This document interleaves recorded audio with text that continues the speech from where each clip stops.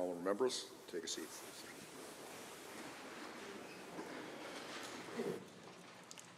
Under Government Bills and Orders for third reading, Bill 53, Compassionate Intervention Act. Honourable Mr. Williams. Mr. Speaker, if I may, I would rise first to ask unanimous consent for the Assembly to move to 1-minute bells for the remainder of the evening sitting, including the first bell in the Committee of the Whole.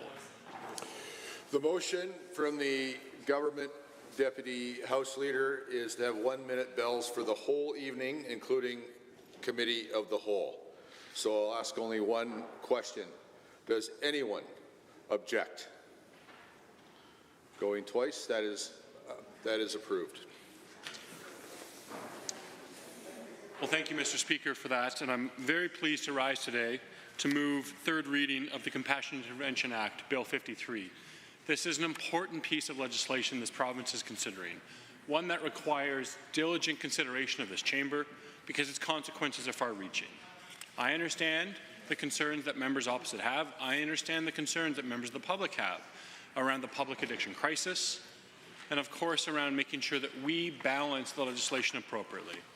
In previous debate, I've spoken both publicly and of course in this chamber surrounding the balances that we believe we put in place in government to make sure that this legislation continues to consider civil liberties of individuals while at the same time considering the human dignity of those who are affected personally themselves by the consequences of a serious, devastating, and potentially life-threatening and potentially harmful addiction or commitment to their substance use that is driving the likelihood of that to continue and cause significant harm, potentially to the community or themselves. Mr. Speaker, I've spent lots of time speaking about the bill, and I think it's important to recap that this is one piece of legislation in a broad set of tools that we have within the continuum of care within the province of Alberta.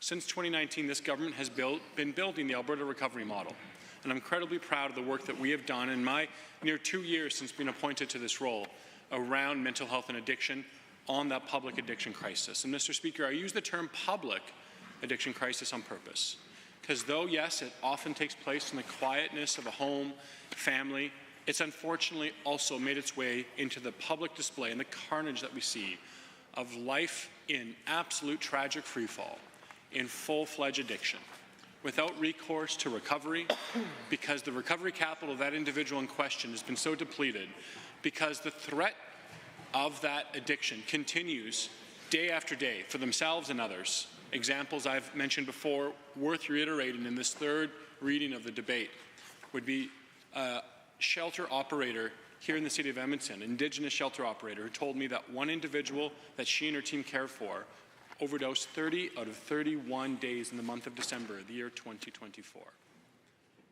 The heartbreaking reality of that is hard to fathom.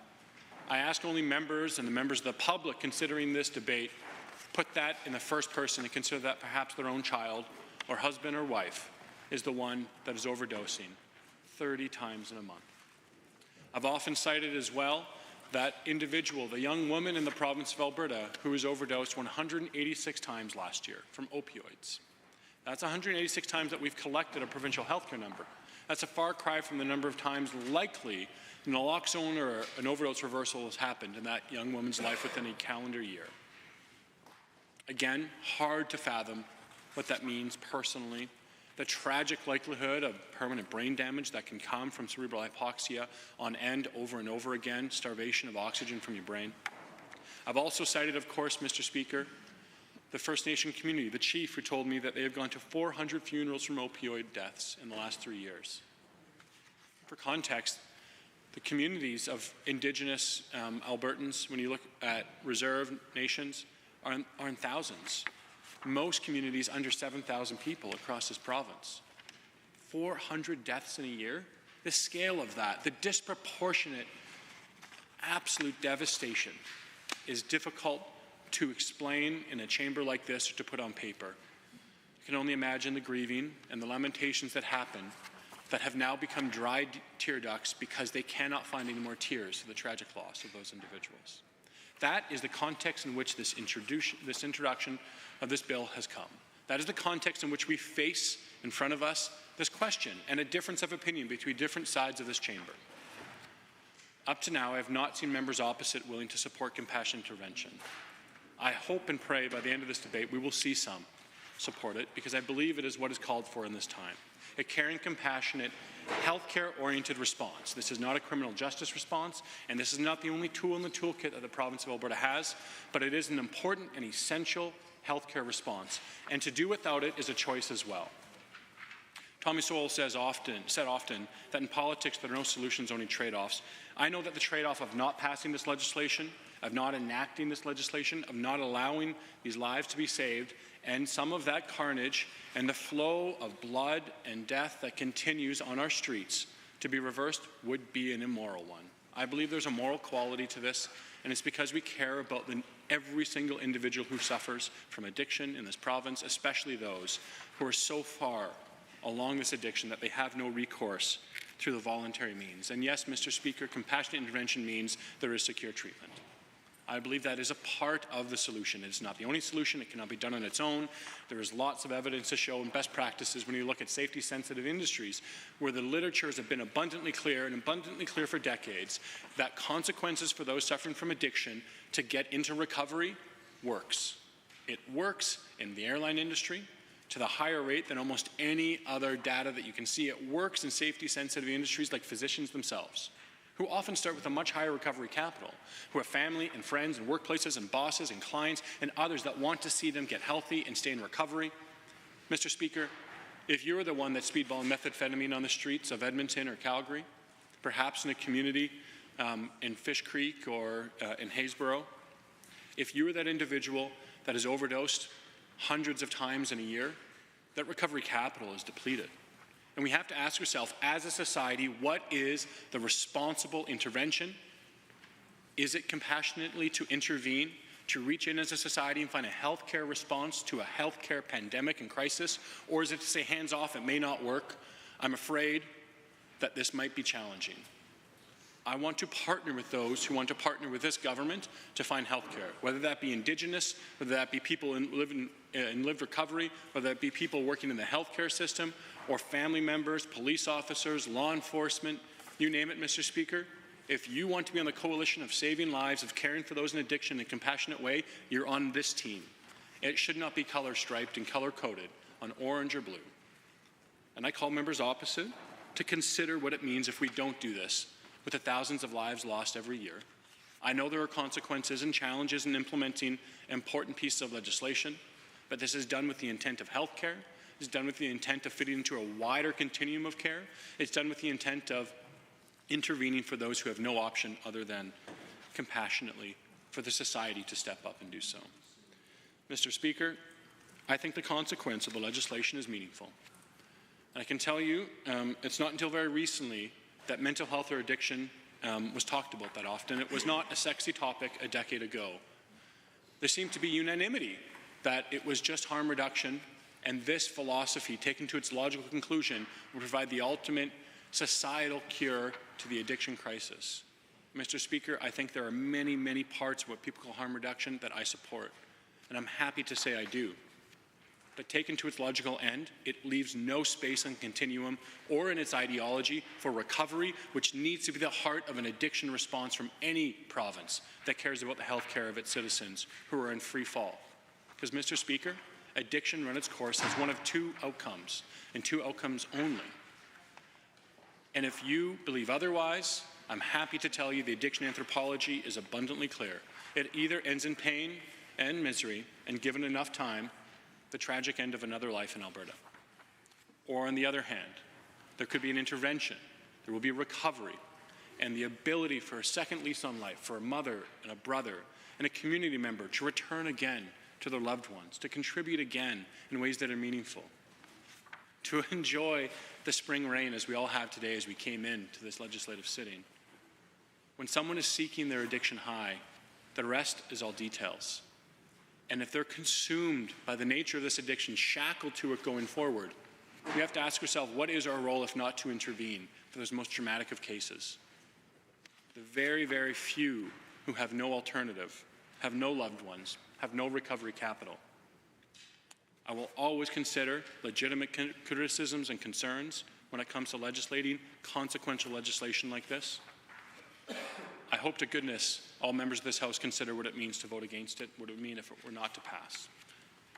I'm happy to hear the rest of the debate and happy to close debate as we finish our conversation, hopefully in endorsing, supporting, and passing this important piece of legislation today.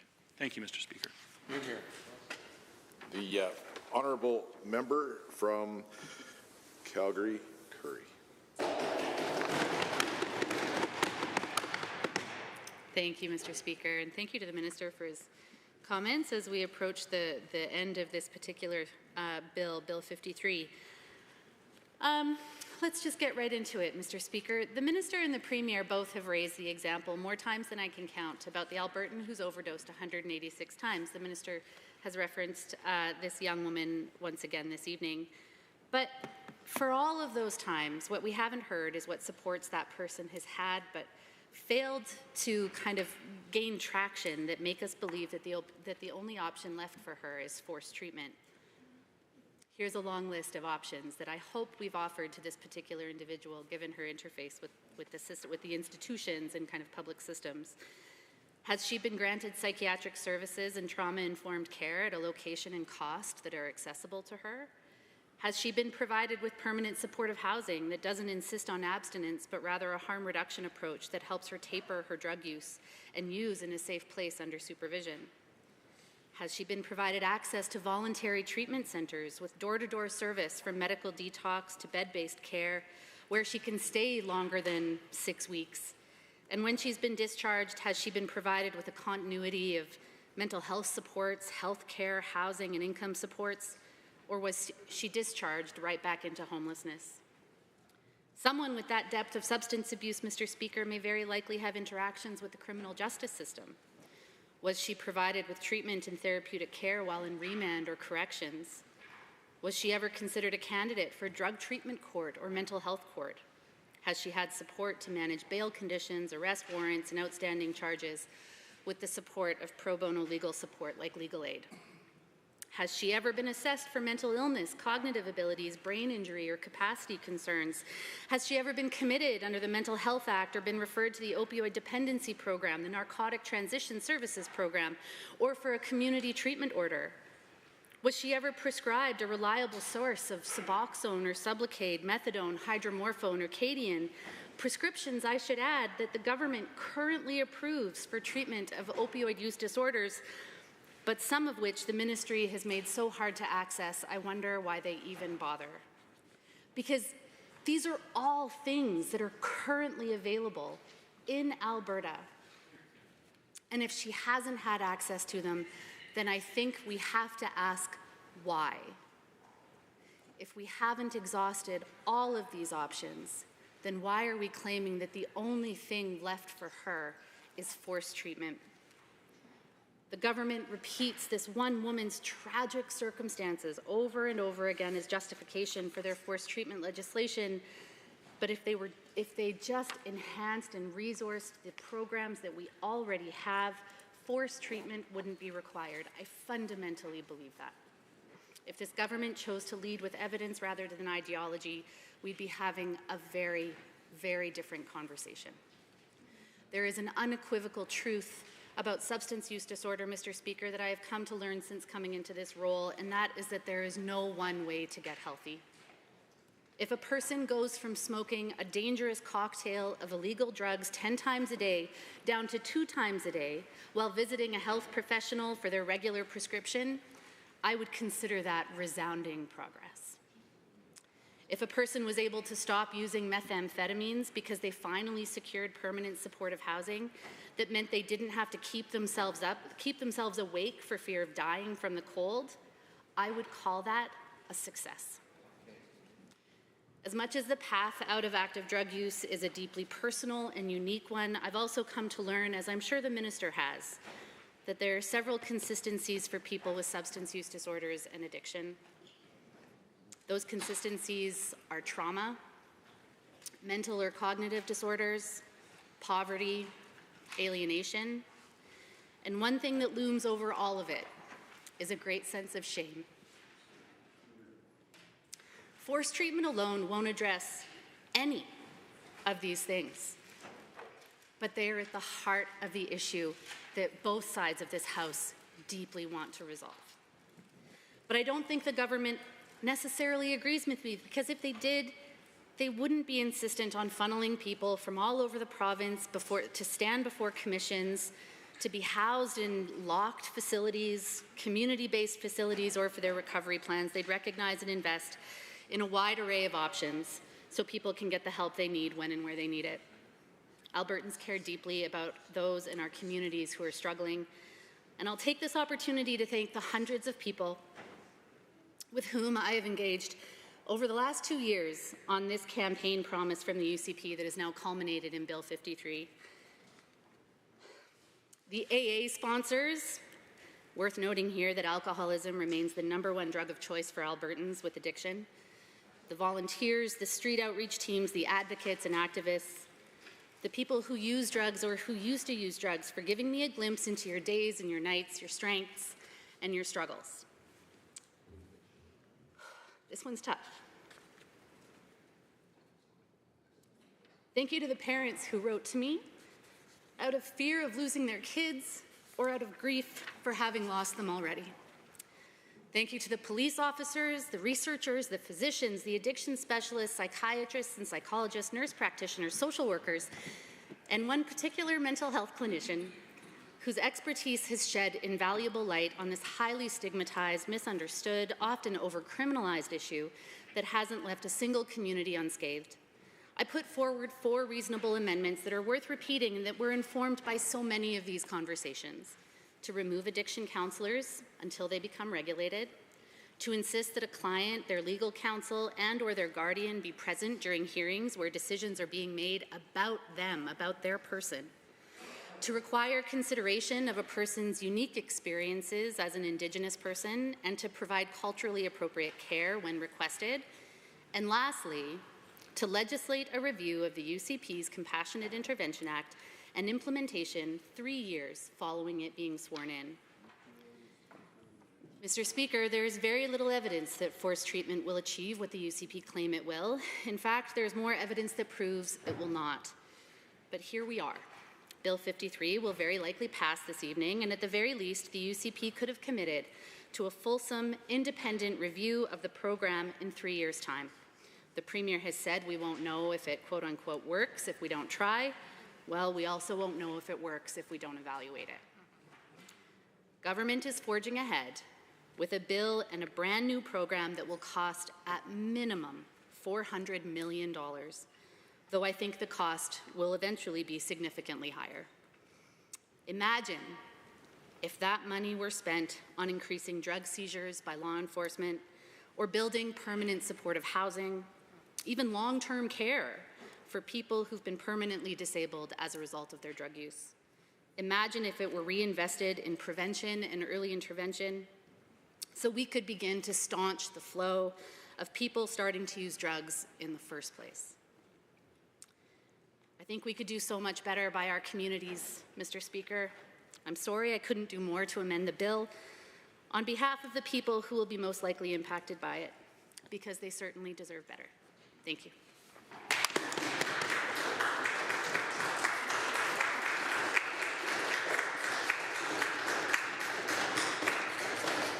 The honourable member from Edmonton West Henday. Thank you, Mr. Speaker. I rise today in hope that Albertans and Indigenous peoples receive the care that they so rightfully need when it comes to addictions and mental health.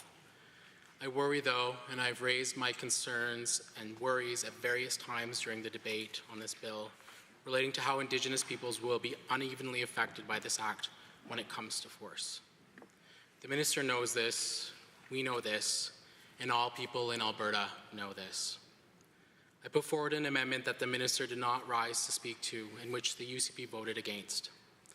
This would have required the Commission to consider the lived experiences and realities of Indigenous peoples in this province.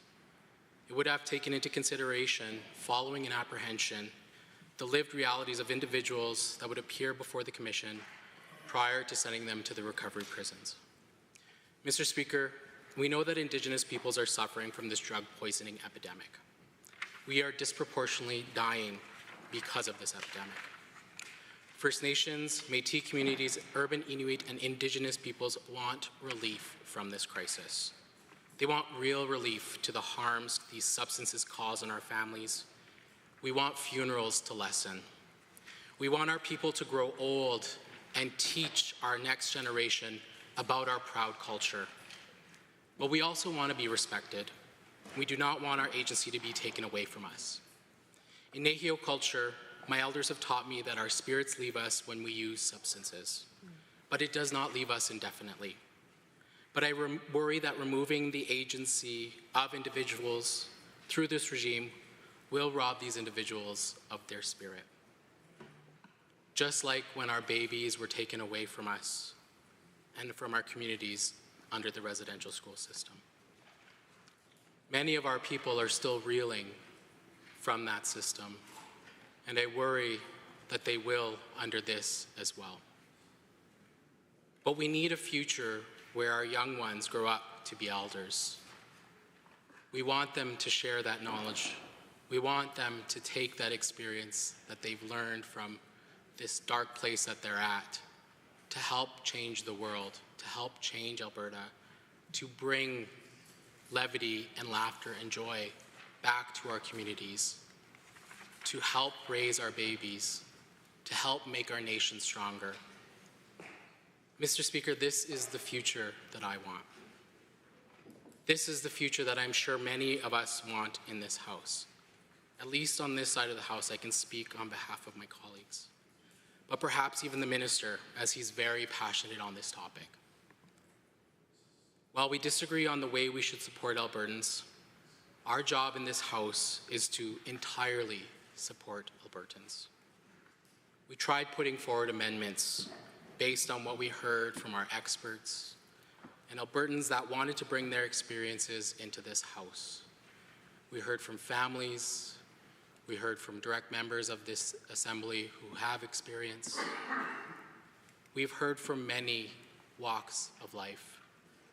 And what we have heard was that we need to make sure we look after every single one of our family members in this province. I know that I'm just one Indigenous voice, and there is a chorus of voices moving in a multitude of directions. I brought my heart to this discussion, as did my colleague from Calgary Curry. We owe a debt of gratitude for bringing in candor and respect during these debates. Our intentions were to make this bill stronger, to enhance the rights of Albertans under this intense piece of legislation, which will apprehend Albertans, which will force additional job duties to police officers in this province to act as social workers, in addition to their job duties that they did not sign up for. Mr. Speaker, this side of the House is not against recovery. This side of the House stands with Albertans who want an end to the nightmare on our streets, in our communities, and in our homes.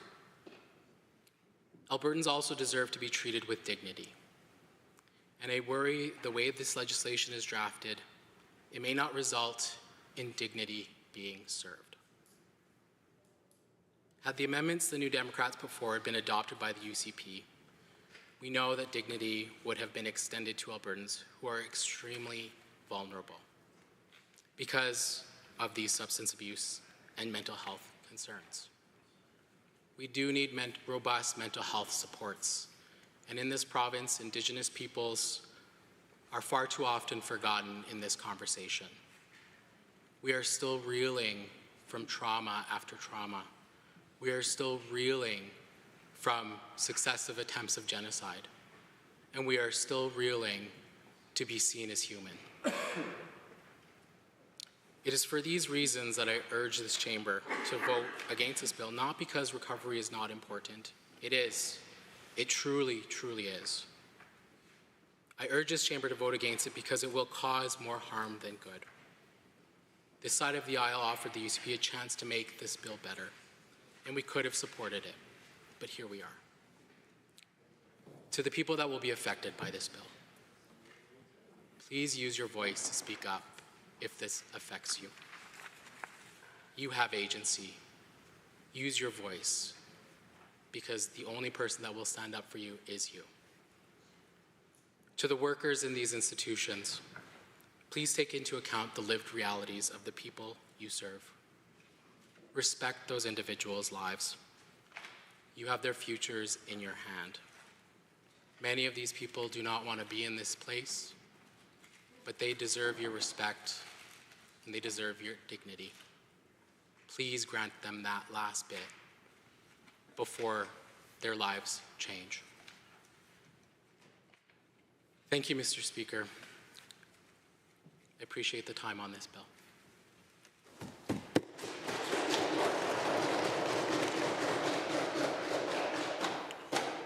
Are there any other speakers on Bill 53? The mover like to close debate? Well, thank you, Mr. Speaker. And I want to first mention thank you to the debate, especially to the members, my critic, member opposite from Calgary-Curry, and the member from Edmonton-West Henday for articulate speeches, thoughtful commentary. And yes, I appreciate amendments were brought forward. Unfortunately, not brought forward in advance to this government with a grand total of 2 minutes and 22 seconds to consider before the vote happened. Not the most productive way for us to consider the amendments. That said, I think they were sincere, and I appreciate deeply that members on both sides of this House do care for those who are suffering from addiction. I believe I may have made some rhetorical mistakes, Mr. Speaker. I think I may have focused too much on the statistics. I think my mistake was citing an anonymous 186 overdose. And I think that seems to have created an abstraction that is less helpful for some of the contextualization of this debate.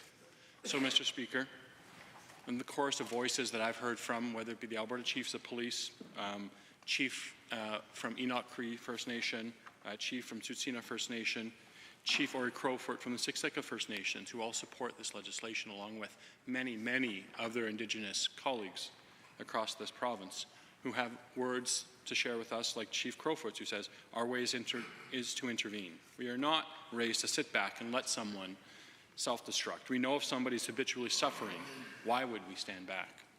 This sentiment is repeated over and over again by Indigenous leadership and, of course, by individuals. I'm going to finish by telling you 3 short stories, Mr. Speaker. These are not statistics. These are not abstractions. The first one is about a young man from southern Alberta. Suffered from addiction for 10 years. Started with marijuana, developed into cocaine, crystal meth, and wound up on the streets of Calgary, unfortunately.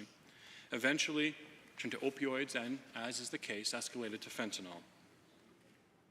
Parents supported this young man going to treatment multiple times, to the point where, even after multiple apprehensions under the Mental Health Act, where they attempted to have mandatory forced treatment for concurrent mental health issues, could not be held. Over and over again, unfortunately, not able to get the care that he needed for his addiction treatment. The family paid for private treatment in British Columbia and ended up leaving that treatment and living on East Hastings, overdosing, as far as the family knows, 5 or 6 times. His parents flew back and forth from Vancouver to Calgary often. Downtown East Side, they would look for their son. They'd put up posters. They'd solicit friends in the area to help scour the streets and the back alleys and the corners, looking for their son. Their Albertan son, who found his way into addiction and tragically into East Hastings, overdosing, the pain of that mother, fearing that every single day might be the day that her beloved son passed away. After a year and a half back at home in Alberta, when they had found their son, he eventually succumbed to his addiction. This young man at 41 died April 28, 2025, while this bill was being debated, Mr. Speaker. Just today, my office was on the phone with his mother. She's asking if it will pass tonight. Mr. Speaker, Caleb, another young man, started using at 14 years old in the province of Alberta. Later diagnosed with concurrent mental health issues, struggled with addiction for over a decade. A smart young man lost to addiction as it continued to worsen. He was remanded, drug treatment courts, treatment orders, Mental Health Act, the Alberta Hospital Edmonton, the Royal Alex Hospital emergency room, more times than the mothers and parents can count. Despite everything, this young man, Caleb, wanted to get better. He wanted recovery and would seek it out. Caleb's mother reached out to my office in 2024. My staff worked multiple times to get Caleb into treatment. Caleb repeatedly said that he wanted to get treatment. He didn't want to keep living this way, but the shackles of that addiction pulled him in. His mother took time off work. She would spend money to rent hotel rooms to keep him safe. She would also often sleep in the bed next to him so that he wouldn't go out, continue using. Caleb died April 15th from succumbed to his addictions. April 2nd, succumbed to his addictions. On April 3rd at 7 a.m., his mother wrote to my office saying that her baby died last night. Caleb is not a statistic, Mr. Speaker. He's a good man, played guitar, he had loving parents. His life was taken by this disease. While we debate this, I understand it's important. But these lives, they shouldn't be lost. Another young girl, 4 years old today, was born addicted to fentanyl. Every 2 hours, the physician, immediately after birth, had to do an injection of morphine into Willow to continue keeping Willow alive, to save her from the withdrawal symptoms that come with the nature of being born in this original way to addiction, to fentanyl, to a drug 500 times more powerful than heroin, Mr. Speaker. It's unfortunate that Willow's mother has died 6 weeks ago while we were moving this forward, just before we introduced it. Her father's in jail. Her grandfather died of an overdose.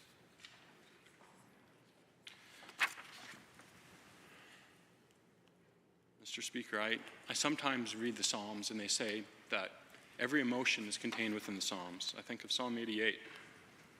Imprisoned, I cannot escape. My eyes are sunken with grief. Wretched, close to death, from my youth, I have borne your trials, I am numb. Friend and neighbor, you have taken away. My one companion is darkness. Mr. Speaker, it doesn't have to be.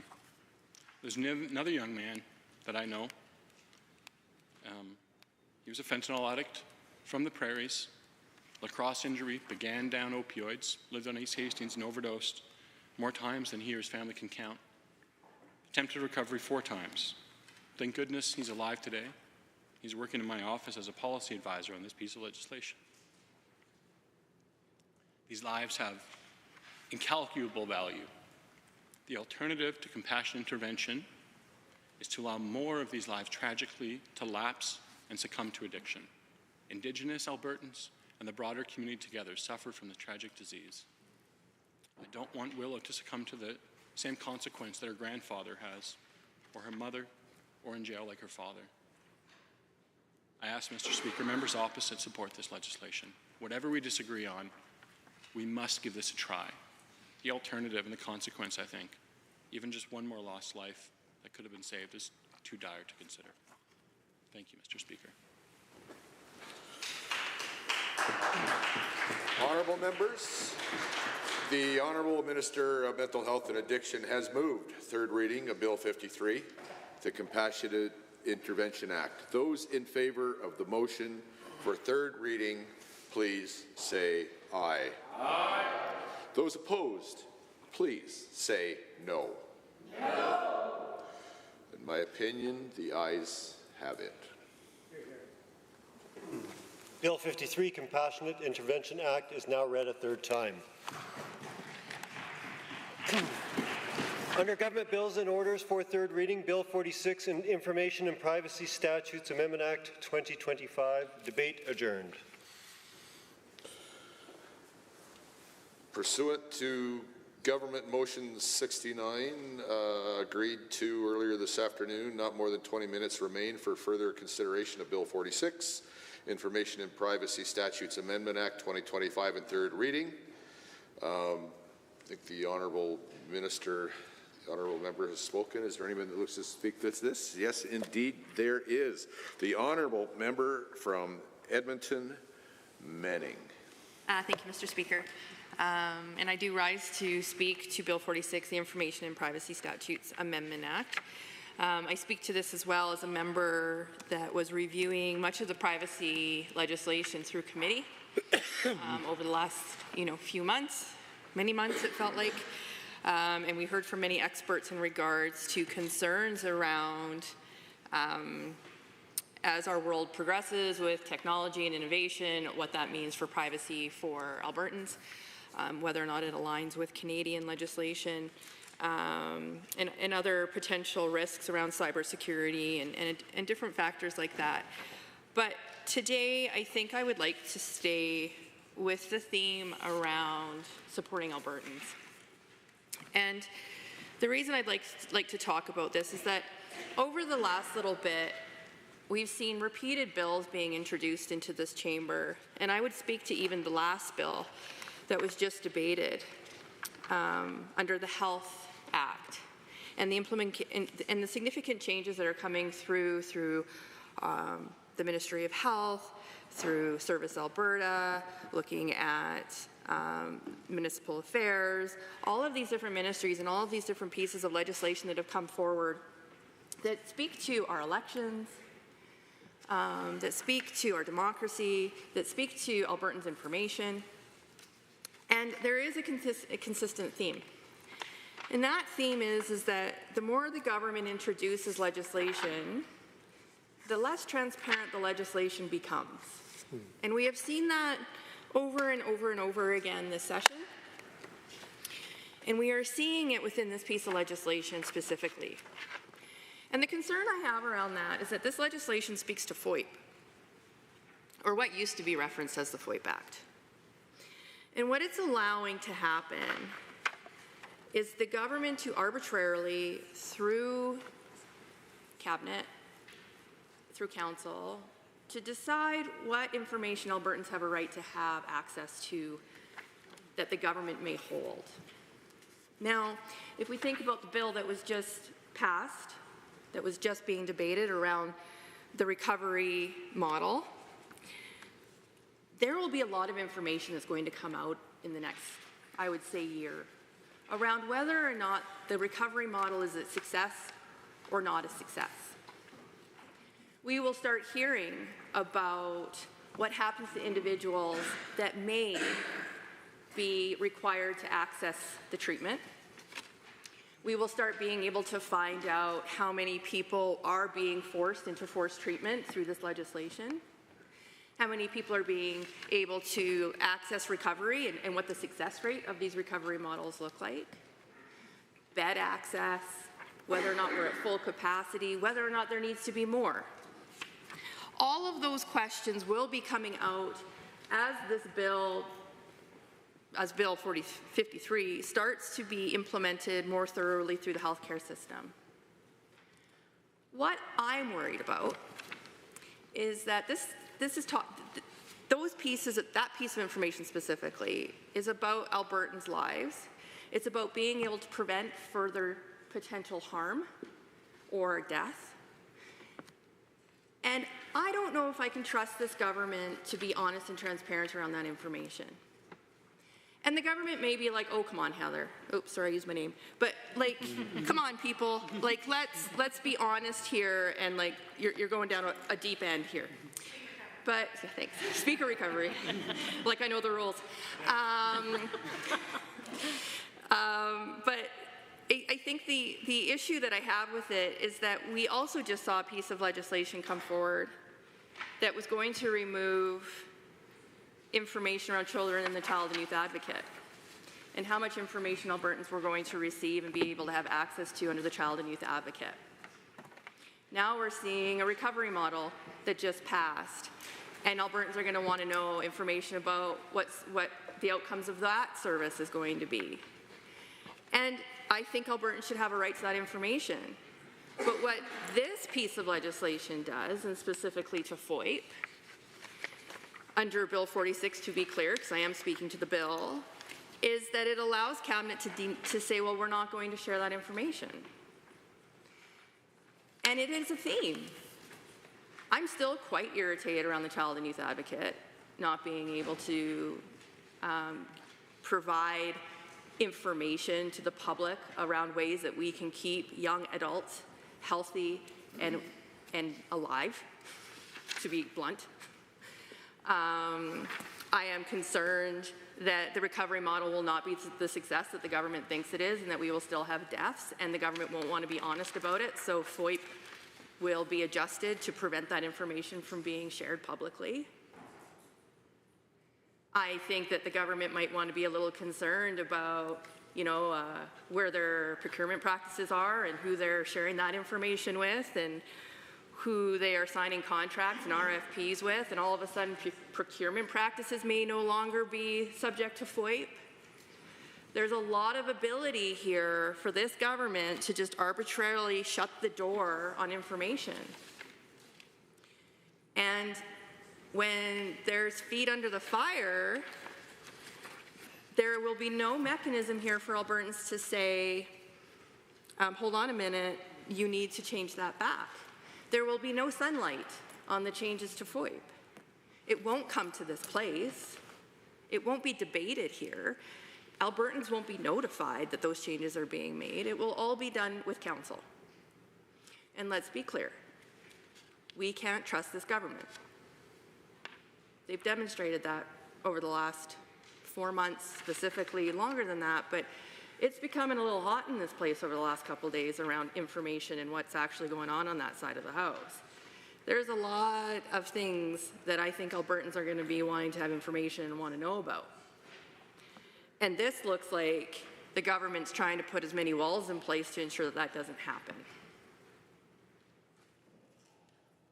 So I think the government, again, as much as I like to go down history lane on many things, to demonstrate that history repeats itself, Albertans don't particularly like entitlement.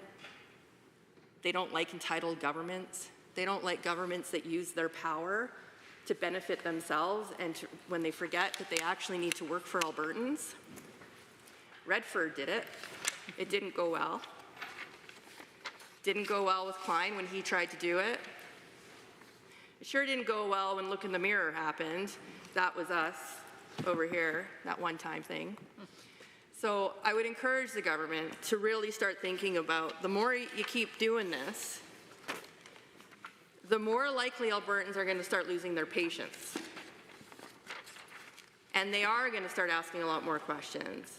And you are going to see a lot more investigations through the other tools and mechanisms that are being used. And what will eventually happen is Albertans will figure it out,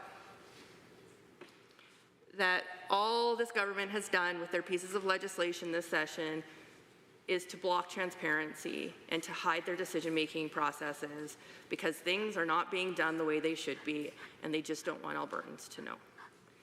So, members of the Government Caucus, I would encourage you to reconsider messing around with FOIP and maybe reconsider being honest and open with Albertans. Thank you. The honourable member from Edmonton, Glenora. Thank you very much, Mr. Speaker. I rise to speak to Bill 46, which the title the government gave it is the Information and Privacy Statutes Amendment Act 2025. But a far more fitting title would probably be a bill to make hiding information legal and then hide more information later through an order in cabinet passed by cabinet. I say this, Mr. Speaker, because while it is a very small bill, 5 pages, it has a very deep implications. Probably the biggest is the government's ability, which many have talked about in this House, including the sponsoring minister, although he didn't like the term, but it is absolutely a Henry VIII clause, because the government is taking the power that is currently reposed to all of us as members of this assembly around the legislation, and the government is saying, just the front bench, please. Nobody else needs to know how we're going to be changing many laws, specifically 33 and 34, Bills 33 and 34 that were passed last session will have implications on the existing FOIP Act, and the front bench wants us to trust them. They want us to trust them. They want to be able to go into cabinet, make whatever changes they want to this legislation, other legislation, anything that has to do with information and privacy, and for it to be passed by order in council, and nothing to see here.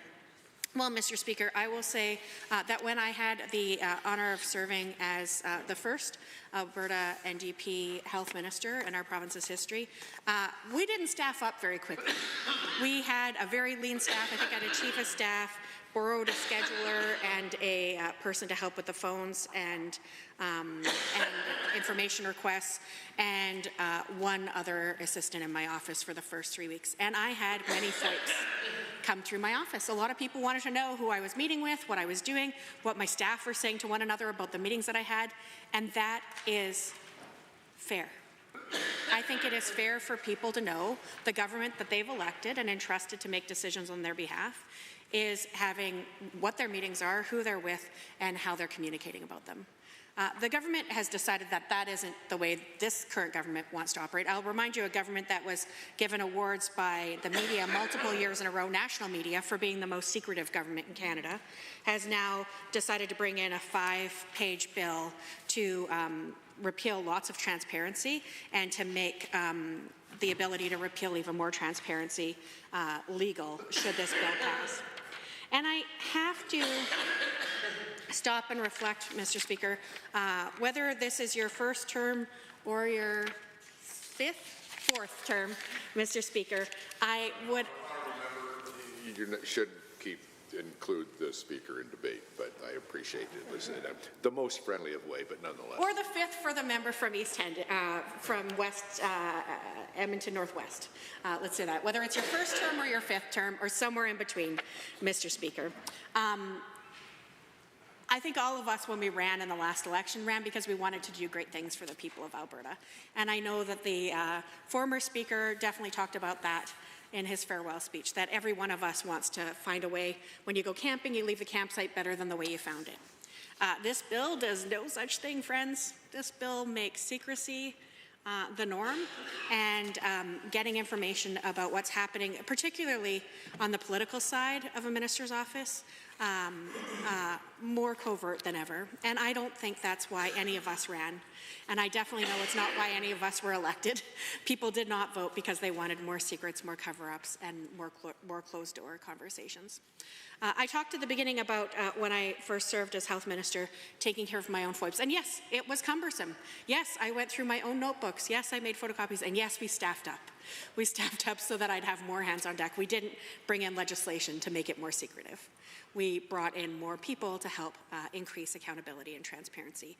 And that is what I think we should probably be thinking about tonight. Instead of bringing in a bill to give more unilateral power to those who happen to be in the Premier's graces and sitting around the cabinet table, I think we should be thinking about the responsibility that all of us have here to seek to improve the condition of all, and that includes having better and more forthcoming sharing of information, not more secrets and more coversion. So I think I'm going to keep it short and sweet, Mr. Speaker, because I know other colleagues have things they want to add to this legislation.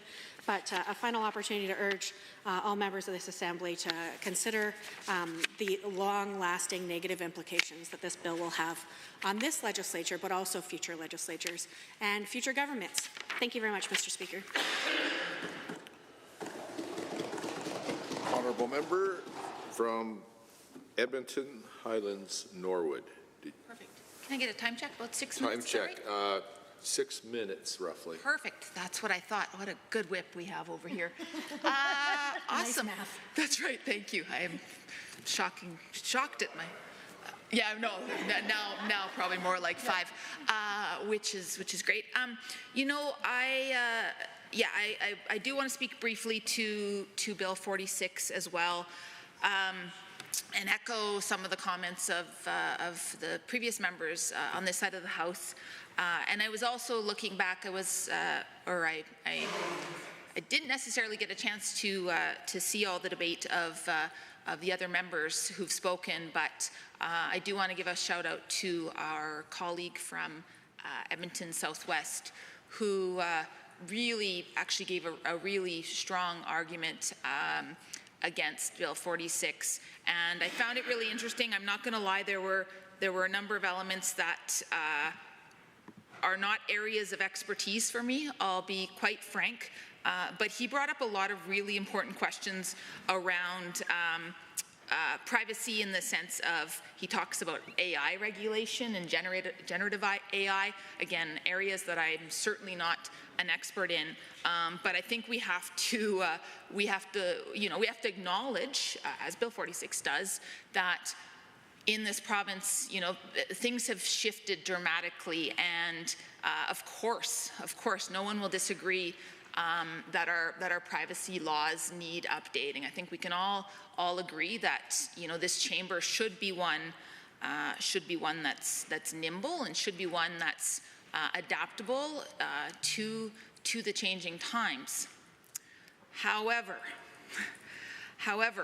we can appreciate that Bill 46 is trying to modernize privacy laws and is trying to address that, but it really, what we see in Bill 46 is that it does not go far enough. And I think the concerns that my colleagues have raised are incredibly fair. If we were, and I hate to harken back to this again, but I will, because a number of my colleagues have in debate in this chamber on a lot of bills, we're not dealing with a government of the 1990s. We're not dealing with my dad's progressive conservatives. We're dealing with a UCP government that is completely embroiled in scandal. And we've raised many times in this legislative session the concerns around the lack of transparency and the lack of accountability. So when this UCP government asks us to just trust them when it comes to this privacy legislation, Bill 46, the Information and Privacy Statutes Amendment Act, I think you can understand, and for the folks watching at home, of which I am assured there's at least 2 tonight, that it's quite reasonable that we would be skeptical that we could trust this UCP government to update privacy laws, especially at a time when we see from people who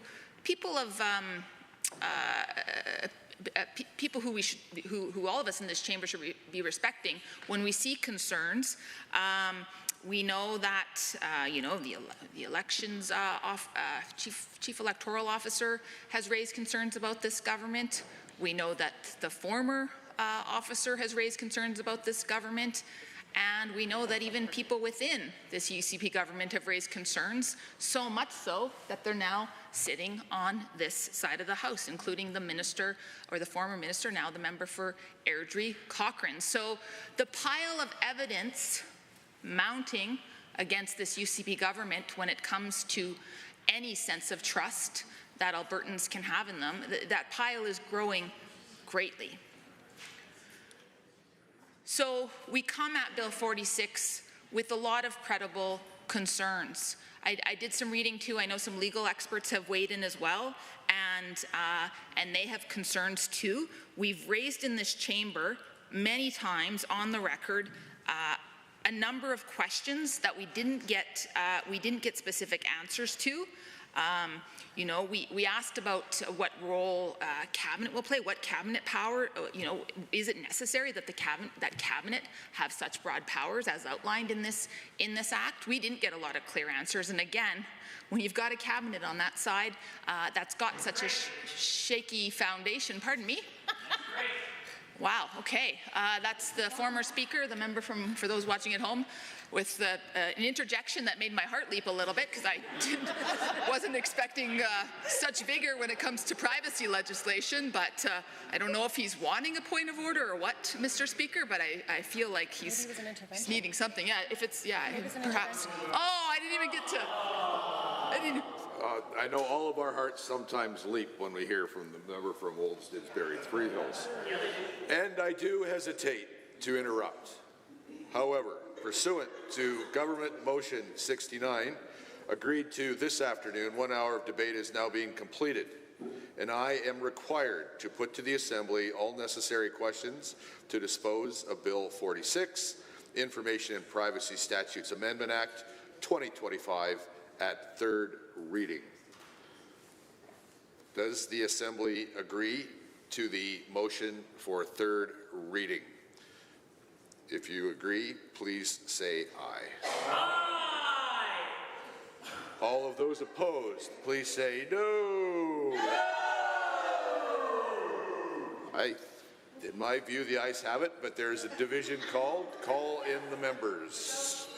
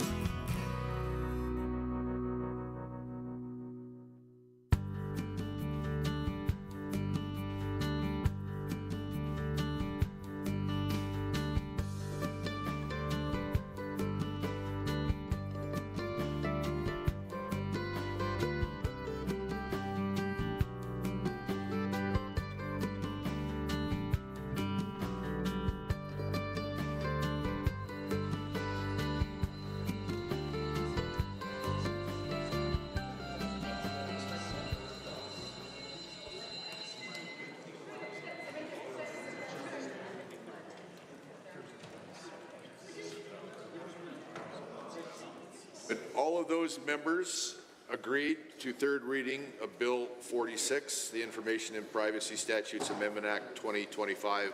Please rise.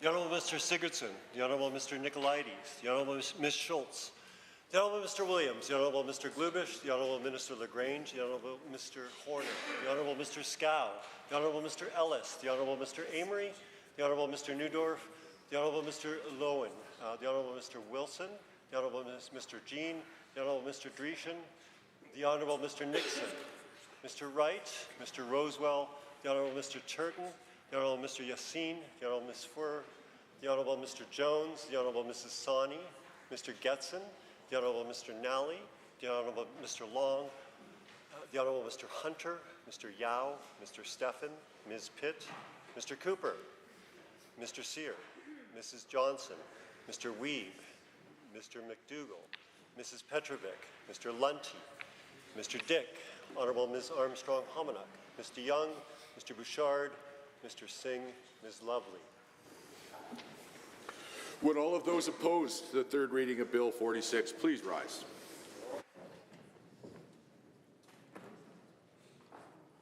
Ms. Algenate, Member Arkan Paul, Honourable Member Hoffman, Member Calhoun Stonehouse, Mr. Shepherd, Ms. Sweet, Ms. Wright, Member Aramenko, Member Kayande, Member Hoyle, Member Batten, Ms. Hayter, Member Irwin, Member Boparai, Honourable Ms. Sigurdsson, Dr. Metz.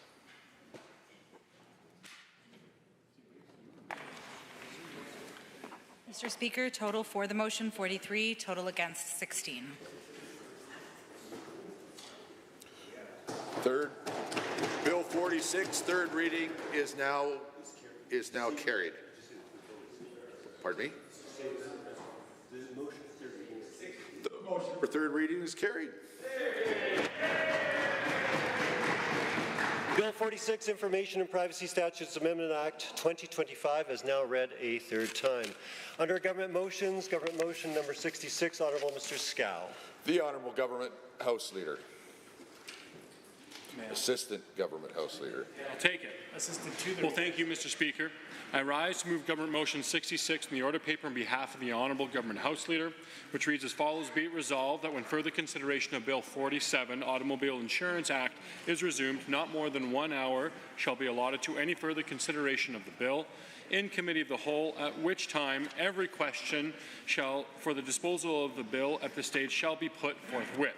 Not henceforth. Having heard the motion, the Honourable Opposition House Leader or the member from Calgary Elbow, as the case may be. Thank you, Mr. Speaker. So this marks, I believe, the 72nd time allocation motion introduced by this UCP government since 2019. It also marks a milestone in that fully more than half now of all time allocation motions that have been ever issued in Alberta have now been issued by this UCP government. This province has existed since 1905. Since time allocation was first brought in 1937, 142 time allocation motions have been introduced, not including this one. Is now 143. This is the 72nd.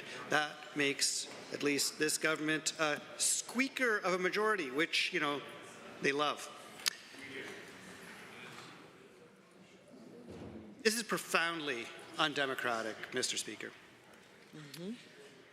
Bill 47 is going to materially alter many, many Albertans' lives.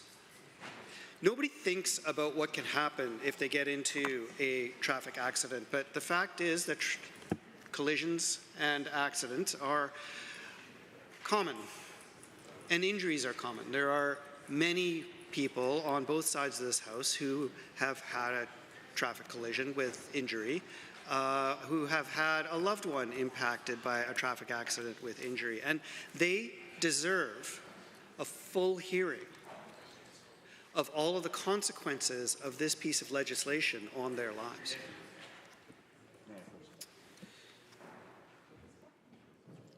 There has been, to the minister's credit, there has been significant and fulsome consultation over a period of over a year on auto insurance, but unfortunately, what the minister has chosen is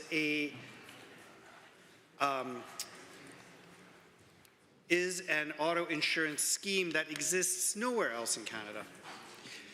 And as a result, it is incumbent upon this House to ask all of the questions required, especially here at Committee of the Whole, when the bill can be amended, when the bill can be improved.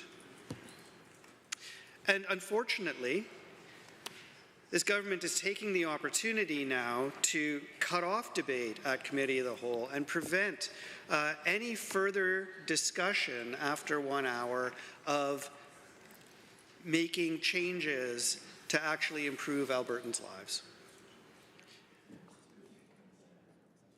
And it's really sad, because a bill that is strong and works for the people of Alberta, I feel, should be a bill that the government is willing to debate. And yet here we are.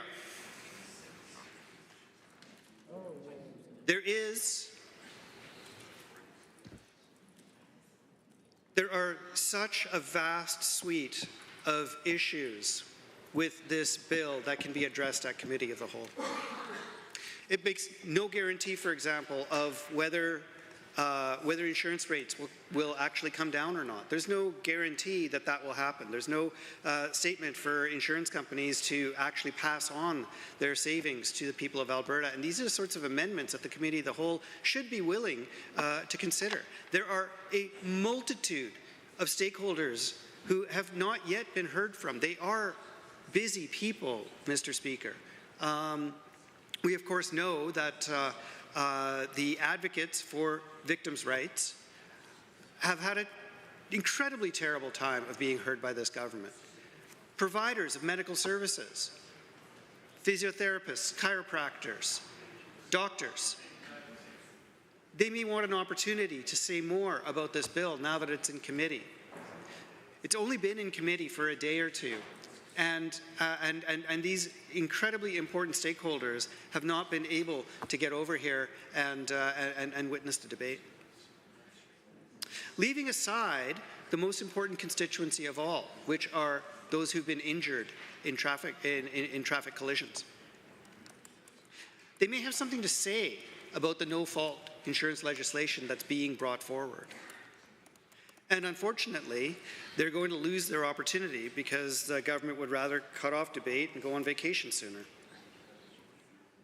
I think it's a terrible disservice to the injured people of Alberta. Thank you. Honourable members, having heard the motion as proposed by the Honourable Government House Leader, does the Assembly agree with the motion? If so, please say aye. Aye. Any opposed? No. There's a division. Please bring in the members.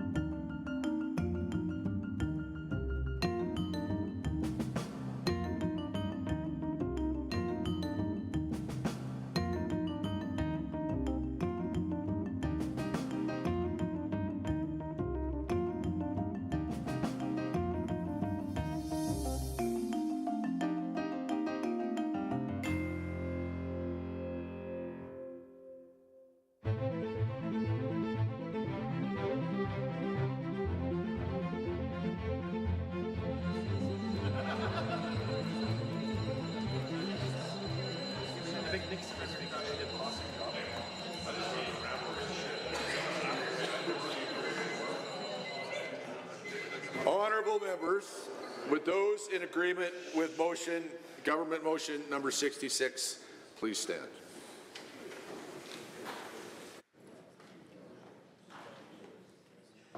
Honourable Mr. Sigurdsson, Honourable Mr. Nicolaides, Honourable Ms. Schultz, Honourable Mr. Williams, Honourable Mr. Glubish, Honourable Minister LaGrange, Honourable Mr. Horner, Honourable Mr. Scow, Honourable Mr. Ellis, Honourable Mr. Amory, Honourable Mr. Newdorf, Honourable Mr. Lowen, Honourable Mr. Wilson, Honourable Mr. Jean, Honourable Mr. Dreeshen, Honourable Mr. Nixon, Mr. Wright, Mr. Rosewell, Honourable Mr. Turton, Honourable Mr.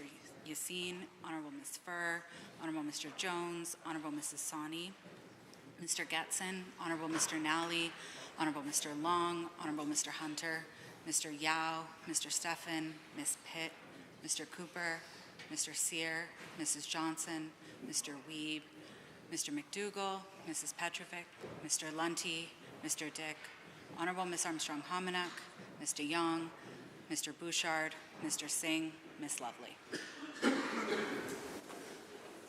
Would those honourable members opposed to Government Motion 66 please stand? Ms. Algenade, Member Arkan Paul, Honorable Member Hoffman, Member Callahoo Stonehouse, Mr. Shepherd, Ms. Sweet, Ms. Wright, Member Aramenko, Member Kayande, Member Hoyle, Member Batten, Ms. Hayter, Member Irwin, Member Beaupre, Honorable Ms. Sigurdsson, Dr. Metz. Mr. Speaker, total for the motion 43, total against 16. The motion is carried. Under government motions, government motion number 67, Honorable Mr. Scow. The Honourable House Leader.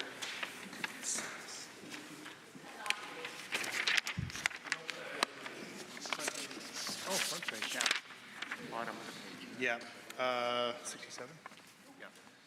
Well, thank you, Mr. Speaker. I rise to move Government Motion 67 on the order paper.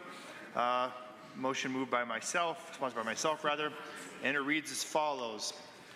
Be it resolved that when further consideration of Bill 49, Public Safety and Emergency Services, Statute Amendment Act 2025, is resumed, not more than 1 hour shall be allotted to any further consideration of the bill in Committee of the Whole, at which time every question necessary for the disposal of the bill at this stage will be put forthwith. Honourable member from the government, or from the opposition from Edmonton Centre. Thank you, Mr. Speaker. You know, Mr. Speaker, the work we do is difficult. It's demanding. Physically, some long days, exhausting schedules, too little sleep, too few days off. It's exhausting emotionally and mentally. We deal with a lot of difficult issues. We hear some hard stories. We work under significant scrutiny. We can be judged pretty harshly. We all experience some pretty big highs and some pretty low lows.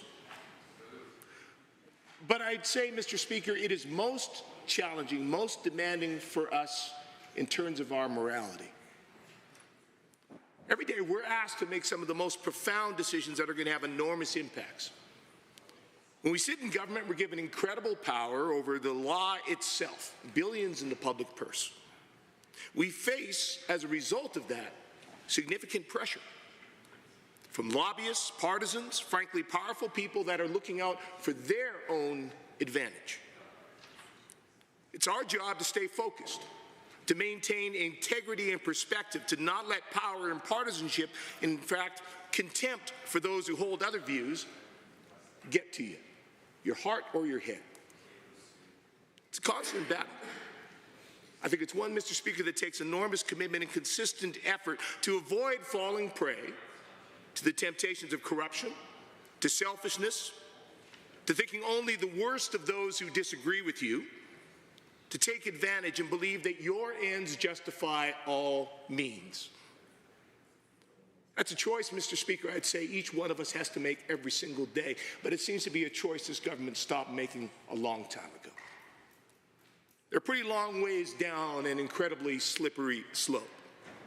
I would say, Mr. Speaker, this is a government of unprecedented dishonesty, unprecedented abuse of the systems that safeguard our democracy, a government that's done more than any other to unashamedly, unabashedly change our laws and the rules of this place to favor themselves. Government, frankly, gets a little drunk on power. This bill that they just moved closure on, Bill 49, is the second of two pieces of legislation to establish an Alberta provincial police force, forcing through something a majority of Albertans said they do not want. Now, they started this last year with Bill 11. I'm speaking to the reason for time allocation, Government House Leader. Thank you. So, the reason this government is invoking closure is because this is a bill they are ashamed to talk about. Honourable members, The member from Edmonton Centre, and only the member from Edmonton Centre, has his 5 minutes, and he will be heard. Mr. Speaker, clearly this strikes a little close to home. This government failed to consult on this legislation in any way. Either Bill 11 that went before it or Bill 49 that's in front of us now. They did not campaign on it. It was not in the minister's mandate letter because the vast majority of Albertans made it absolutely clear they do not want what it contains. In the period between their promise during the provincial elections that they were dropping this and when they came forward, they did not talk to anyone, not a municipal leader, not everyday Albertans, not even Alberta sheriffs. Stakeholders across the province have been absolutely clear about their opposition. They called on this minister to consult, to actually just go out and talk to people, to actually put out details and costs. He didn't bother. And after a year of silence from the minister, they have a lot of questions that would be answered in debate, which this government is calling closure on and limiting time on. Rural municipalities of Alberta, they put out a whole analysis, a list of questions, multiple issues with this bill. This government is giving 1 hour to consider any of it after refusing to consult on a single bit of it. Since 1937, closure has been invoked 144 times over the course of 88 years. Over half of those instances, 73 of them, have been in the last 6 years under this UCP government. So it's no exaggeration, Mr. Speaker, to say this is the most heavy-handed, the least democratic government in Alberta's history. Again, multiple issues. Municipalities of Alberta, 17-page analysis of this bill, 25 significant questions, 10 issues they'd like to see addressed. The government is allowing 1 hour to do it after refusing to talk to them over the course of a year. This government has no respect for democratic process or engagement, and apparently endless disregard, if not utter contempt, for anyone who disagrees. Honourable members, having heard the motion, Government Motion Number 67, as proposed by the Honourable Government House Leader, does the Assembly agree with the motion? If so, say aye. Aye. All those opposed, say no. No. In my opinion, the ayes have it, and there has been a division. Please call in the members.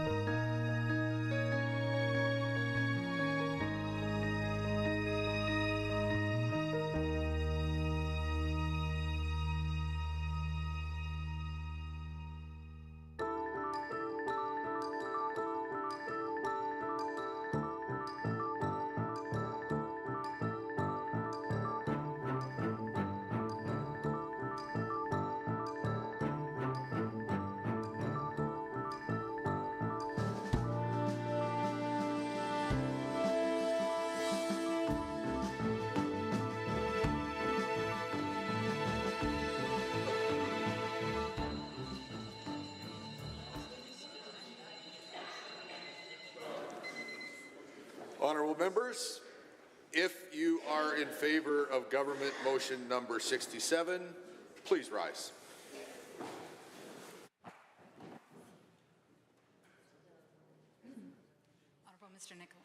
Honourable Mr. Sigurdsson, Honourable Mr. Nicolaides, Honourable Ms. Schultz, Honourable Mr. Williams, Honourable Mr. Glubish, Honourable Minister LaGrange, Honourable Mr. Horner, Honourable Mr. Scow, Honourable Mr. Ellis, Honourable Mr. Amory, Honourable Mr. Newdorf, Honourable Mr. Lowen, Honourable Mr. Wilson, Honourable Mr. Jean, Honourable Mr. Dreeshen, Honourable Mr. Nixon, Mr. Wright, Mr. Rosewell, Honourable Mr. Turton, Honourable Mr. Yassine, Honourable Ms. Furr, Honourable Mr. Jones, Honourable Mrs. Sawney, Mr. Getson, Honourable Mr. Nally, Honourable Mr. Long, Honourable Mr. Hunter, Mr. Yao, Mr. Steffen, Ms. Pitt, Mr. Cooper, Mr. Sear, Mrs. Johnson, Mr. Wiebe, Mr. McDougall, Mrs. Petrovic, Mr. Lunty, Mr. Dick, Honourable Ms. Armstrong-Hominiuk, Mr. Young, Mr. Bouchard, Mr. Singh, Ms. Lovely.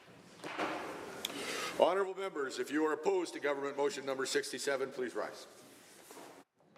Ms. Algenade, Honourable Member Hoffman, Member Calahoo Stonehouse, Mr. Shepherd, Ms. Sweet, Ms. Wright, Member Aramenko, Member Kayande, Member Hoyle, Member Batten, Ms. Hayter, Member Irwin, Member Beaupry, Honourable Ms. Sigurdsson, Dr. Metz. Mr. Speaker, total for the motion 43, total against 15. The motion is carried. Committee of the Whole.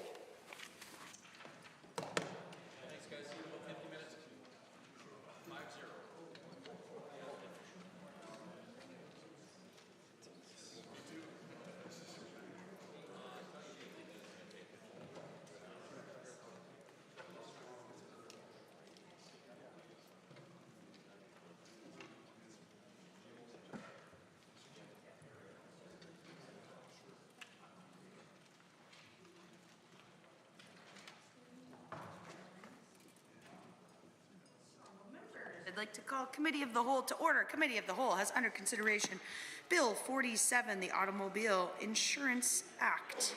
Are there any members that would like to join this debate? Seeing the Honourable Member for Calgary Elbow.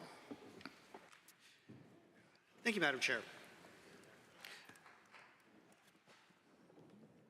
Bill 47, the Automobile Insurance Act, is the worst of all possible worlds.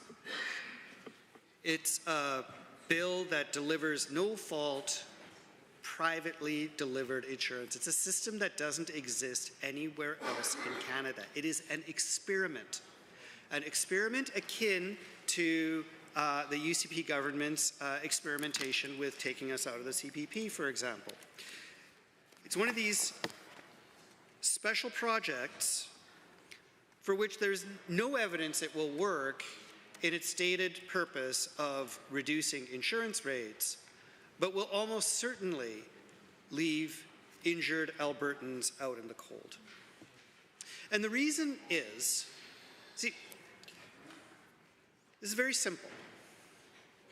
Insurance companies blame the benefits that injured people receive for the high cost of premiums, which is kind of funny because, of course, the purpose of collecting insurance premiums is to be able to compensate people who have bad things happen to them.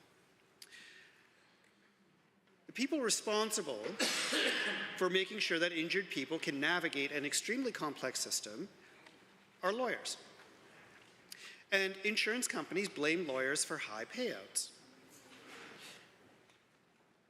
Now, sometimes I very rudely ask insurance representatives that if they don't like the lawyers so much, why don't they just pay claims and they can put the lawyers out of business tomorrow? Unfortunately, that ends the conversation.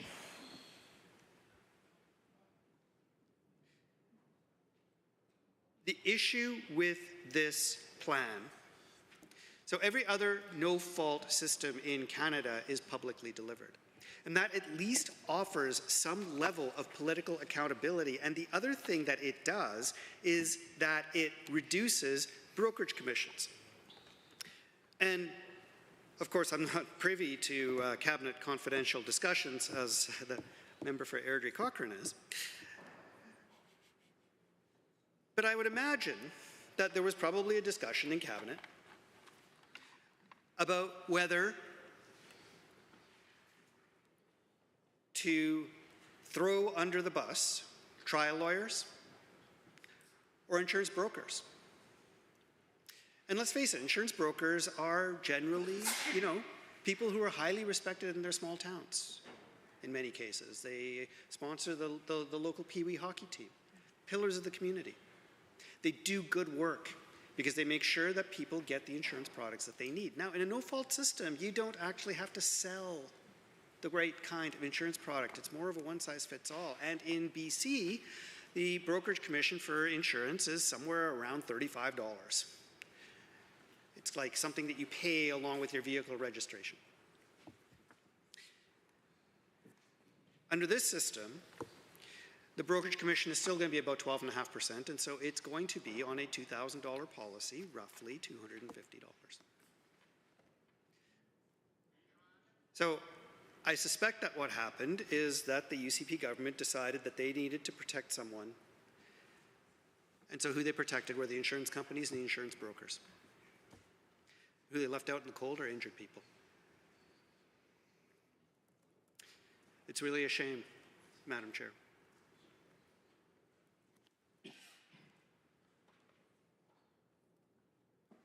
No-fault insurance in all of its iterations basically means that injured people don't get the economic benefits that they deserve when somebody has hurt them.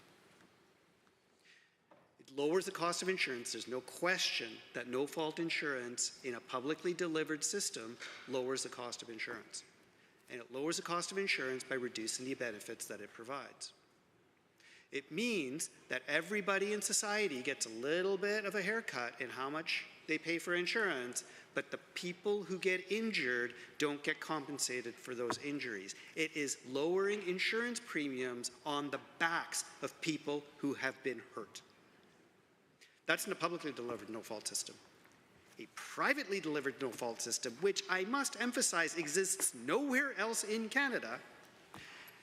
In a privately delivered no-fault system, it is hard to argue that the savings in payouts won't be snapped up by insurance companies themselves in the form of higher profitability. And there is nothing in this bill that mandates a particular payout ratio. There's nothing that says that premiums must be used to pay out claims and hold on to and reduce and mandates the level of insurance company profitability. There is a regulator that is responsible for this, but there's nuances in how those numbers are calculated where the 6% profitability is actually not. See, what you can do is, as an insurance company, is you can buy up brokers. And every single year, according to the data from GISA, which aggregates all of these statistical data from insurance companies on where revenues go and how claims are paid out, the GISA data says that roughly, almost exactly 20% of the premium dollar every year goes to pay for marketing expenses and brokerage commissions. 20% every year is 20%. It's regular like clockwork. Payouts for claims are all over the map. They could be 56% one year, 110% the next year. It's hard to say, it's variable. And when you have a large multi-line insurance company that also owns a broker channel, it is hard to say that that 20% is not actually embedded profit. And again, when I ask the insurance companies, is that 20% just embedded profit? Because there's a lot of insurance companies that own a broker channel. They sell direct.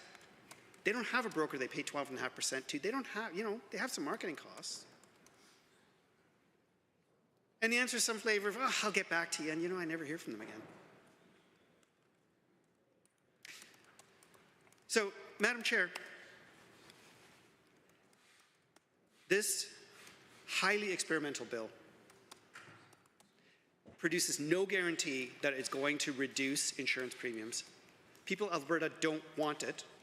We are a freedom-loving, independent people that believe that when somebody hurts you, they should make it right. And this bill takes that away. It's fundamentally un-Albertan. It is incredibly unconservative. We have not yet heard from the Minister of Justice why he supports this bill. And so, I mean, I'll wrap up my comments now and just say that, okay, yeah.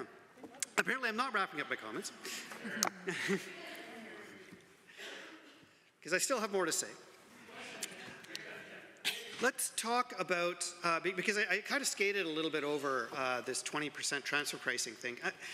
You know, this is something that, that pharmaceutical companies do, actually, is that what they do is that they sell an entire patent portfolio to Ireland, and then what they do is that they sell the royalties from that patent portfolio. And it creates a transfer pricing mechanism where they can move their taxes, their tax payable to Ireland, which has a very low tax rate, and not pay taxes in more expensive jurisdictions like the United States and Canada. That's what transfer pricing is, and that's what transfer pricing does. And so the challenge here with the brokers that are directly owned, and by the way, Intact Insurance, largest insurer in Canada, is going on a brokerage buying spree right now. Unleashed by this government's insurance legislation, they believe, clearly, that the prospects for their profitability in the future is significantly higher than it is today, and so they are buying insurance brokers in anticipation of this legislation coming in. They're one of the largest property and casualty insurers in Canada. Intact Insurance has seen, as of today, 117% five-year return. Doesn't sound like they're crying poverty to me. When you double your money in an insurance company over 5 years, that's a pretty good trade. That's Warren Buffett kind of money. And I got nothing against insurance companies making money. I think that if you provide a service that's socially useful, you should be making profit on it. Is the profit excessive? That's the question, because this is a product that Albertans are required to purchase. And by buying these insurance brokers, what Intact is, I believe, likely doing is taking that 20% marketing fee that they're required to, that they, you know, are allowed to deduct as a part of their expenses, and actually taking that back in on the back end. I haven't heard anything from anybody that doesn't suggest that this isn't just another form of embedded profit for direct writers. And so when the government says, oh yeah, we're reducing the profit from 7% to 6%, great, what are you doing with those marketing dollars? And I fear that this worst of all worlds insurance scheme is actually going to make the whole system even worse, and even worse for policyholders who have an expectation that when they pay for the policy that they will actually receive the benefit. Now let's talk about that a little bit and why the courts are so important. Because it turns out that the negotiating strategy of many insurance companies, and by the way, I want to be clear, this is not all insurance companies, but many insurance companies, what they do is when you have been injured, they offer a settlement amount. And for many people, the settlement amount is wholly inadequate, but they're in a vulnerable situation. And so they'll take it. I was just talking today to somebody who tragically lost an unborn baby in a traffic accident and received a settlement from an insurance company, and was in such a state that they decided, you know what, whatever it is, we'll just take it because we just want to move on. Whether it covered their loss of work or not, whether it covered their medical care that they're allowed to or not, I know myself, there was somebody in my family who was entitled to more physiotherapy than they received because their benefits were cut off. And I didn't know until I started working this file that, oh, they were actually statutorily entitled to more coverage than they received. And so there are so many flaws with this bill, so many challenges, so much uncertainty on whether Albertans will be able to actually recover the benefit that they are owed, and they won't be able to question. And so, Madam Chair, unfortunately, it just seems as though there's very little that can actually improve this bill, and I won't be supporting it. Thank you. Are there others that would like to debate Bill 47? The Honourable Member for Edmonton-Glenora. Thank you very much, Madam Chair. Tonight I rise to speak to Bill 47, the Automobile Insurance Act, and I think the government could maybe consider a new name for this one as well. If they want me to help title their bills next session, certainly a skill I'm happy to do, because Bill 47 is really an act where corporations get richer and ratepayers get adversely affected. Yeah. Think of other words, feel free there, members, but adversely impacted is definitely a parliamentary way to refer to what this bill is doing. So this bill does, the government really did a lot of spin and public promotions when they first introduced this concept, because people like the constituents I have the honour of representing are rightfully deeply concerned about the impacts of if somebody causes an accident and you are the victim in that situation, the person who was at fault not being held responsible, and in turn the insurance company for the person who was the victim of that accident being on the hook, and what that could do down the road to that person's insurance. So the government went out with their big promotion song and dance, don't worry, this is great. They said there's no fault in other jurisdictions. They even pointed to a couple of NDP jurisdictions, Manitoba and British Columbia. The difference here, Madam Speaker, is that in Manitoba, the Manitoba Public Insurance, MPI, no lawsuits are allowed for personal injury, but it is a public system. So there is that safety net that the member for Calgary-Elbow spoke to so eloquently about the government having liability and responsibility at the end rather than it falling on individuals or a corporation. In BC, they talked about, and there is a no-fault system called Enhanced Care managed by the Insurance Corporation of British Columbia, ICBC, but there it limits lawsuits for injury claims except for in cases of criminal negligence. And then in Saskatchewan, which hasn't had an NDP government for a very, very long time, but the Conservative governments there rightfully have never rescinded the public automobile insurance there because they know how deeply popular it is. In fact, I was at Western Premiers Conference in 2016, and I remember visiting with Brad Wall, Brian Palliser, and Christy Clark, pretty conservative premiers of the West, and we were talking about the different types of privatization that were embarked on in Saskatchewan, and it was made very clear that don't touch the telephone and don't touch the auto insurance if you want a hope of ever having seniors vote for you, because they are two so popular programs there. So again, for the government to say, don't worry, other provinces have a no-fault system, it is very different than what is being proposed here by the Conservative government here in Alberta. It really is focusing on achieving the lobbying efforts of so many insurance lobbyists who have really been pushing this government to find ways to make their already profitable corporations even more profitable. And it's not their fault for lobbying. That is definitely the job of some of the people that they've employed, whether it's a private lobby firm, whether it's in-house government relations representatives. Their job is to make a business case and to present that to the government and try to make their business more profitable. That's literally their job. The government's job, however, is to stand up for the folks who elected us, for ordinary ratepayers, for people who are struggling to make their bills this month. And Mr. Speaker, there are a lot of those people in the province of Alberta right now. The number of Albertans who are within $500. There was a report in the paper, I think it was yesterday, the Journal, that said the number of Albertans that if a $500 bill crept up, they don't know how they pay it, has more than tripled this year compared to last year. I believe that was in the Journal. I'll have to confirm that. But it is a very difficult time for a lot of Albertans.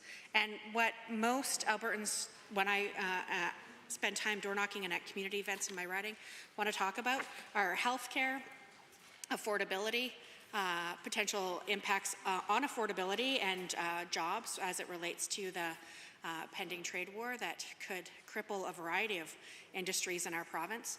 Of course, the biggest industry, oil and gas, but the second biggest industry, agriculture, and the third, forestry. And then now we've seen most recent accusations that they are going to be bringing forward 100% tariffs on potentially film and television out of country as well. And that would also impact large and growing segment of our industry.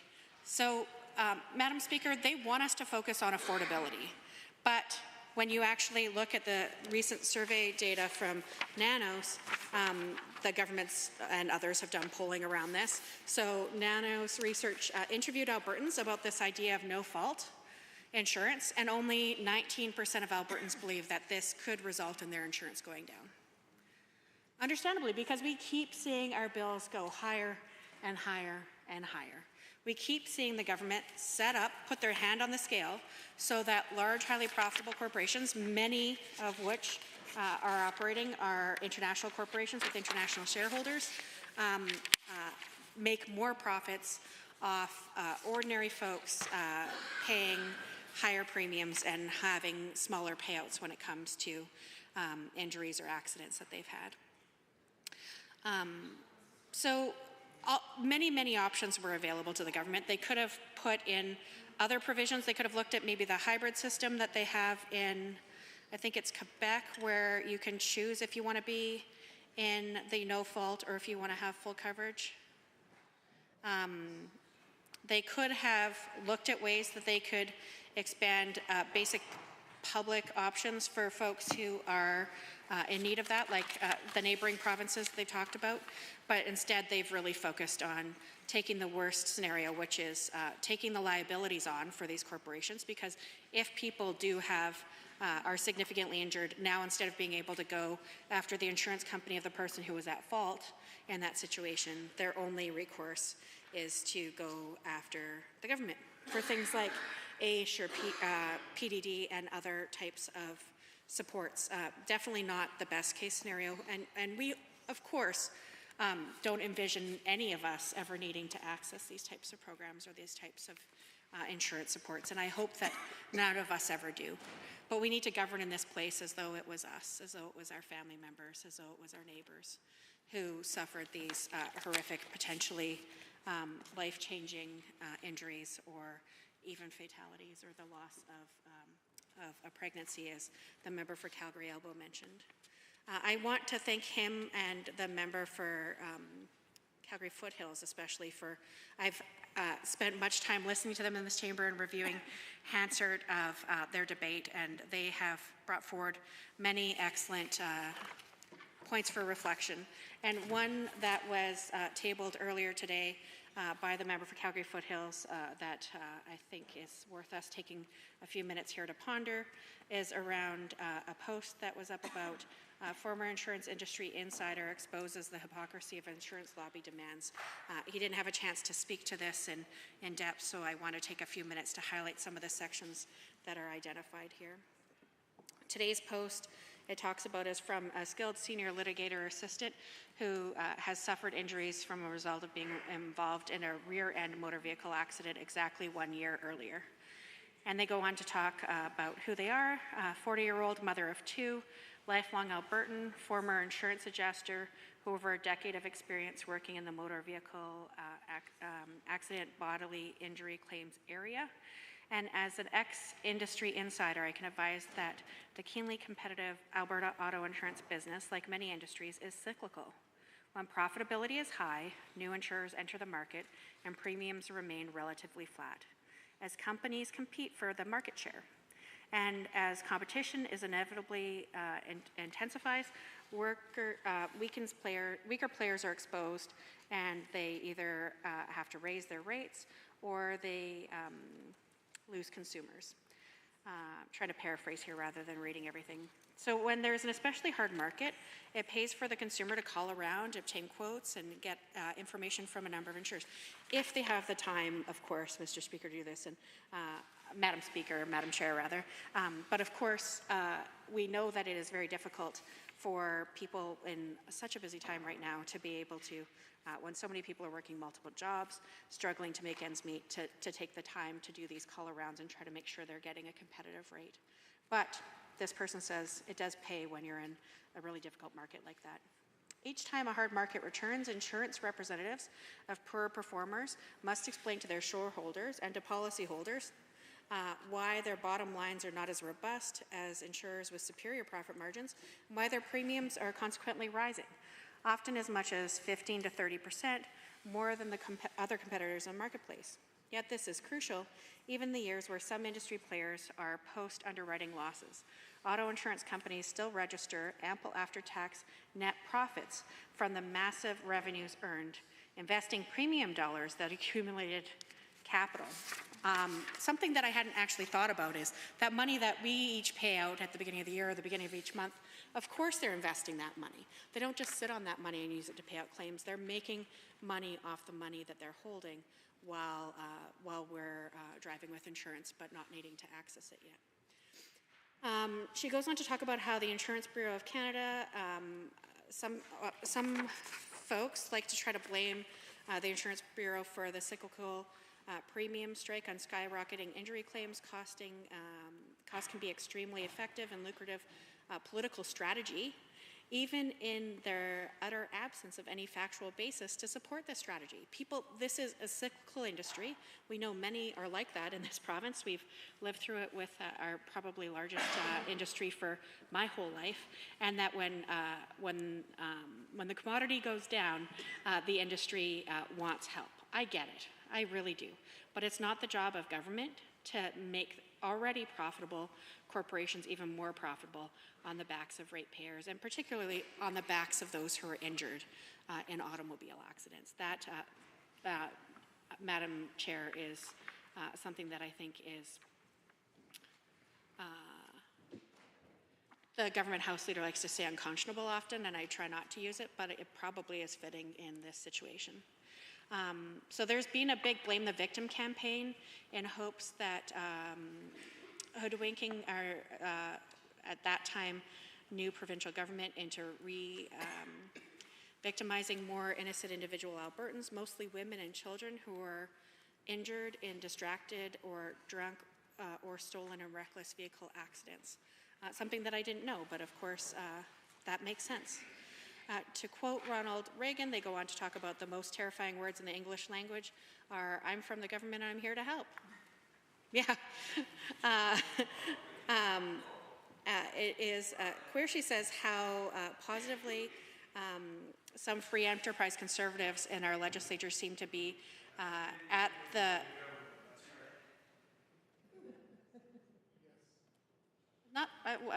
I've said some funny things in here today, but I wouldn't say that's one of them. I would say that one of the things that she speaks to here is that the government here is helping take on the liabilities of corporations and passing them off as an opportunity to try to convince ratepayers and ordinary Albertans that they're doing this in their best interest. But of course, they're not being fooled, Madam Chair. That's why the government's PR campaign has been so abysmal, and that has resulted in only 19% of Albertans thinking that this might possibly help them. Because it won't. What this does is it takes the responsibility that belongs to the person who caused the accident, the person who victimized somebody else, off their insurance companies, mind and off their balance sheet, and it puts it directly on the victim as well as the government. I'm going to try to sum this last part up. The person goes on to say that they're aware of how painful it is for those who are wrongfully injured in accidents and have traumatic injuries and auto accidents that involve chronic pain conditions, and they talk about how they're one of those Albertans, and whether I eventually recover from these injuries or end up with a permanent critical impairment remains to be seen. But either way, it is common sense and it should be common law that I should be compensated by the negligent driver's insurance for my persistent ongoing pain at a figure that was well in excess of the minor injury cap, and how wrong it was that within 90 days or so the government made that decision. So, Madam Speaker, I think we've heard a lot of good points from many speakers, and I'm sure that there are many more. I do want to disagree with one thing my colleague from Calgary Elbow said. He said this is the worst legislation in this session. I think it's probably in the top 3 worst pieces of legislation, maybe top 5, but it is certainly a very bad bill, and it would make good sense for us to stop it from proceeding, or at least try to make it less bad. I again want to thank the members from Elbow and Foothills for putting forward a number of amendments to try to make that a reality. And I also want to say, I know there's a government member on a previous bill who said, well, if you give us the amendment and then expect us to either vote yes or no very soon after, that's not fair. Well, I will say that there were times when I was in government where I'd ask government members to step up and speak so that I could go in the back room and analyze an amendment and make sure that I knew I was comfortable with how I was voting on it, yes or no. And there was even a time where we voted no on an amendment and I changed my mind and I brought it back to the legislature later. It isn't something that happens commonly, but I do want to say that it is absolutely a possibility for us to do that if the government has a sober second thought, and I certainly hope that they do, because there are a lot of really great ways that we can make this bad legislation less bad. Thank you very much, Madam Chair. The Honourable Member for Calgary-Curry. Thank you, Madam Chair. Nice to be able to stand and speak to Bill 47. That's a tough act to follow, though. I will say that much. The member for Edmonton-Glenora is always a tough act to follow. Little known fact, once upon a time I worked in employee relations and in benefits for a very large Canadian company, and for a couple of years, and I did have to manage and deal with a large number of different benefits claims and insurance concerns. I had the challenging task of having to deal with life insurance claims. And then there were just a few instances over 3 years where I had to deal with accidental death and dismemberment claims as well. And as I was reading through the legislation and seeking to better understand the Automobile Insurance Act, Bill 47, I was kind of reminded of the incredible challenge that those kinds of programs offer to their members, because you have to put a dollar rate, a maximum dollar amount, to things that are incredibly hard to quantify. I mean, it's, I probably couldn't recite it to you now, Madam Chair, but, I knew what a toe was versus a thumb and what the different costs were for each, and that's just how AD&D goes. But of course, it was a very important element of our employee benefits plan, and I think, I was certainly happy to do everything I could to make sure that people had access to that program. But one of the things that Bill 47 and the new Auto Insurance Act introduces is that the legislation will, in fact, do something very similar to the AD&D plan that many of us employees, if we're fortunate enough to have a benefits plan, have actually come to understand. The legislation prescribes what people injured in a collision could expect to have covered by their insurer, including medical and rehabilitation expenses. Now, that's going to be a schedule that we will eventually have the opportunity to see in the regulations. Of course, this is an opportunity to identify and remind folks of this very consistent theme of just how much information and detail is going to be reserved for the regulations. It's not actually contained in the legislation itself so that it can be debated in these chambers. It's a point of growing frustration for myself, because sometimes, we try to come to these conversations with as much information as possible so that we can do our very best to inform our constituents about what's coming down the pipe. But when we're basically told, you know, it'll come in the regs with the signature, with the flick of the pen of the minister, it's hard to know where some of this stuff ultimately is going to land. And so we don't know what the prescribed amounts are going to be in the schedule in the case of a collision. And frankly, if you are a laborer, a tradesman who works with his hands all day long, injuries to certain extremities are going to have a bigger impact than it will for other people. Will the schedule and the prescribed coverage amounts take into account the kinds of work that a person is doing, which really comes to the heart of where this legislation can do the greatest harm? Is that, as my colleague from Calgary Elbow so eloquently pointed out, it's the drivers, it's the victims, it's the injured, it's the workers who don't know about their future earning capacity that are going to be most impacted and that are the least represented in this legislation. Now, if passed, the bill also dictates that victims could also expect a permanent impairment benefit if their injuries prevent them from working or attending school. Now, I understand that permanent impairment benefit on an annual basis is actually quite generous, but the legislation currently, it's not a guarantee, Madam Chair. It is a maximum, much like the prescribed cost of what an injury might cost a person, but it's not assured. And it's precisely this that currently works in our tort-based system. Now, I'm not saying that our auto insurance system currently is perfect, not by any means, but my goodness, are we ever replacing it with something a whole lot worse? And it's the tort-based system that we currently have. I am no lawyer, so I had to confirm what this in fact meant.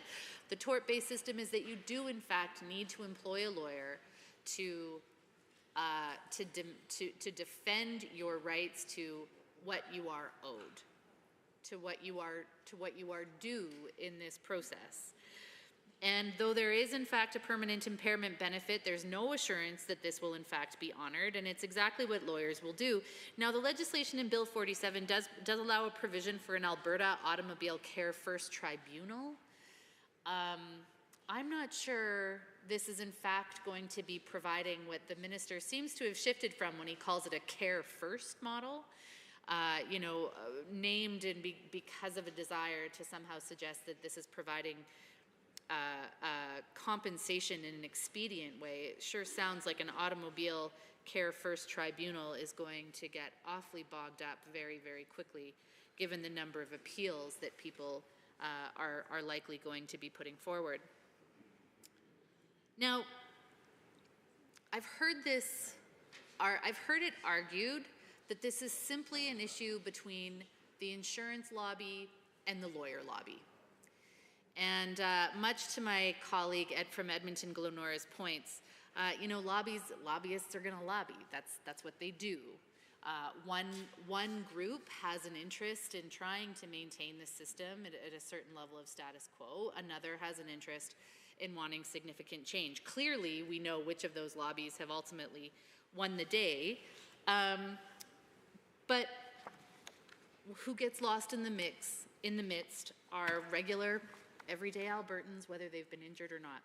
And I have a couple of pieces of correspondence here from constituents in Calgary Currie that I'd like to read to you. The first one here is somebody who was unfortunately injured in a vehicle collision, and she said she's writing to express her concern about Bill 47. She says, "Some time ago I was hit by a car. It was a difficult and confusing situation, and I did not know where to turn or what steps to take to protect my rights. Fortunately, I was able to find a legal representative who guided me through the entire process, explained my rights, and helped me achieve a fair resolution. Without this professional support, I would have struggled to navigate the system on my own." I can certainly echo that, and I'll get to that later. Another one is from a healthcare provider, Madam Chair, a former rather, who says that she is not in favor of such a bill. No savings promised by the insurance companies can compensate for the losses that she has seen in the patients that she supported as a career-long healthcare provider.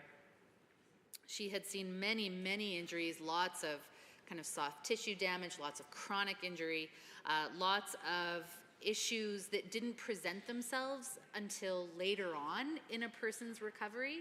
And of course, all kinds of discrepancies around the ways that insurance companies would define recovery, or the ways that they would define the new normal, therefore giving themselves a way out of actually providing adequate compensation and settlement to the individual who's actually impacted.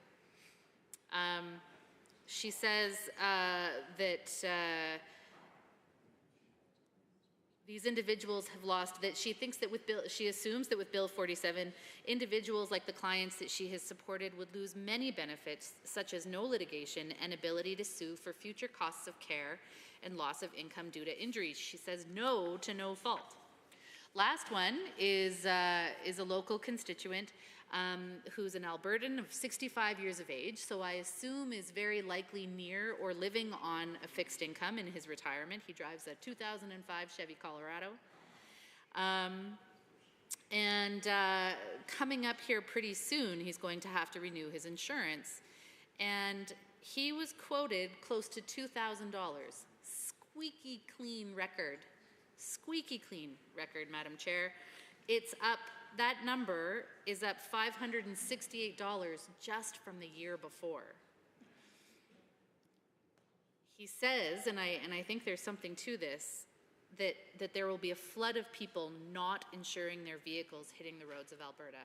And that is certainly echoed in other commentary related to Bill 47, that when it comes to some of the affordability issues and some of the big cost concerns that people are having to deal with right now, that unfortunately, I worry that there are going to be a lot of people who are just willing to take the risk.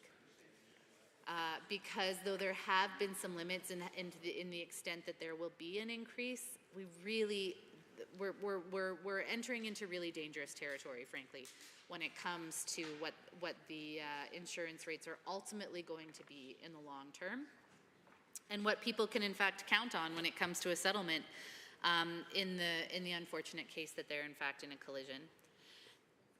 And so I mentioned something that I wanted to get back to. You know, knock on wood, Madam Chair, I've never been in an accident.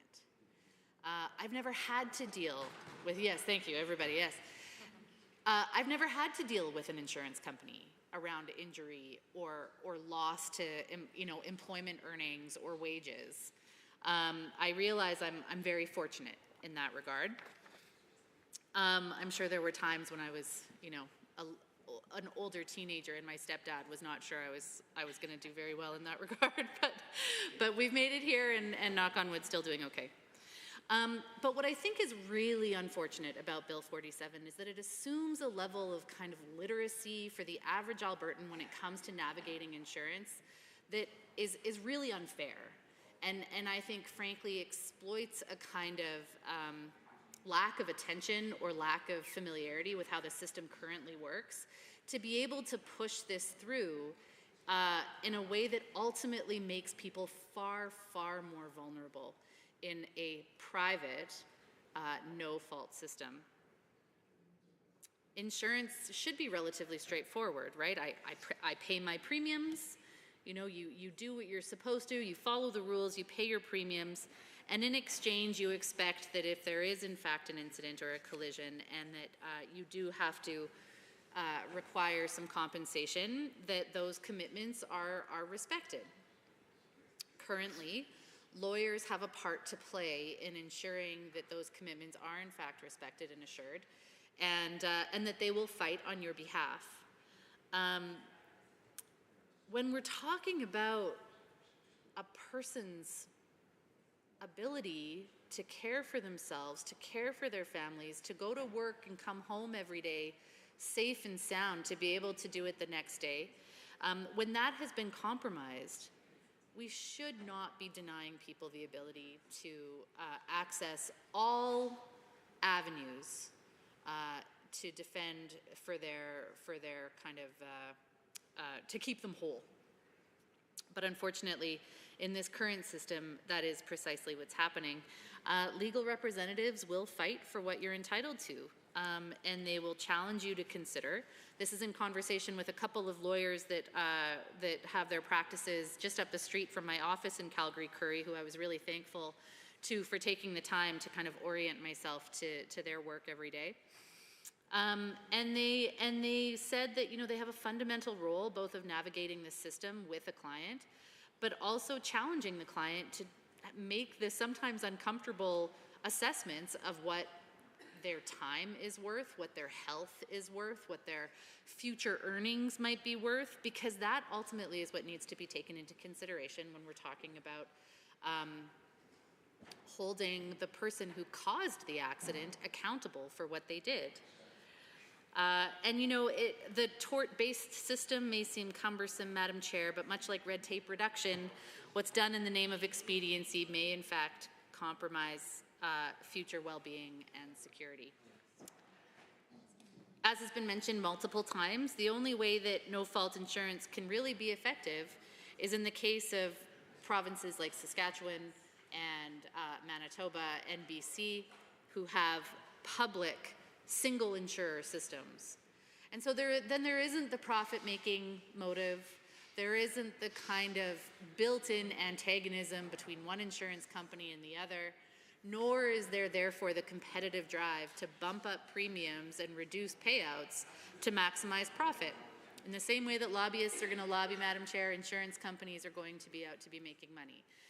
That's no fault of insurance companies, that's the way the system works. And so I think that given the arguments that can be made in other provinces where there is a real testament to the value of having a single public insurer, no-fault system, I really would have liked to have seen the government take greater consideration in that particular regard.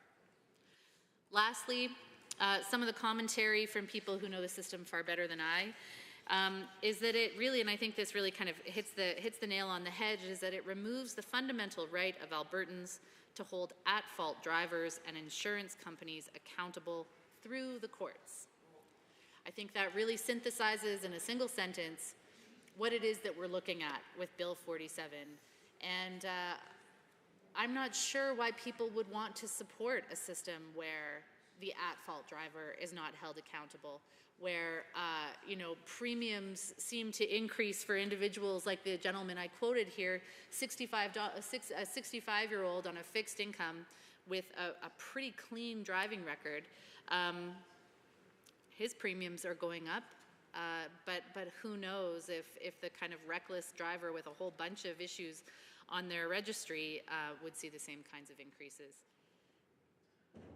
This will be expected to be in place in January 2027, and I look forward to a more fulsome debate with constituents across this province on this very important issue as we learn more about this new system that we're going to have to be managing. Thank you.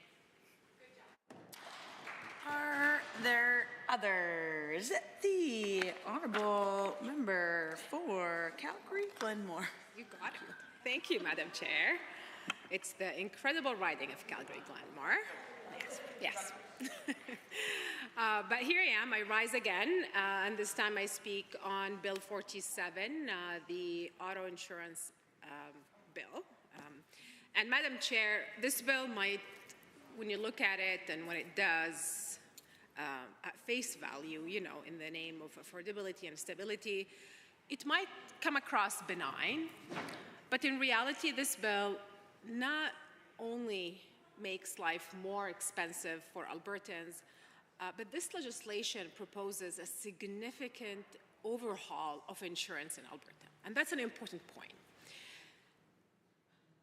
Yet not all the details are shown. We still have to wait for regulations. And it's also important to remember that Albertans are already paying some of the highest auto insurance premiums in the country.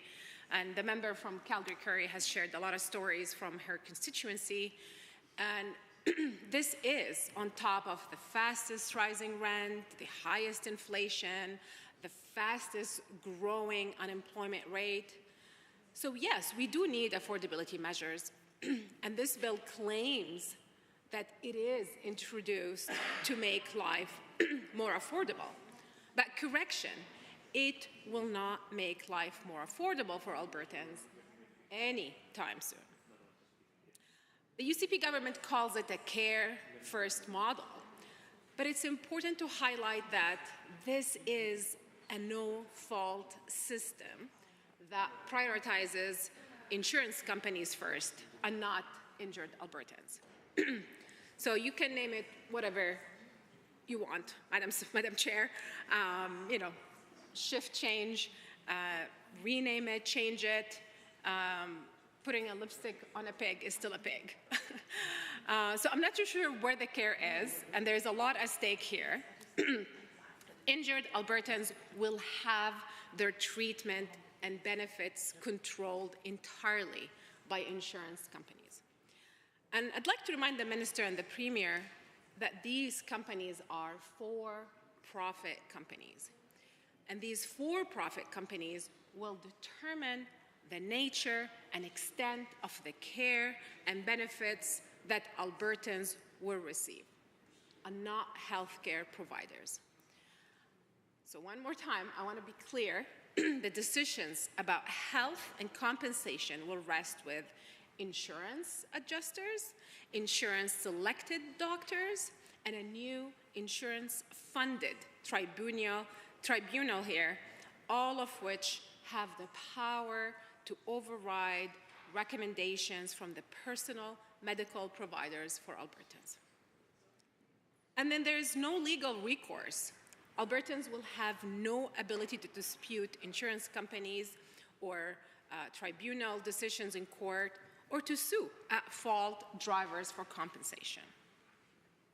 And on top of all that, there will be no consequences for insurers. To be clear, insurance companies will face no repercussions for unfairly denying benefits for treatment. KMSC law shared a real-world scenario. So let's imagine this. Today, if you're injured, Madam Chair, we do not want that. We do not want that. Today, if someone is injured in an accident caused by someone else's negligence, you have choices. You can work with your insurance company to ensure your medical treatment, such as physiotherapy or massage therapy, are covered. You choose your own healthcare providers, often private clinics you trust and feel comfortable with. You can pursue a claim against the at-fault driver for compensation. And if you find the settlement offered unfair, you can hire an injury lawyer who will advocate for you, ensuring you continue to receive essential treatment while pursuing the compensation you deserve. And if a fair settlement cannot be reached, you have the right to have your case heard by an impartial judge. The current system provides fairness and accountability, holding negligent parties responsible. But now, with this shift to a no-fault system, it will lead to broad negative impacts across Alberta communities. Without legal accountability, negligent drivers face fewer consequences, potentially increasing reckless or careless driving behaviors.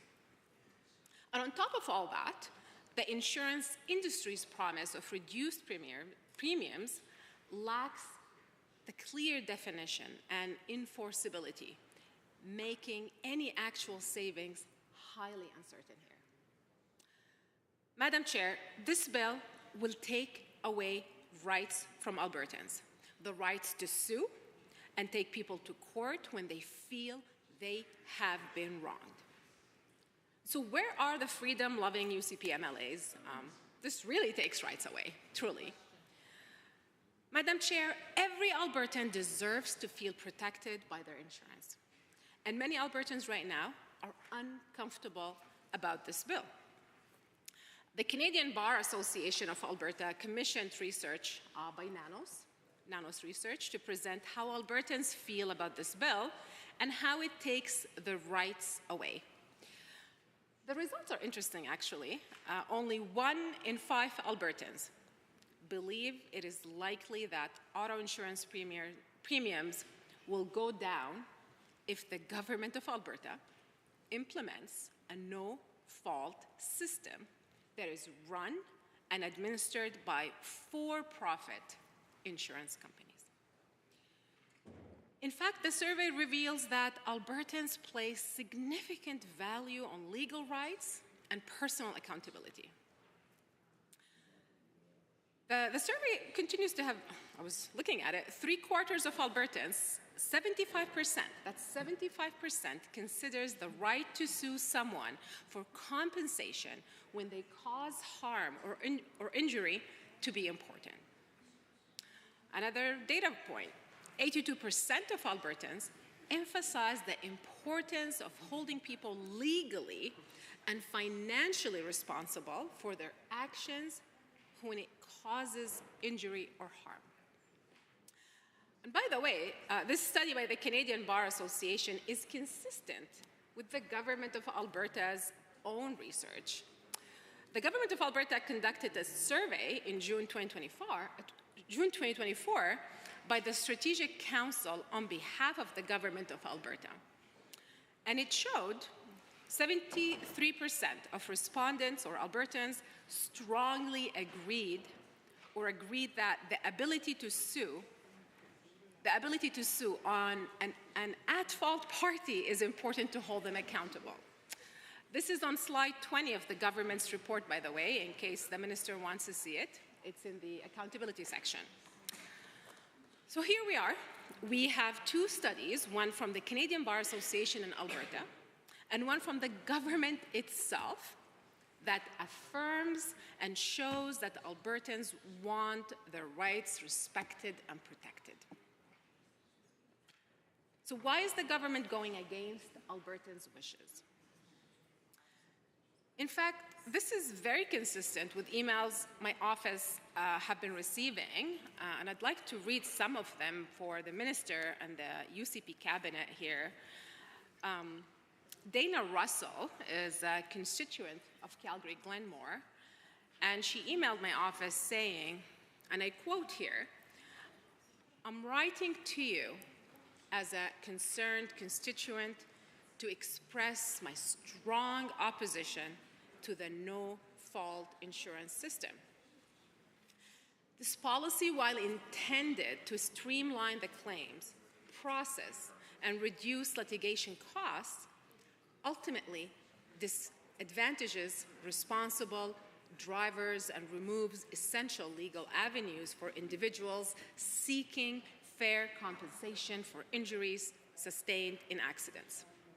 She continues to say, quote, "No-fault insurance often leads to increased premiums, lower quality care for accident victims, and inadequate compensation for those who suffer serious injuries due to another driver's negligence. By restricting the ability to seek damages in court, the system can unfairly shield reckless or negligent drivers from full accountability. So I urge you to advocate for a fair insurance model, one that prioritizes justice for responsible drivers and allows accident victims to seek proper compensation. Please consider supporting reforms that provide stronger protections and legal avenues for those affected by roadway incidents." End quote. This was a Glenmore constituent, and I hope the minister listened with an open mind and open heart to Dana's concerns. Thank you, Madam Chair. Others to join the debate, the honourable member for Calgary-Falconridge. Thank you, Madam Chair. I would like to speak on the Bill 47 Automobile Insurance Act, and I, with all my colleagues, strongly oppose this bill. As we know that in this time, Albertans are already paying some of the highest auto insurance premiums in the entire country. And on the top of fastest rising rents, highest inflation, and fastest growing unemployment rates, and higher utilities as compared to the other provinces in Canada. everywhere you look, it's getting more expensive to live, work, and raise a family in Alberta. Families are just feeling squeezed from every direction and struggling just to keep the lights on. While door knocking in my constituency, I have met lots of seniors and my constituents who struggles and has to choose between a prescription or food. That's what is going on at the ground level. And every Albertan deserves to feel protected by their insurance. That's what we buy insurance for. But due to the rising insurance costs, it's very unbearable at the moment. And instead of addressing this affordability crisis and giving Albertans the relief they desperately need, the UCP is making lives more hard and by making it more expensive, by allowing auto insurance rates to rise by 15% over 2 years. Madam Chair, I moved to Alberta in 2011 from BC, and our insurance was really low at the time, and affordability was the main reason I moved here. But look today, where we are, our house insurances are doubled, and our car insurances, auto insurances are quadruple, and with less benefits. And with this, the right to sue is feeling like taking Albertans' rights away. Today, I was talking to someone, received a call.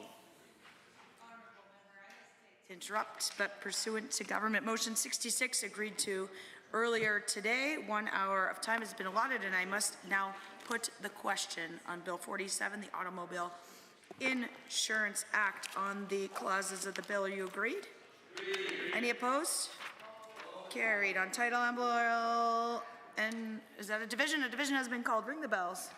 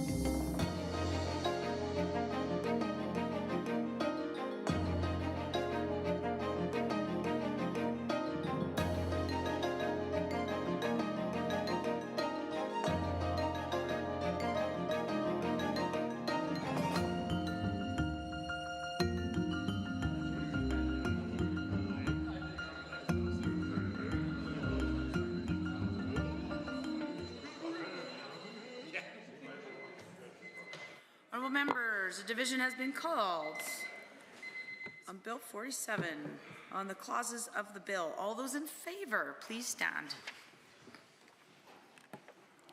The Honourable Mr. Sigurdsson, the Honourable Mr. Nicolaides, the Honourable Ms. Schultz, the Honourable Mr. Williams, the Honourable Mr. Glubish, the Honourable Minister LaGrange, the Honourable Mr. Horner, the Honourable Mr. Scow, the Honourable Mr. Ellis, the Honourable Mr. Amory, the Honourable Mr. Newdorf, the Honourable Mr. Lowen, the Honourable Mr. Wilson, the Honourable Mr. Jean, the Honourable Mr. Dreeshen, the Honourable Mr. Nixon, Mr. Wright, Mr. Rosewell, the Honourable Mr. Turton, the Honourable Mr. Yassine, the Honourable Ms. Furr, the Honourable Mr. Jones, the Honourable Mrs. Sawney, Mr. Getson, the Honourable Mr. Nally, the Honourable Mr. Hunter, the Honourable Mr. Long, the Honourable Mr. Hunter, correction, Mr. Yao, Mr. Steffen, Mr. Van Dyken, Mr. Cooper, Mr. Sear, Mrs. Johnson, Mr. Wiebe, Mr. McDougall, Mrs. Petrovic, Mr. Lunty, Mr. Dick, Honourable Ms. Armstrong-Hominack, Mr. Young, Mr. Bouchard, and Mr. Singh.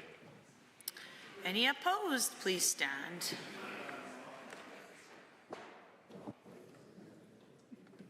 Ms. Algenaid, Honourable Member Hoffman, Member Calhoun Stonehouse, Mr. Shepherd, Ms. Sweet, Ms. Wright, Member Aramenko, Member Kayande, Member Hoyle, Member Batten, Ms. Hayter, Member Irwin, Member Beauperai, Honourable Ms. Sigurdsson, Dr. Metz.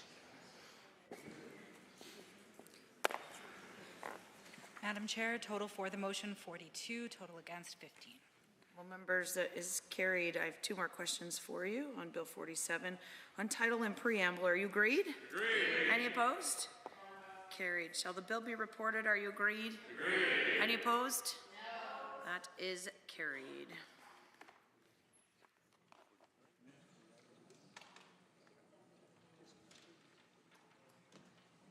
Now do Bill 49, Public Safety and Emergency Services Statute Amendment Act 2025.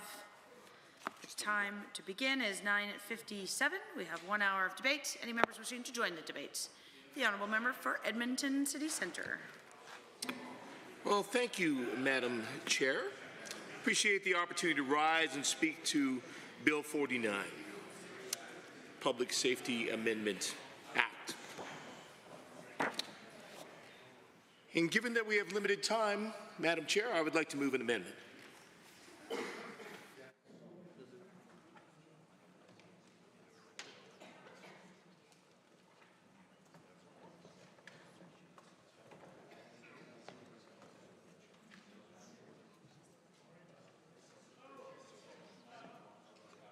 Give that a moment to reach you.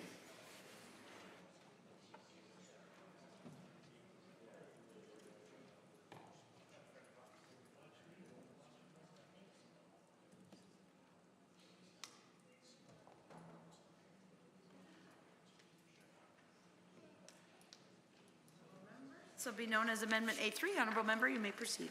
Thank you, Madam Chair. So, to read the amendment, myself to move that Bill 49, Public Safety Emergency Services Statutes Amendment Act 2025, be amended by striking out Section 2.6. So what this is, Madam Chair, this is about the question of appointments to the Oversight Board. So what we have right now is in Bill 49, the Minister is changing language in the Police Act.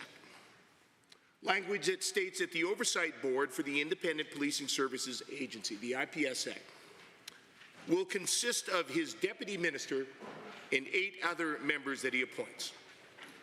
So what the minister is changing in Bill 49 is he's instead proposing that it would be his deputy minister and up to 8 other members that he would appoint. Now, that might seem somewhat innocuous, but here's the thing. Technically speaking, with that change, that language would allow the minister to appoint no one other than his deputy minister.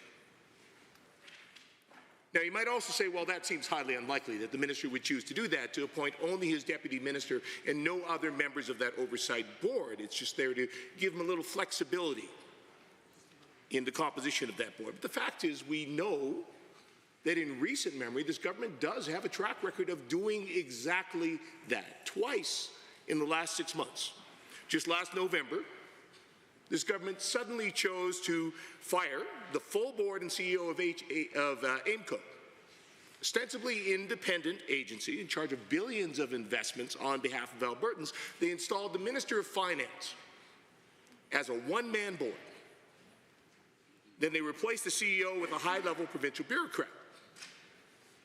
So that certainly raised some concern at the time. In the words of one individual, Sébastien Berthimier, the executive director of the International Centre for Pension Management, quote, "That goes against the whole independence, the ability of the funds to work at an arm's length from government."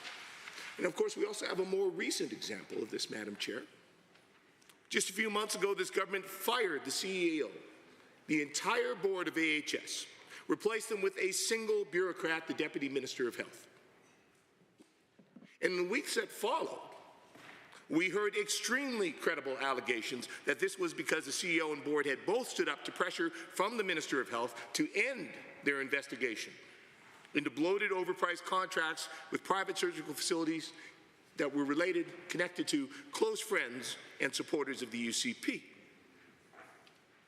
So what we have, Madam Chair, is a pattern of this government directly interfering in what are supposed to be independent agencies of government by firing entire boards and CEOs and replacing them with a single bureaucrat. And that's without even going into some of the smaller scale examples. I mean, we've got our Minister of Energy and his interference with the Alberta Energy Regulator when it comes to coal mining. We have the Minister of Affordability and Utilities and his interference with the Alberta Electric Systems Operator on the renewables ban.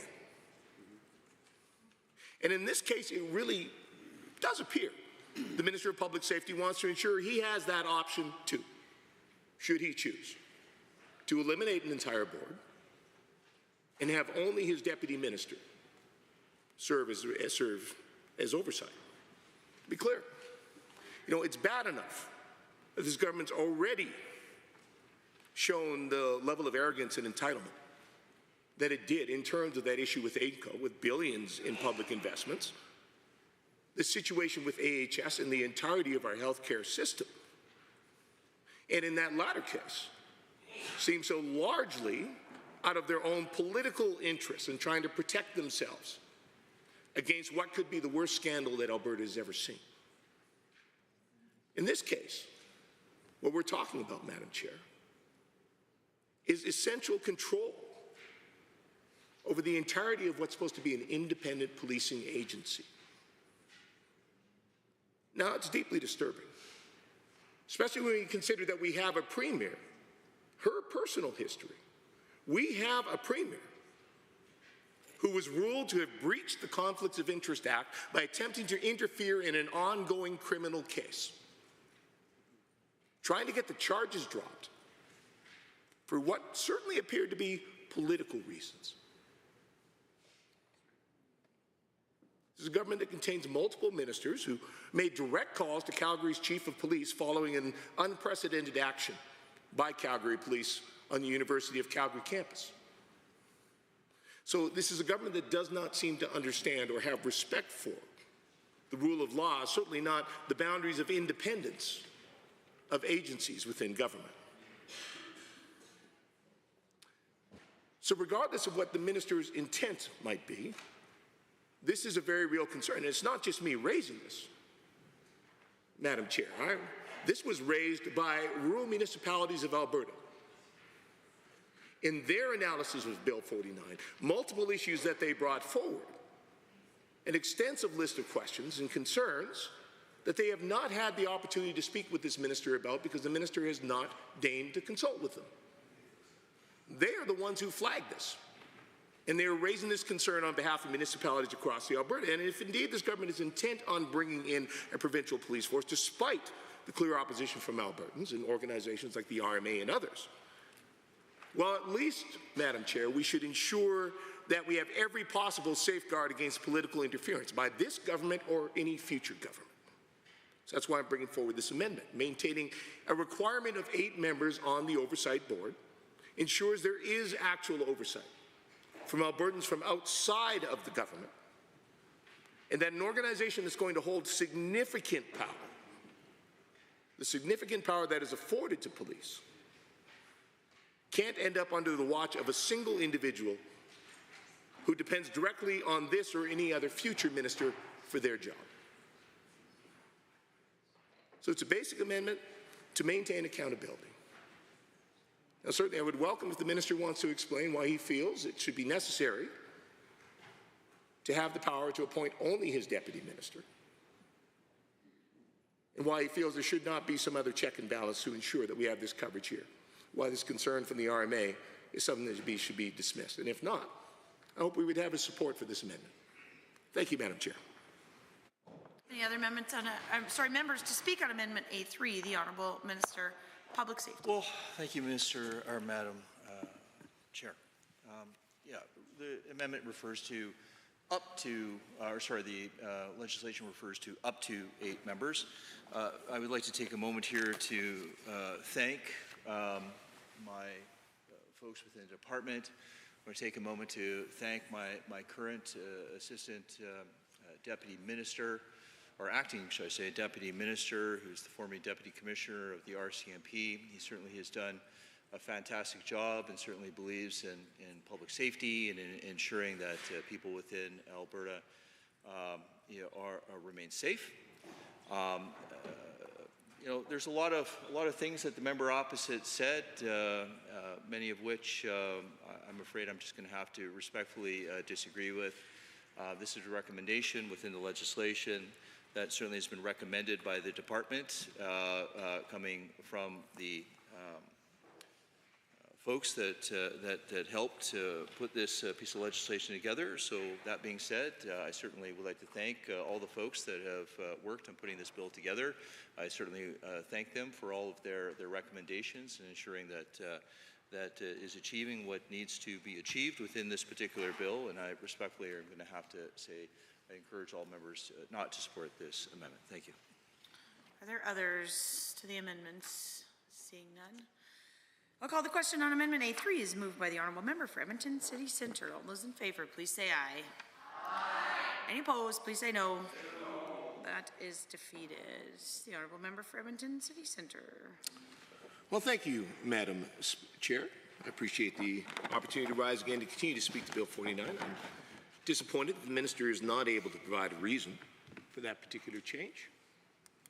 And indeed, he may contest what I had to say, but the fact is the facts are the facts. Those are all actions that were taken by his government. They have repeatedly chosen to remove independent boards, CEOs, replace them with single individuals, members of government, or high-placed deputy ministers and bureaucratic staff. That is the factual record of this government. And again, by choosing to deny this amendment, the minister is choosing to make that an option for himself and any other future minister of public safety in the province for something as significant as an independent policing agency. That is a concern. But we will move on. I have another amendment I would like to present, Madam Chair.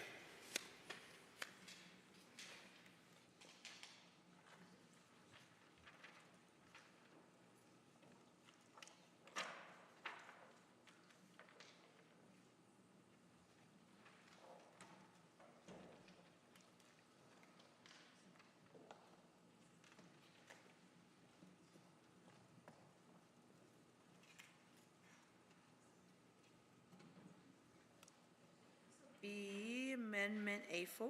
Honourable Member, you may proceed. Thank you, Madam Chair. So to read the amendment, myself to move the Bill 49 Public Safety and Emergency Services Statutes Amendment Act 2025 be amended in Section 2 as follows.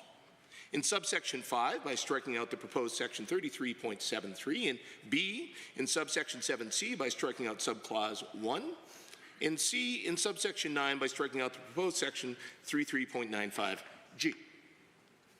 Now, to clarify, Madam Chair, this is another amendment about oversight. In this particular case, last year when the minister brought forward Bill 11, again, a bill on which he did not consult, a bill to enact something that this government had promised they did not intend to do. In the provincial election previous, they said that they were not going to pursue an Alberta provincial police force. When the minister's mandate letter came out later that year, it did not contain any reference to an Alberta Provincial Police Force, but in the legislative session last spring, the minister brought forward Bill 11 to begin the process of establishing an Alberta Provincial Police Force.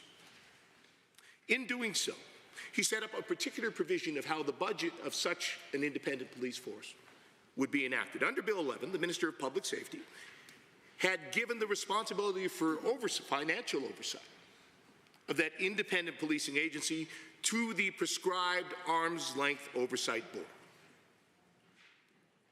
Now in Bill 49, he's reversing himself. He's essentially taking that oversight away and giving it to himself instead. Now that's concerning. I'd say this is an issue that could significantly impact the independence of the independent agency. And in fact, it runs counter to the common practice in policing in Alberta, and what the minister himself seems to support and endorse at the municipal level. So this is something that was noted in a study, police budgeting review. It was commissioned by the Edmonton Police Commission, the Peel Regional Police Commission, from the Community Safety Knowledge Alliance, the CSKA, an organization the minister may be familiar with. It's one of the directors on that board is his personal friend, Dale McPhee, former chief of police here in Edmonton, now working for Executive Council. Now, in that study, that police budgeting review, they state Section 29 of the Police Act limits council's involvement with the police to providing it an appropriate budget. Council is not able to enumerate which services could be reduced to accommodate budget reductions. The provisions of the Act ensure appropriate independence of the Police Commission and the police service.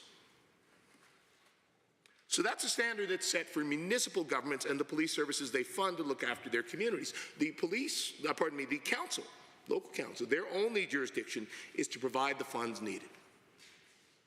The study goes on to note that it's the local police commission that retains full control over that funding, how it gets allocated and dispersed. They are the body that does that review. So there is that separation. That's the model in community.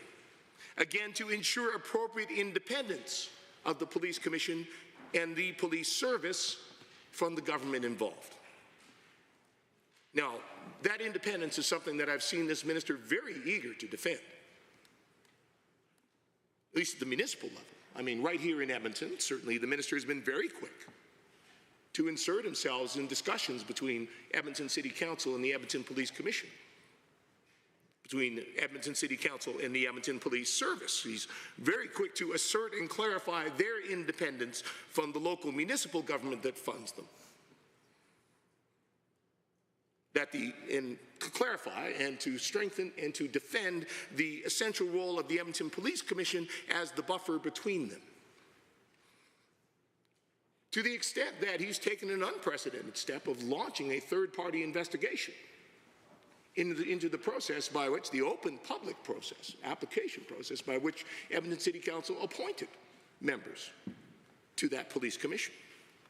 Yet here in Bill 49, the minister seems to be doing somewhat the opposite. When it comes to this government and the police service that they're looking to create, that they're planning to fund, he wants to remove the buffer, take the financial oversight away from the independent oversight board, and take direct control himself, move that into his office. He's dismantling the independent budget review process that he instituted just last year, before this police agency even has a chance to be stood up, before that process even has a chance to be enacted and get to see how it operates. I'm concerned, Madam Chair, that that is eroding the independence of that oversight board and the independent policing agency before they even get a chance to get going. Again, this is an independent budget review process that exists for every other police service in the province. One has to question why the minister does not think it should exist for this independent policing agency that they are creating, this provincial police force. Now, again, this comes from the rural municipalities of Alberta. They are the ones who are flagging this concern. Now, perhaps the minister would have had a chance to catch this if he had spoken to them before introducing Bill 49, if he had engaged in consultation. Regrettably, he didn't. But at various points in their analysis, the RMA flagged a significant amount of power in Bill 49 that's being concentrated in the minister's office. They talk about an incredible amount of detail that's being left to regulations. The possibility that this independent police service, for example, one of them, the possibility this independent police service could take on a greater role than just a locally contracted policing service for municipalities. Take a larger role in specialized province-wide policing responsibilities currently conducted by the RCMP, even to have a police presence in municipalities regardless of whether they have an agreement with the independent policing agency as a contracted partner. They note that the actual powers, duties, and functions of this independent policing agency and their committees are all to be determined through regulations. They flag multiple provisions that they feel blurs the line between the minister's authority and the role of the oversight board and even the chief of this police service. Quote, "The list of regulation-making authority is excessive." Second quote, "It is concerning that there is not more accountability to Albertans, other policing service providers, municipalities, or the independent policing agency itself prior to expanding its scope." So to bring this back around to the amendment in front of us, this is just one change. Recommended from community, and I think a sensible one, to try to curtail the enormous amount of power that this minister is looking to grant himself over this independent policing agency. One, again, on which he has refused to consult, and which a majority of Albertans still oppose. So just trying to curb that power he's giving himself over this, keep it in line with the systems of financial oversight that are already in place to protect the independence of other police services in our province. We're just asking for consistency here, Madam Chair. Kind of independence that the minister himself seems to vigorously support for other policing agencies. So it's my hope, Madam Chair, that the minister will agree with myself, with the RMA, and accept this amendment. Thank you. Are there others to Amendment A4? Seeing the Honourable Minister of Public Safety. Thank you, Madam Chair. Member opposite says a lot of things with a lot of confidence, and he certainly talks a lot about facts. Unfortunately, I would argue that he is very much ill-informed on the facts. He keeps talking about lack of consultation. Madam Speaker, I have spoken to well over 50 municipalities. I have spoken to over 40 First Nations organizations, a lot of which has to do with, of course, the members and their support of Bill C-75, which has wreaked havoc across Canada, a lot of which had to do with the lack of policing in many rural communities. Not my words, not my words. These are the words that are coming from rural MLAs, the words that are coming from municipal leaders in rural Alberta. And what they have asked me very clearly is about options. Madam Speaker, and I have spoken to AUMA, it's no secret. I've spoken at RMA. I talked about Alberta Independent Police Service. I talked about fairness. I am perplexed why the members opposite seem to be opposed to equal pay for equal work. And the member opposite keeps on talking about, it's not your mandate letter, it's not your mandate letter. Well, Madam Chair, let me just talk about a few points here. So let's talk about this for a second. Reviewing the education and training curriculum for sheriffs so that they can assist in a broader scope of policing, right? So, peace officers, and then now we're going to talk about policing, broadening the scope. We talk about them doing police-like functions. We talk about them doing police duties. Again, equal pay for equal work. I'm not entirely sure why the members opposite would be opposed to that. Working with Indigenous and mid-sized and rural communities to address rising crime rates in these areas. Madam Chair, in 2023, the police reported crime rate was 34% higher in rural communities than urban centers. The same year, violent crime rate, which includes homicides, intimate partner violence, and assaults, was 1.7 times higher in rural areas. Madam Speaker, we have First Nations communities saying that sometimes it's taking up to 6 days when they're experiencing to get calls to service in their communities. Other First Nations are saying we've actually just given up, quite frankly, on calling the police. That's unacceptable. Madam Chair, modernizing and reforming Indigenous policing programs to address chronic underfunding and gaps. It's in my mandate letter. That's precisely what we're doing. First Nations communities have indicated to me, not only some of them are looking for their own policing service, which we're happy to help them. I don't know why they would be opposed to that, quite frankly. Some are looking to contract out to the new independent police service. Why would you want to deny First Nations people the choice that they want to have for their community to police their community? Why do they want to force a one-fit solution, which is the RCMP, when some of them have said, hey, we don't want the RCMP anymore, and that's fine. It's their choice. And I need the members opposite to respect that choice from those First Nations communities. Continuing to work with local communities to support them with the community policing options that they believe will best serve their populations. That's precisely what we're doing. We're providing options to the town of Hardisty, to the town of Coaldale. These are policing options other than their current contract service provider. So, Madam Speaker, I am leaving the choice to the municipalities, and I can tell you that we have well over 35 municipalities that have indicated to us that they would like another option other than the RCMP. And not to mention, Madam Chair, and I will say this one more time for everybody here, this is not just municipalities that are supporting this. This is not just the provincial government who wants to support those municipalities, but then we have the federal government. The federal government, and I quote, Canada's role in supporting provinces in their delivery of policing services must evolve. The federal government should be committed to working closely with provinces to support a transition away from contract policing.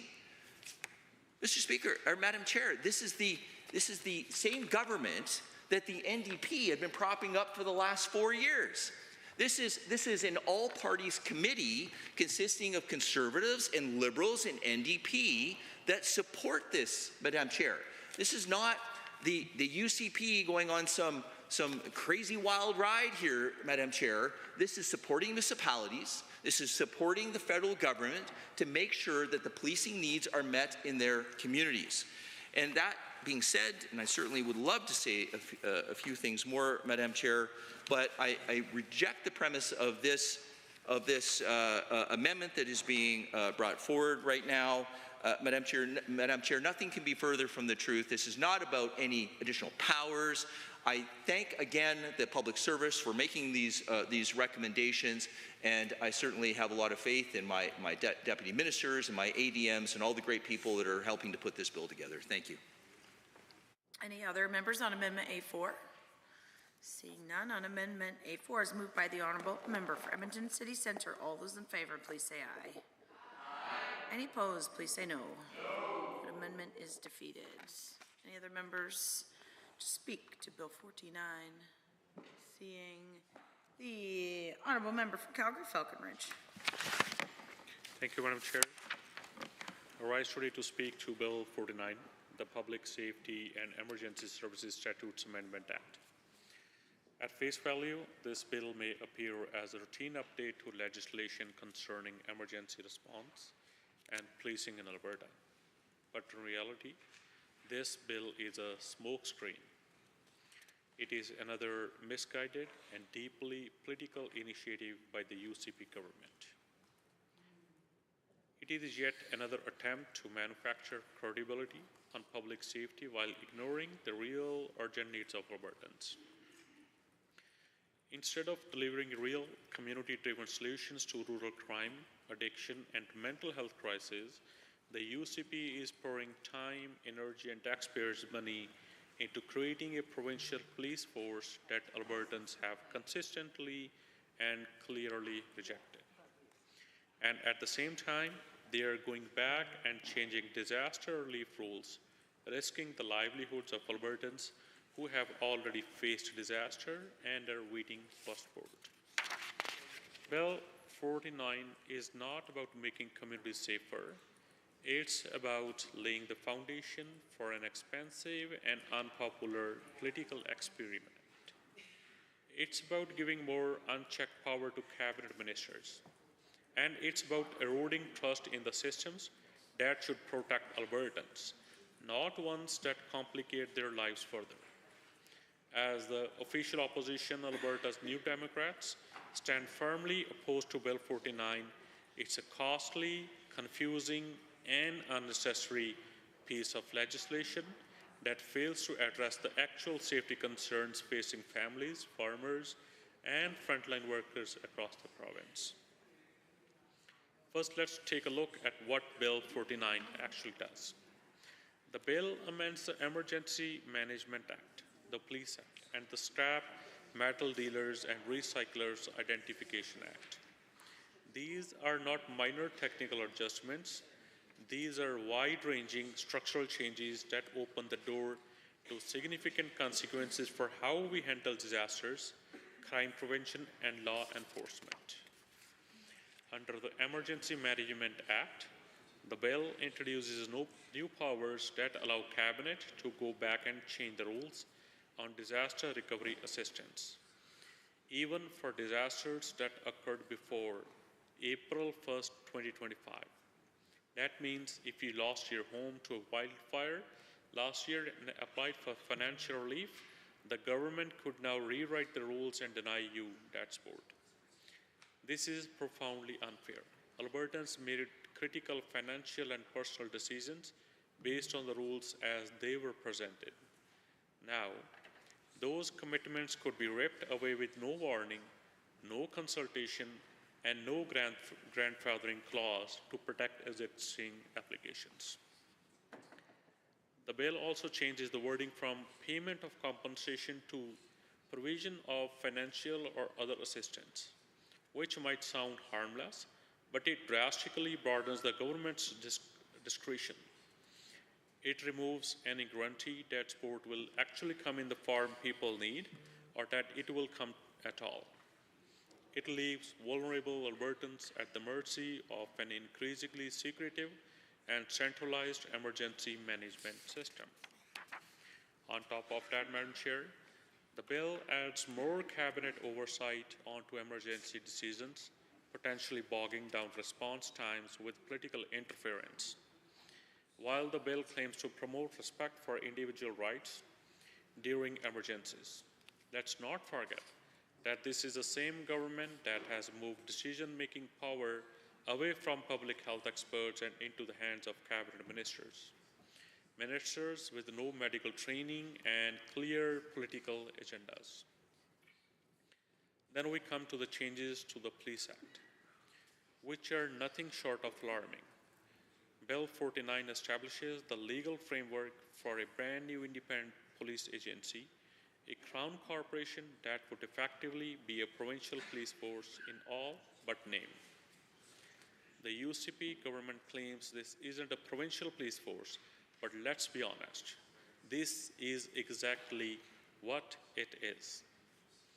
This bill sets up the governance structure, the financial and reporting mechanisms, and the municipal agreements needed to roll out such a force. And yet, it doesn't include a single line about cost, timelines, or implementation plans. And Madam Chair, Albertans are being asked to take this on faith. Faith in a government that's already admitted it hasn't completed a feasibility study. Faith in a government that continues to withhold the true cost of this plan. And faith in a premier who told Albertans before the election that the province wouldn't move forward with the provincial police force, only to backtrack now behind closed doors with the legislation like this. The truth is that Albertans don't want this. The UCP's own Fair Deal panel showed that. Poll after poll confirms it. 86% of Albertans want to retain the RCMP. 84% say there are far more pressing priorities than creating a new police service. And 87% want a full cost breakdown before any changes move forward.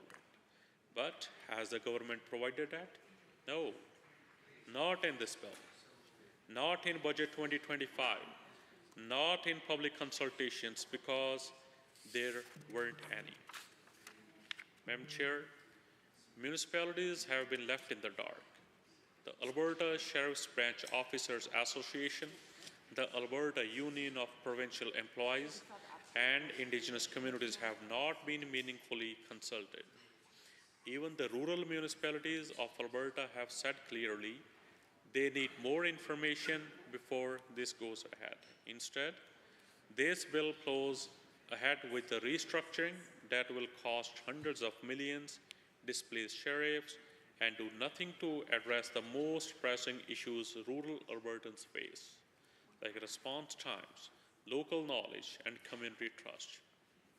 And let's not forget, the government has set aside just $6 million in startup costs, even though the total transition to provincial police force could cost well over $1.3 billion, including $170 million annual loss in federal funding.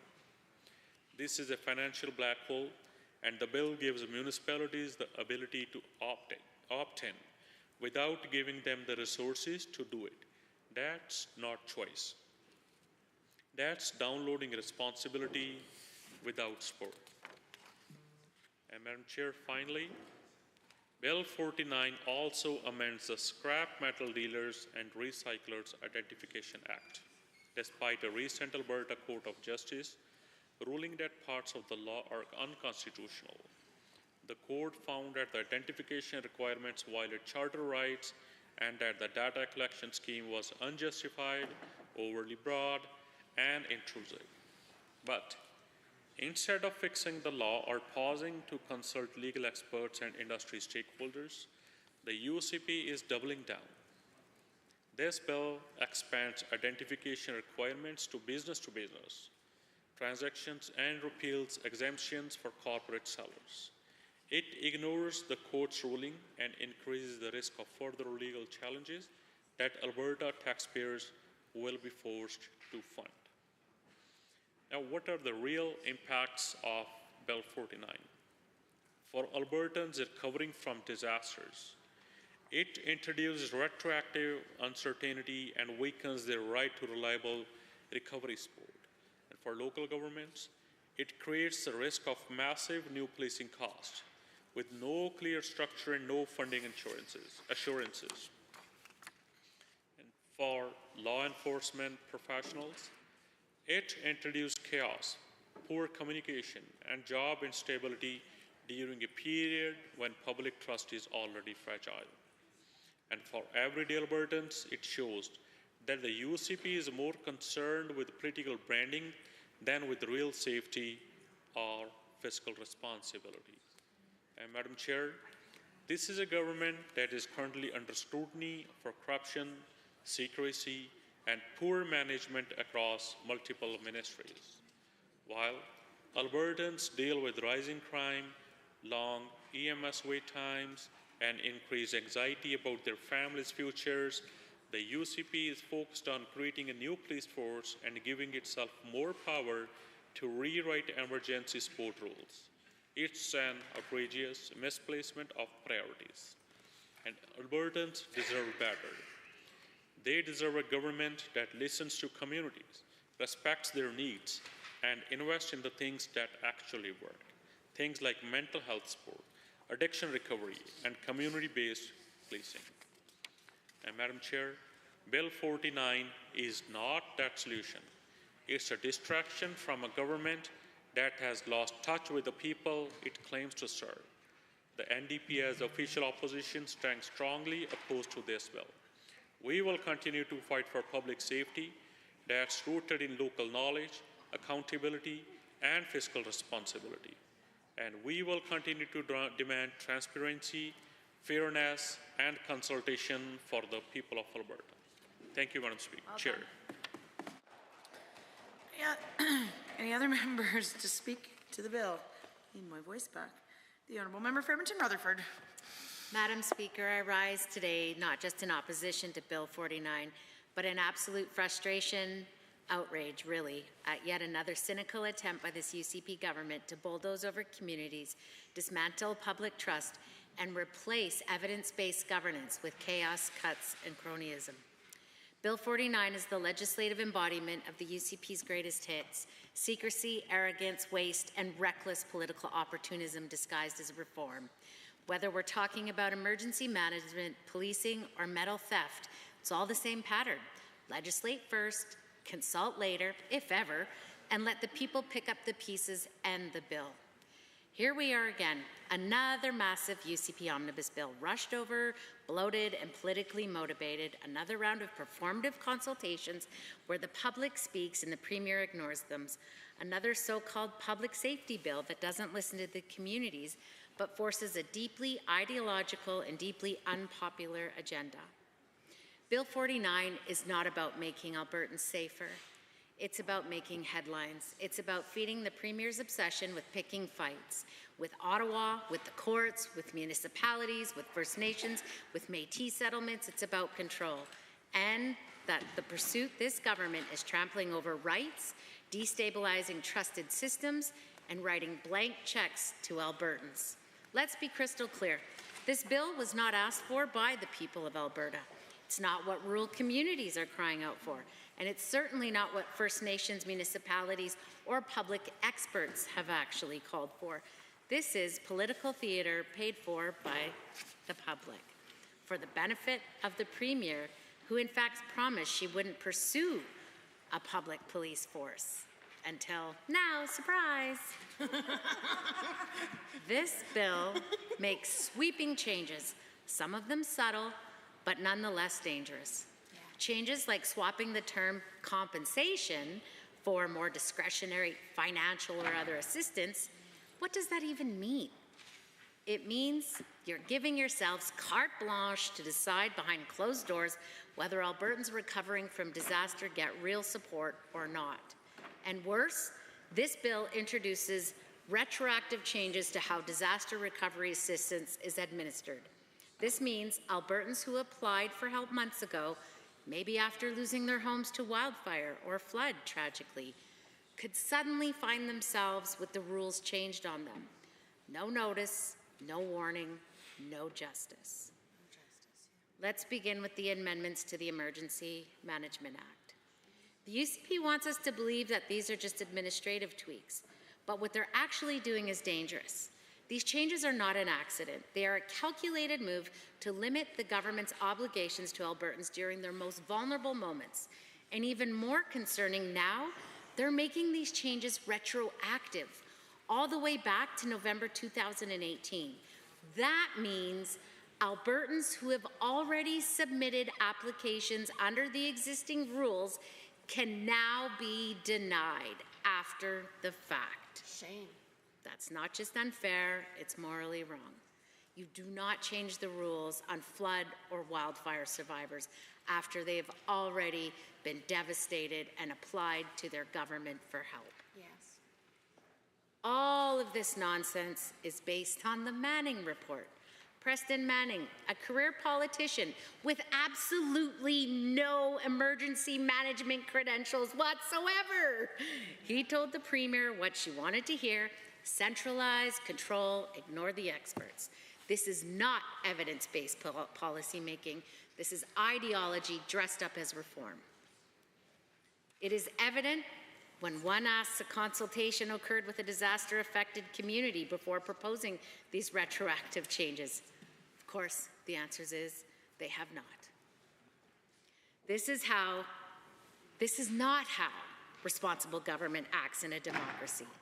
This is how authoritarian regimes function, by rewriting the rules when it suits them best.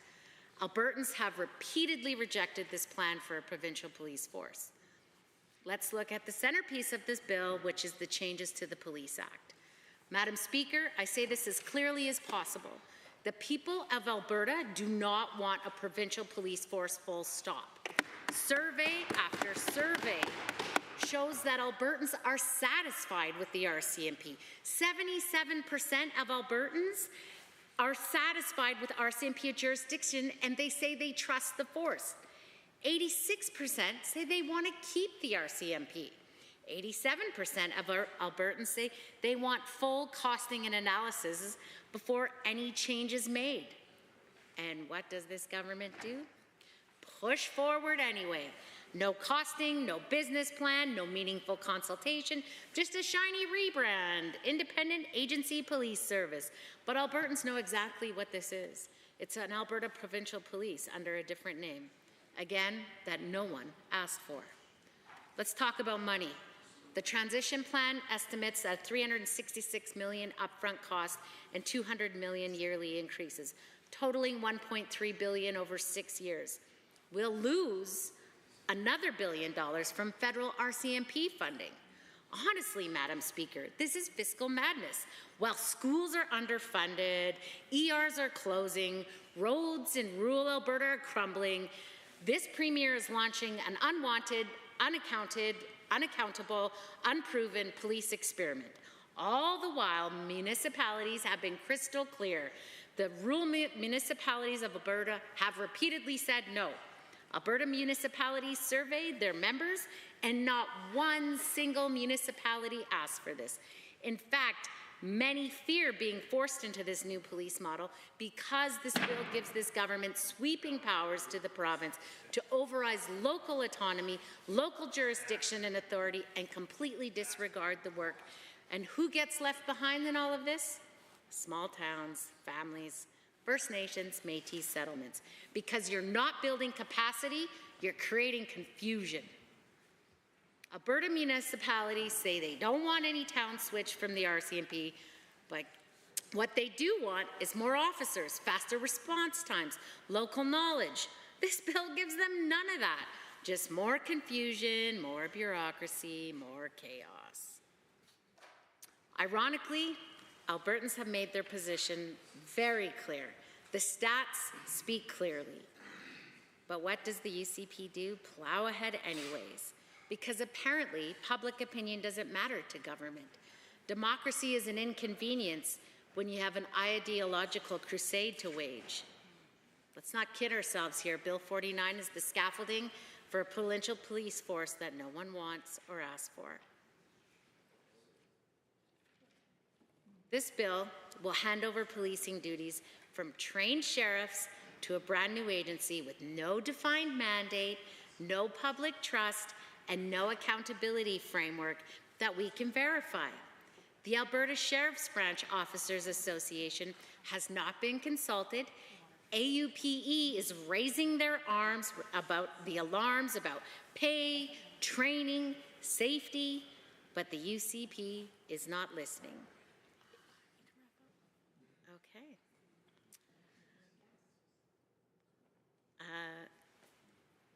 If we go back,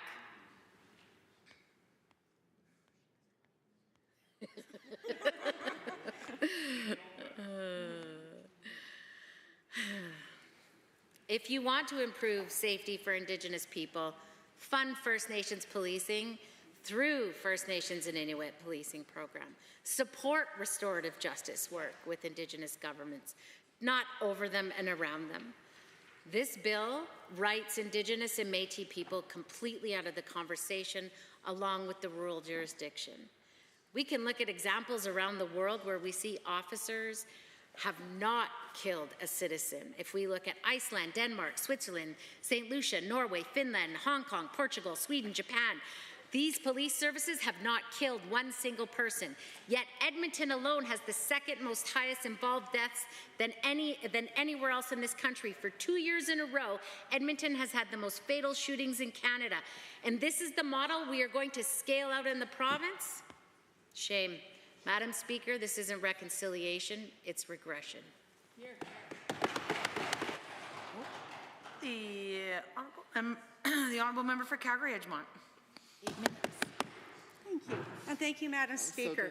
I'm thankful for the opportunity to rise and join the debate in opposition to Bill 49, the Public Safety Emergency Services Statute Amendment Act 2025. Public safety is something every Albertan should be able to count on. You know, whether we live in a city or a rural community, you should be able to trust that when something goes wrong, when you call for help, someone's going to show up. Now, safety isn't a partisan issue.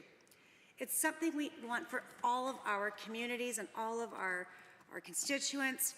And I want to start by acknowledging the work of my colleague from Edmonton City Centre. He has been consistent and thorough in engaging with people across the province on this file. And I know that this member is actually listening, something that this government clearly isn't doing. That's what keeps coming up for me with this bill, the refusal to listen. We've seen several amendments from my colleague brought forward in good faith, with real thought behind them, only to be rejected out of hand. Not because they're unworkable, but because this government seems to be allergic to collaboration. Tonight, I want to talk about what's really at stake here, about who this bill is actually serving and what gets lost when public safety becomes a political project instead of public good. Because this isn't just about policing, it's about priorities.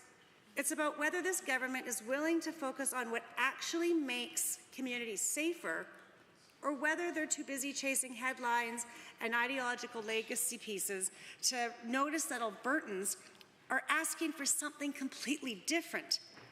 If this government truly cared about public safety, especially in rural Alberta, they wouldn't be putting time and money into creating a new police force.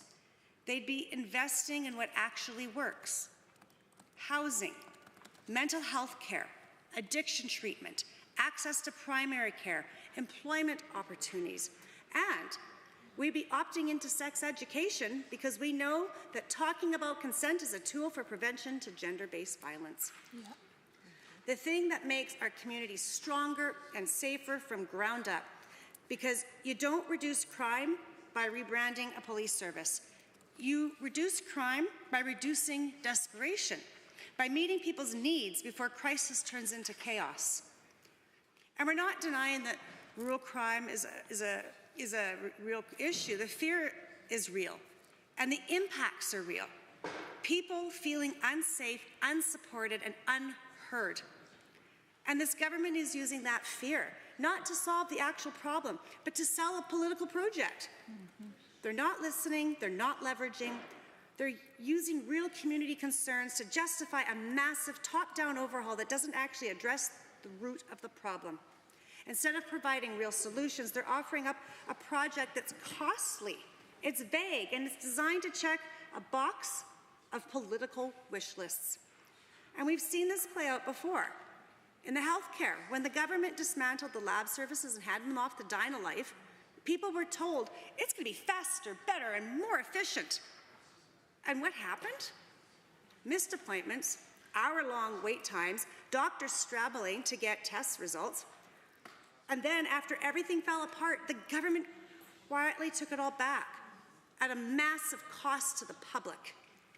Now we're seeing the same story in public safety. Undermine confidence in existing services, sow division, and then rush in with a plan that gives the appearance of action without the substance behind it. If the government truly wanted to be tough on crime, they'd be investing in prevention, in cultural appropriate supports, and community-based policing models that actually build relationships and reduce harm. They'd be to the RCMP, the municipal police forces, to the sheriffs.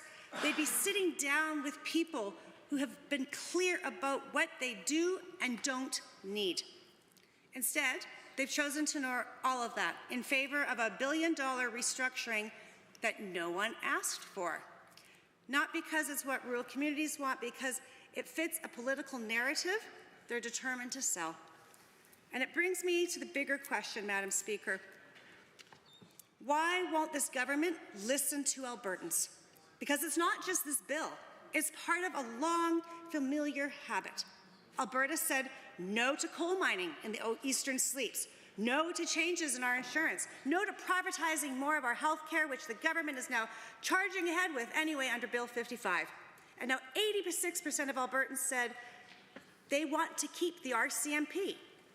Alongside that, 84% said that they actually want the government to focus on what actually matters. That's not complicated. People are asking for family doctors, sustainable class sizes, for mental health supports, for stable housing, for real investment in public safety and prevention, not another expensive restructuring project with no clear benefit. And yet, here we are again with this government pouring money and political energy into something no one asked for, while the basics continue to fall through the cracks.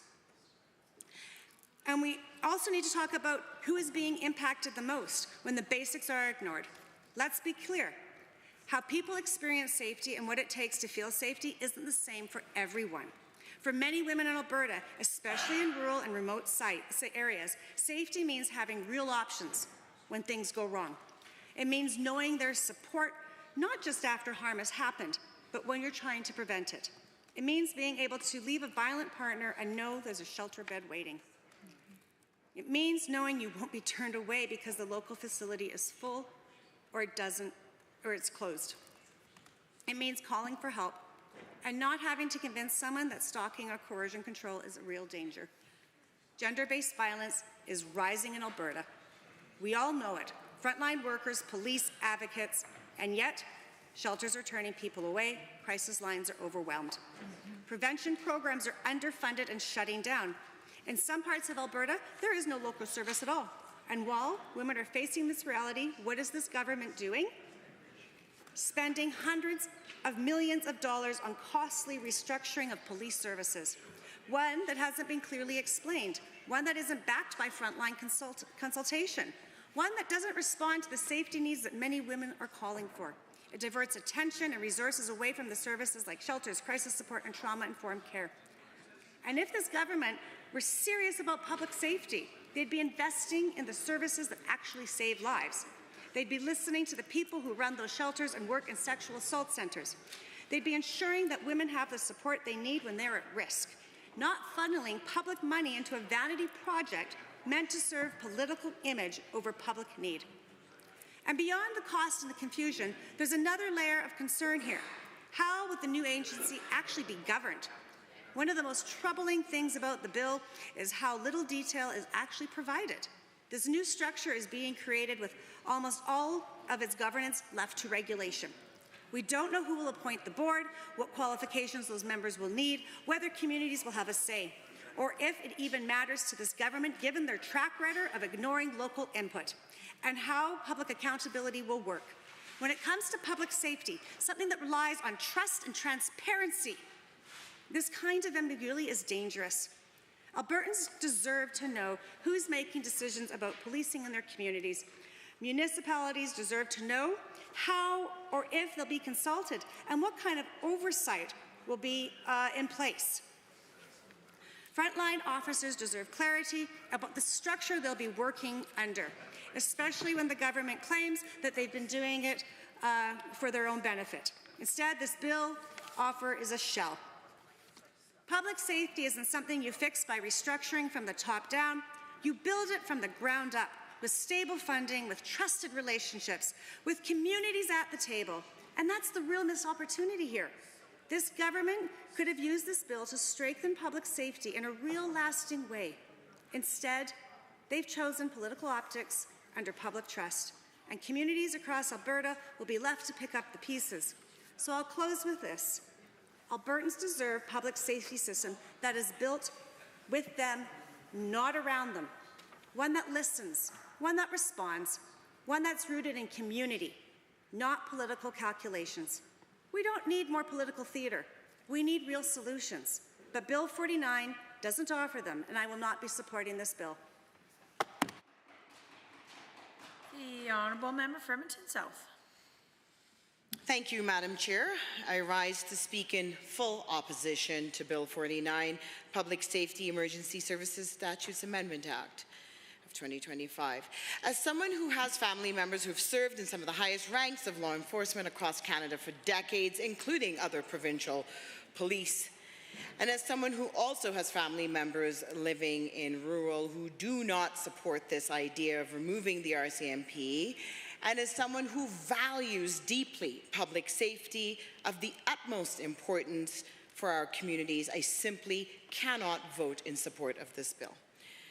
The minister stated this evening that he wants to pay sheriffs more, and I absolutely agree. Let's make sure we show them their value to our communities.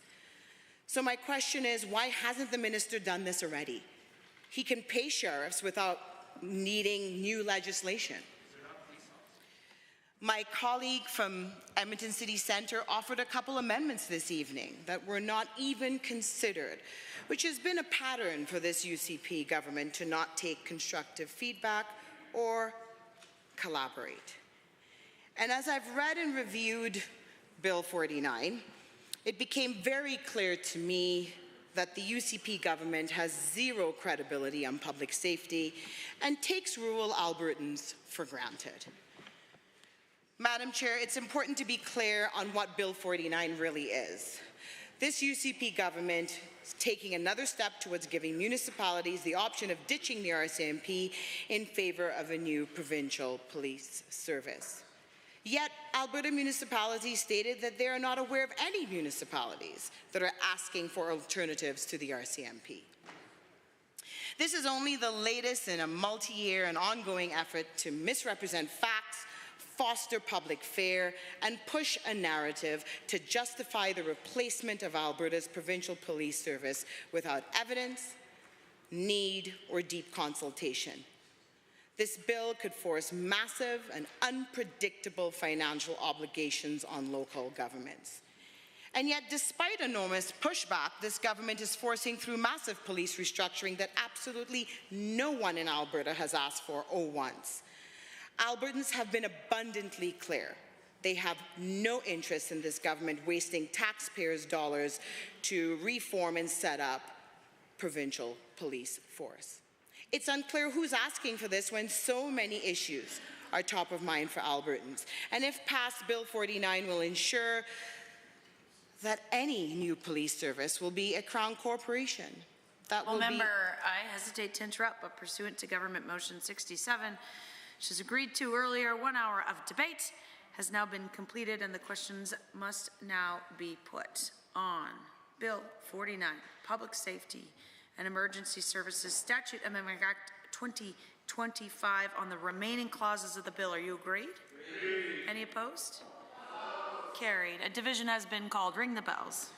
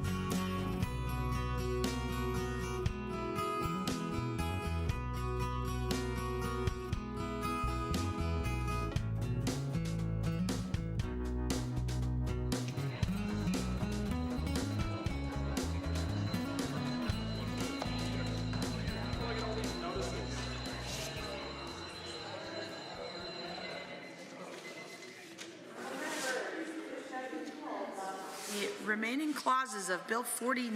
All those in favor, please stand.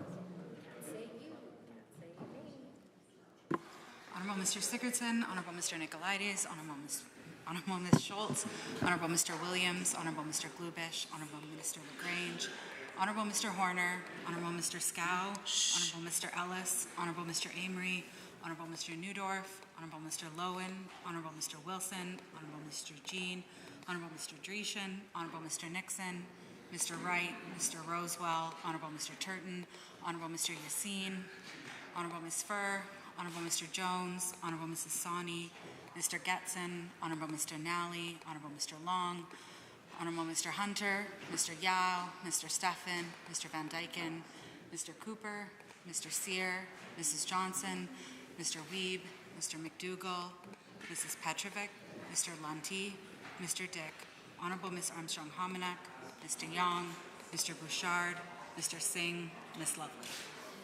Any opposed? Please stand.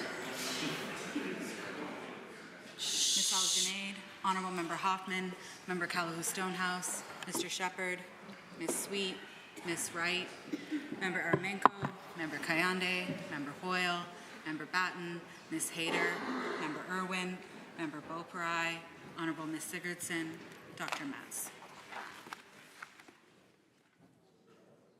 Madam Chair, total for the motion on the remaining clauses 43, total against 15. Members, that is carried. I have two more questions for you. On title and preamble, are you agreed? Agreed. Any opposed? No. Carried. Shall the bill be reported? Are you agreed? Agreed. Any opposed? No. That's carried.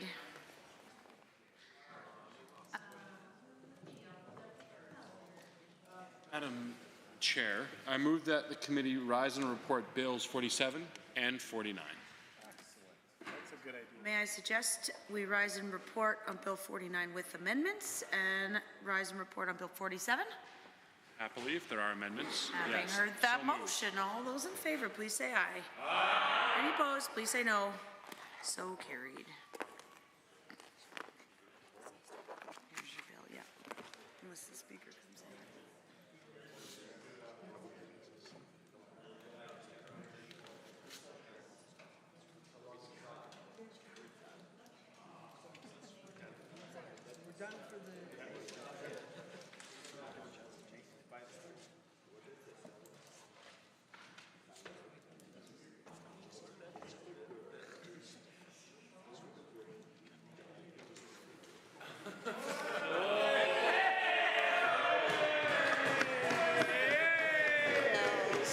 Madam Speaker, the Committee of the Whole has had under consideration certain bills. The committee reports the following bills. Bill 47. The committee reports the following bills with some amendments. Bill 49. Madam Speaker, I wish to table all amendments considered by the Committee of the Whole on this date for the official record of the Assembly.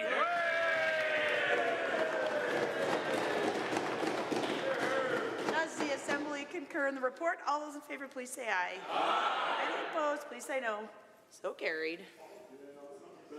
Under Government Bills and Orders for third reading, Bill 47, Automobile Insurance Act. Honourable Mr. Horner. The Honourable Minister of Finance. Thank you, Madam Speaker. I rise to move third reading of Bill 47, the Automobile Insurance Act 2025. This legislation is the start of a big change for auto insurance in Alberta. Our primary focus is for Albertans to have the best auto insurance benefits in Canada while lowering rate costs. A Care First system will accomplish those goals. I encourage all members to help Alberta improve how auto insurance is provided to Albertans by supporting this important legislation. Thank you, Mr. Speaker. I move to adjourn debate. The Honourable Finance Minister has moved to adjourn debate. All those in favor, please say aye. Aye. All those opposed, please say no. No. And we have a division.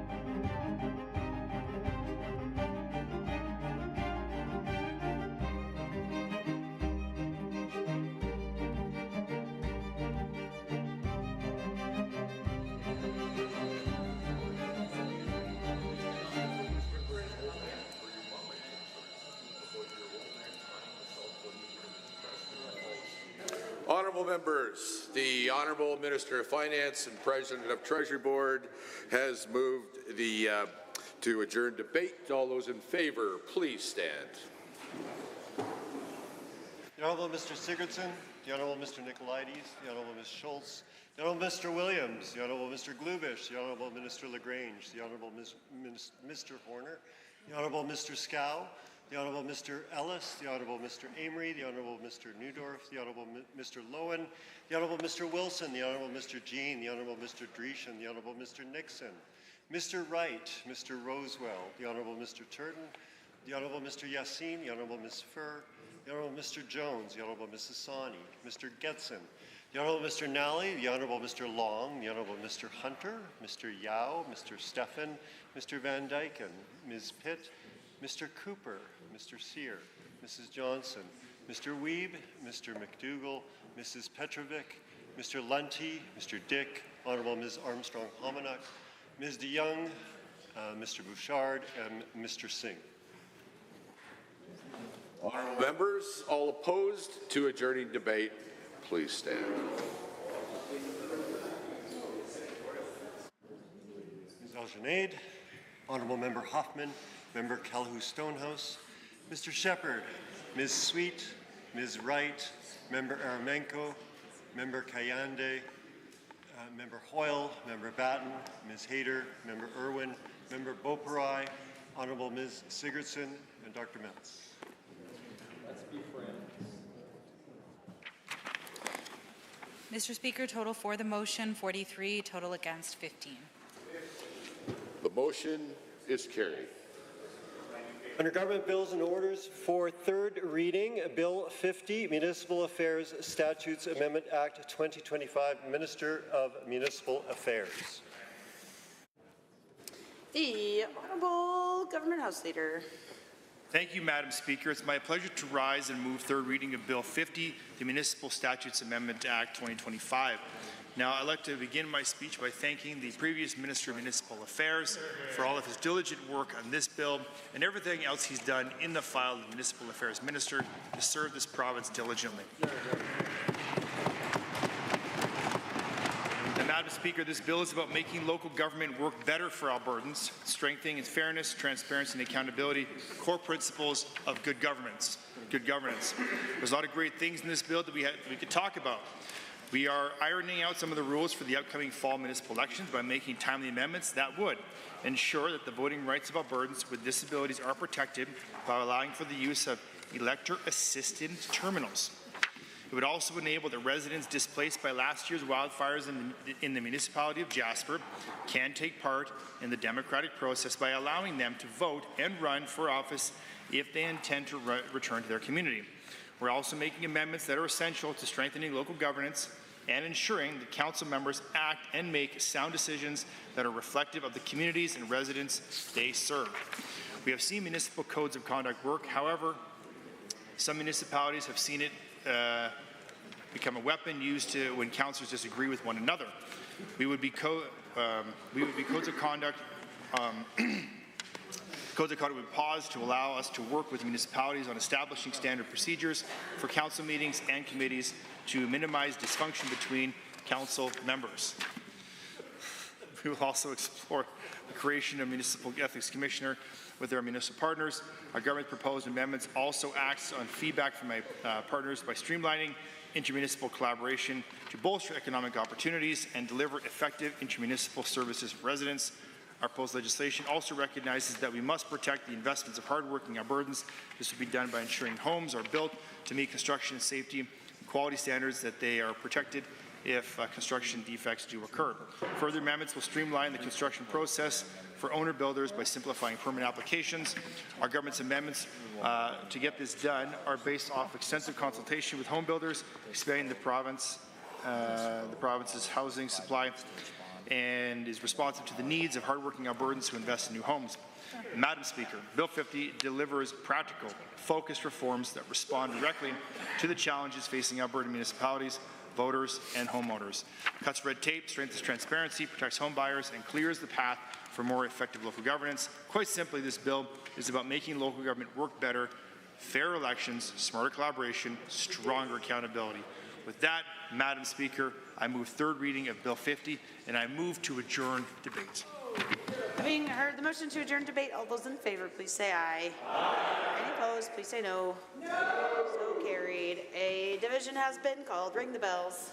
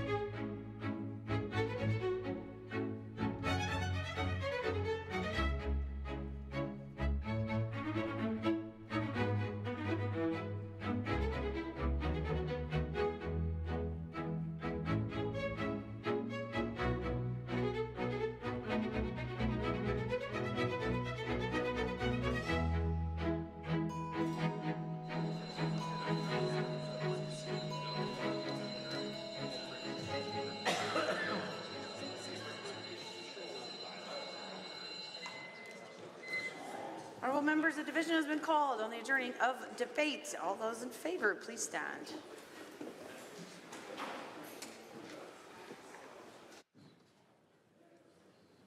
Honorable Mr. Sigurdsson, Honorable Mr. Nicolaides, Honorable Ms. Schultz, Honorable Mr. Williams, Honorable Mr. Glubish, Honorable Minister LaGrange, Honorable Mr. Horner, Honorable Mr. Scow, Honorable Mr. Ellis, Honorable Mr. Amory, Honorable Mr. Newdorf, Honorable Mr. Lowen, Honorable Mr. Wilson, Honorable Mr. Jean, Honorable Mr. Dreeshen, Honorable Mr. Nixon, Mr. Wright, Mr. Rosewell, Honorable Mr. Turton, Honorable Mr. Yassine, Honorable Ms. Furr, Honorable Mr. Jones, Honorable Mrs. Sawney, Mr. Getson, Honorable Mr. Nally, Honorable Mr. Long, Honorable Mr. Hunter, Mr. Yao, Mr. Steffen, Mr. Van Dyken, Mr. Cooper, Mr. Sear, Mrs. Johnson, Mr. Weeb, Mr. McDougall, Mrs. Petrovic, Mr. Lunty, Mr. Dick, Honorable Ms. Armstrong-Hominick, Mr. Young, Mr. Bouchard, Mr. Singh, Ms. Lovely.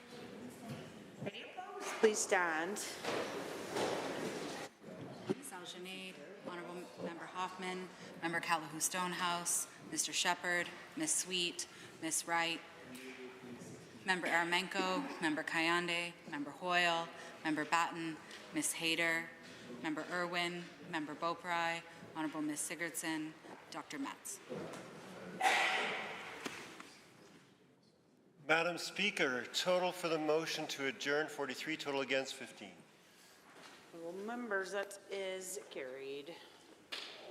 Under government motion 70, Honorable Mr. Scow.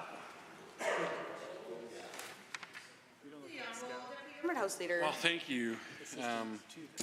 Thank you, Madam Speaker, and I rise to move Government Motion 70 on the order paper on behalf of the Government House Leader, which reads as follows. Be it resolved that when further discussion of Bill 47, Automobile Insurance Act, is resumed, not more than 1 hour shall be allotted to any further consideration of the bill in third reading, at which time every question necessary for the disposal of the bill at this stage shall be put forthwith. The honourable member for Edmonton Highlands Norwood. Thank you, Madam Speaker. You know, I want to start my response to the limiting debate by just sharing a short story.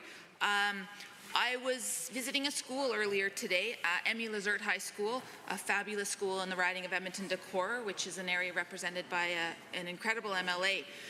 And they'd invited me to be their very first guest on their new podcast that their GSA has set up. And one of the first things they asked me was how I deal with, tough days, knowing that it can be hard in here sometimes. And I said, you know what? There are 5 million. We've just hit 5 million people in this province. 5 million. And yet there are only 87 of us who do this job. What an incredible privilege. Why wouldn't we come to this house every single day wanting to do our best, wanting to do our jobs as we were sent here to do? Why wouldn't we want to have fulsome debate on giant pieces of legislation that impact the communities that we represent? I think about Bill 55, I think about Bill 54, I think about all of the legislation that this government has brought in, and they're limiting debate on some of the most consequential pieces of legislation we've seen in this province. And I'd say, maybe we could forgive it a little bit if it weren't a trend for this UCP government. But it very much is a trend. Because since I've had the honor of being one of the 87 people who get to do this job since 2019, the UCP has introduced 71 time allocation motions. Wow. 71, and members opposite are kind of laughing a little bit, heckling. That's their response to respecting democracy. And so I remember actually multiple times standing here trying to compel this government to do the right thing, to be less anti-democratic. And I worry very much that, again, our calls fall on deaf ears, ramming through using time allocation, cutting short any sort of opportunities for fulsome debate, ending sessions early, refusing to support private members' bills. It's shameful. Students at that school I visited this morning, they see it. They deserve better. Our constituents deserve better. And Albertans deserve better. And better is possible. Thank you.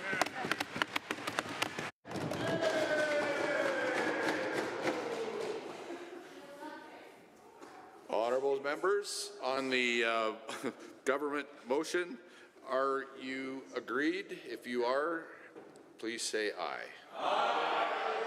Those opposed to the government motion, please say nay. No. And we have a division.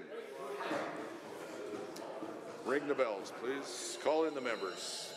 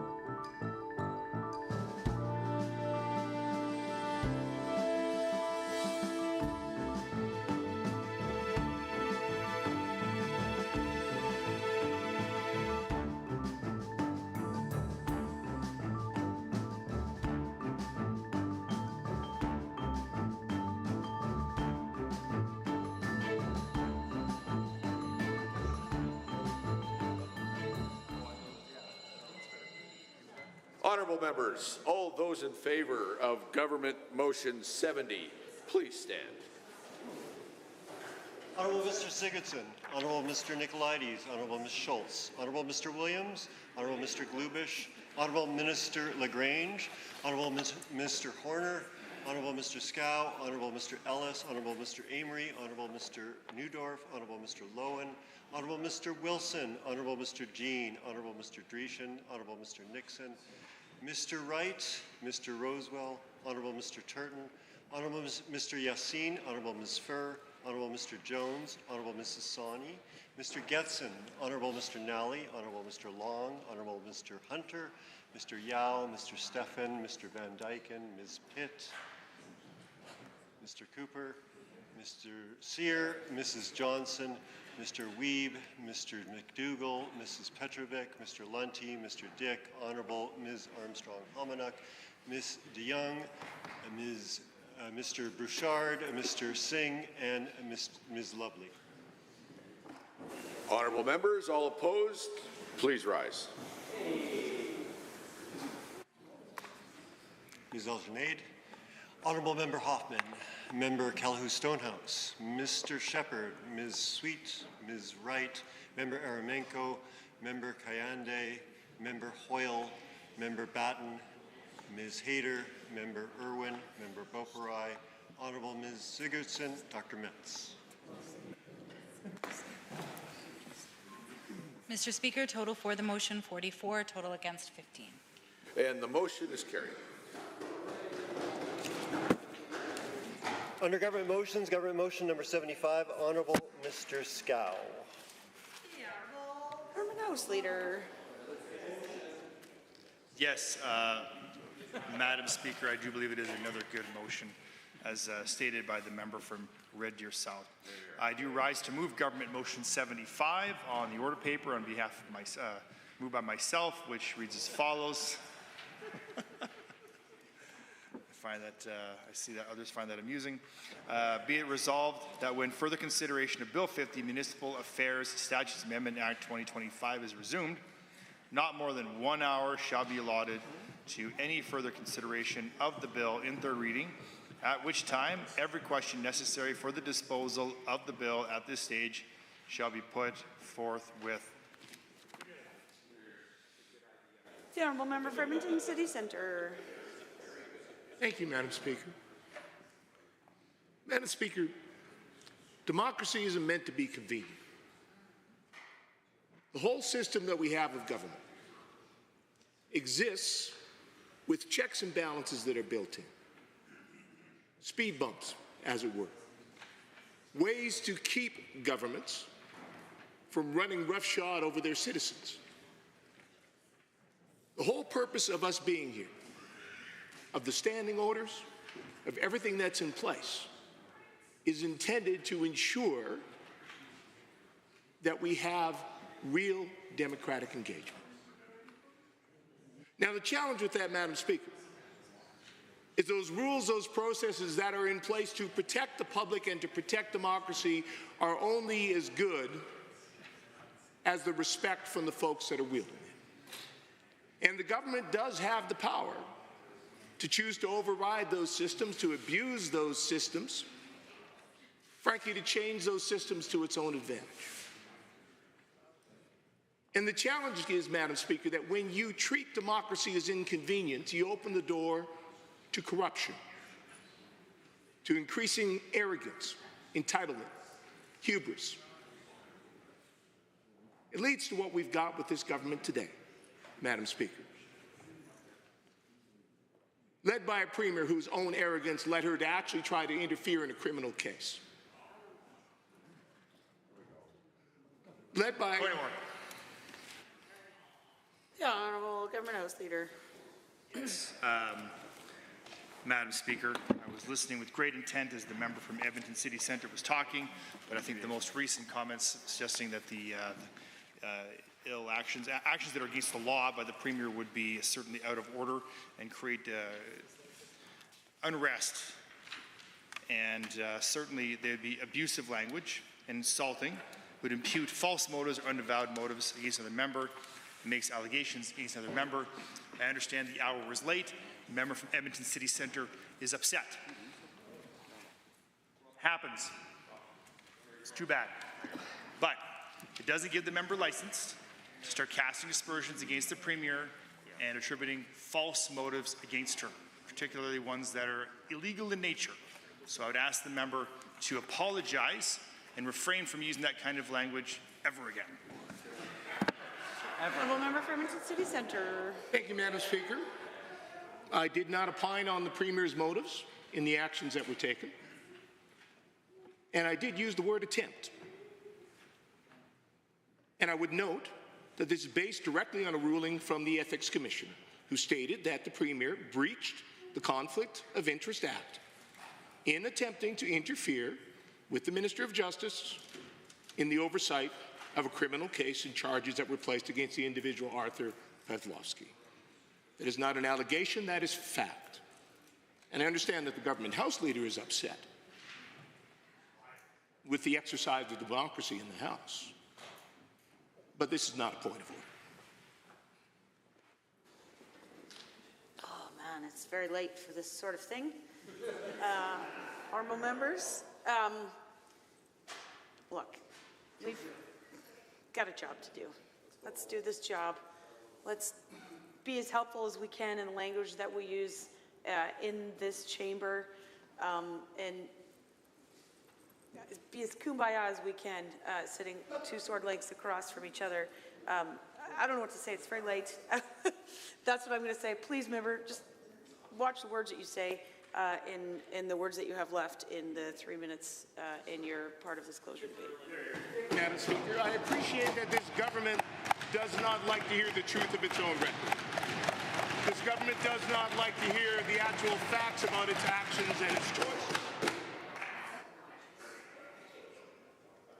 The honourable member. This government can't even stomach to listen to a member of the opposition.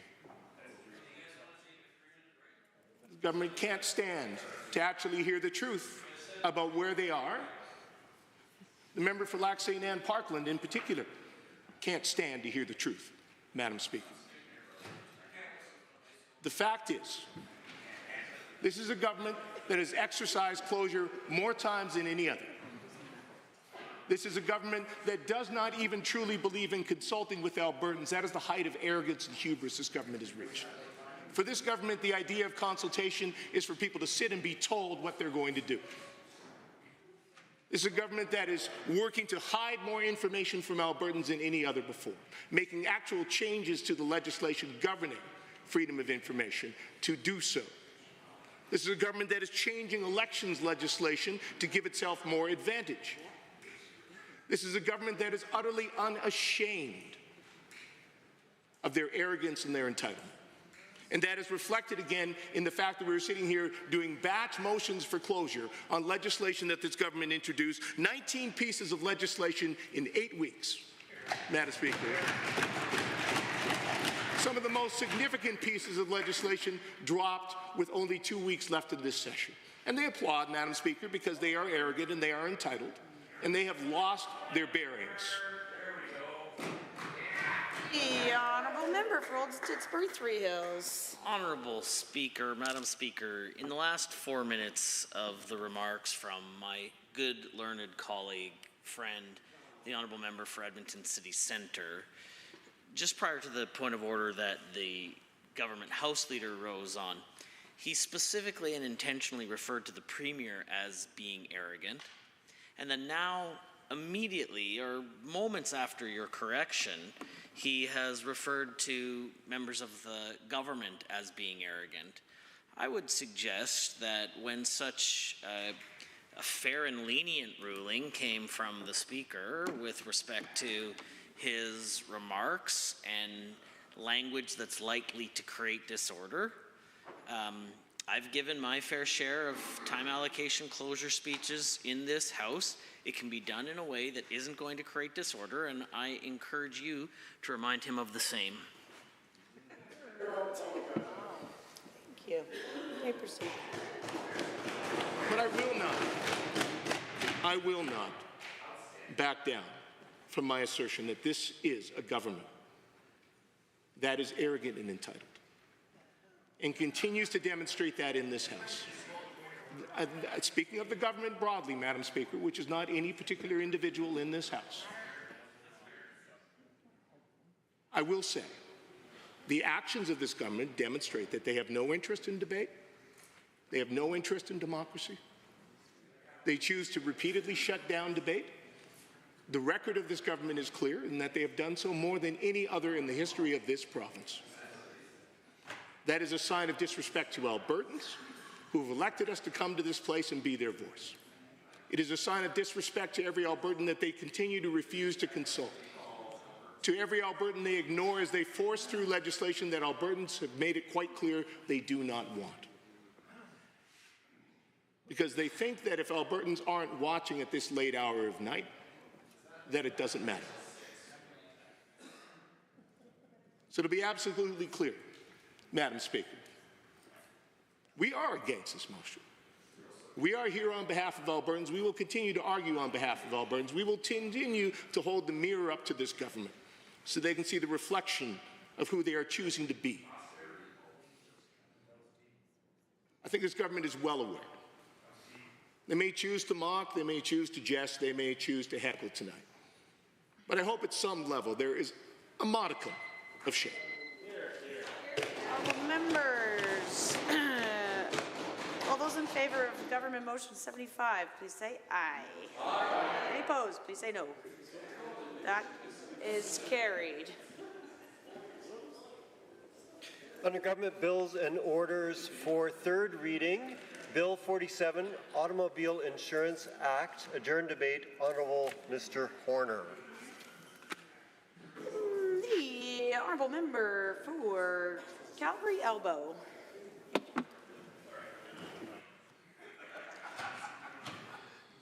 Thank you, Madam Speaker. So we are now at third reading, and this is the worst of all possible worlds of an insurance bill. No-fault insurance, privately delivered. So what are my issues with this? Well, let's talk about, I have at the Committee of the Whole had the opportunity to talk about Intact's 5-year shareholder return of 117%. Let's talk about their executive compensation, because this is very material to how a privately delivered no-fault system of insurance will work. See, the compensation of the management team of Intact, based on their proxy circular, which I'm happy to table tomorrow, is based on the combined ratio. It's basically an accounting term that includes, it's a sum of the payout ratio, which is how much of claims they bring in that they pay out actually as revenue they bring in that's actually paid out as claims, plus all of their operating expenses. That's called combined ratio. Now, insurance company executives aren't compensated for paying claims. They're compensated for not paying claims. And so a good combined ratio, a lower one, results in higher executive compensation. You can see the issue with this, especially with somebody who's making $14 million a year as the CEO of Intact is. Now, if I were lucky enough to make $14 million a year, I sure wouldn't want that pay to be at risk. I would want it to be at risk as little as possible. And one of the things that I can control is how quickly claims are paid out across the entire organization. And that's what I fear when judicial oversight is taken away.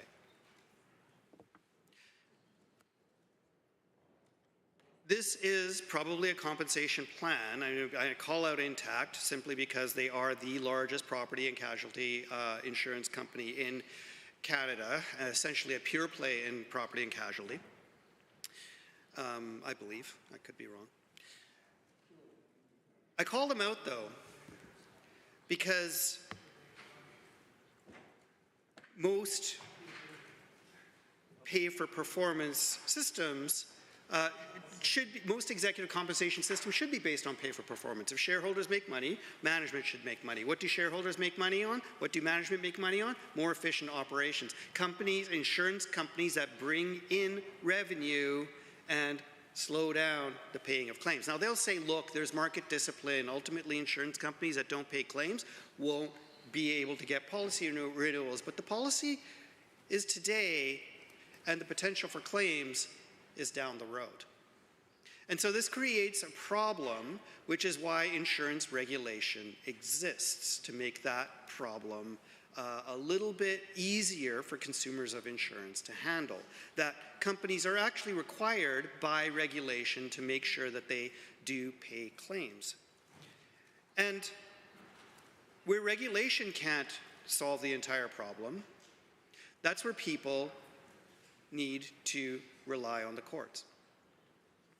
And I want to digress for a minute here and talk about a very important intermediary between ordinary people who have been injured.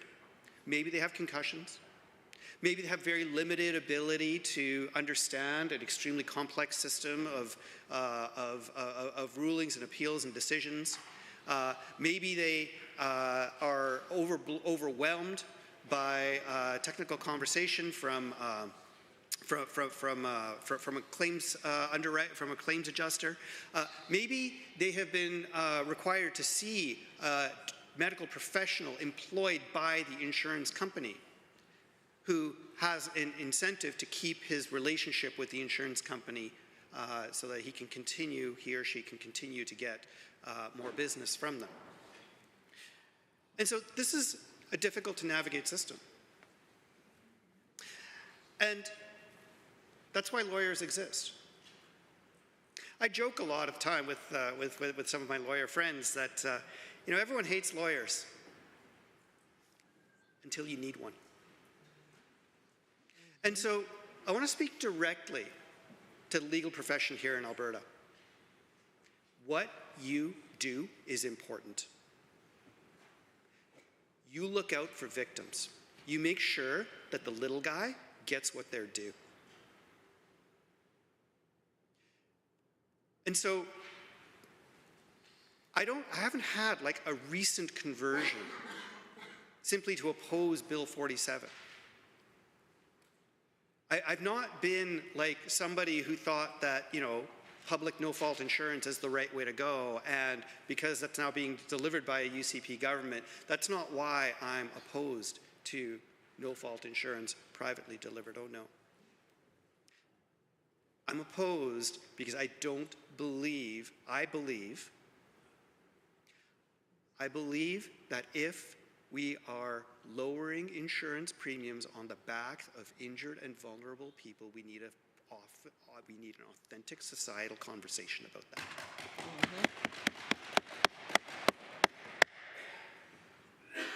We need to be clear that that's what we're doing.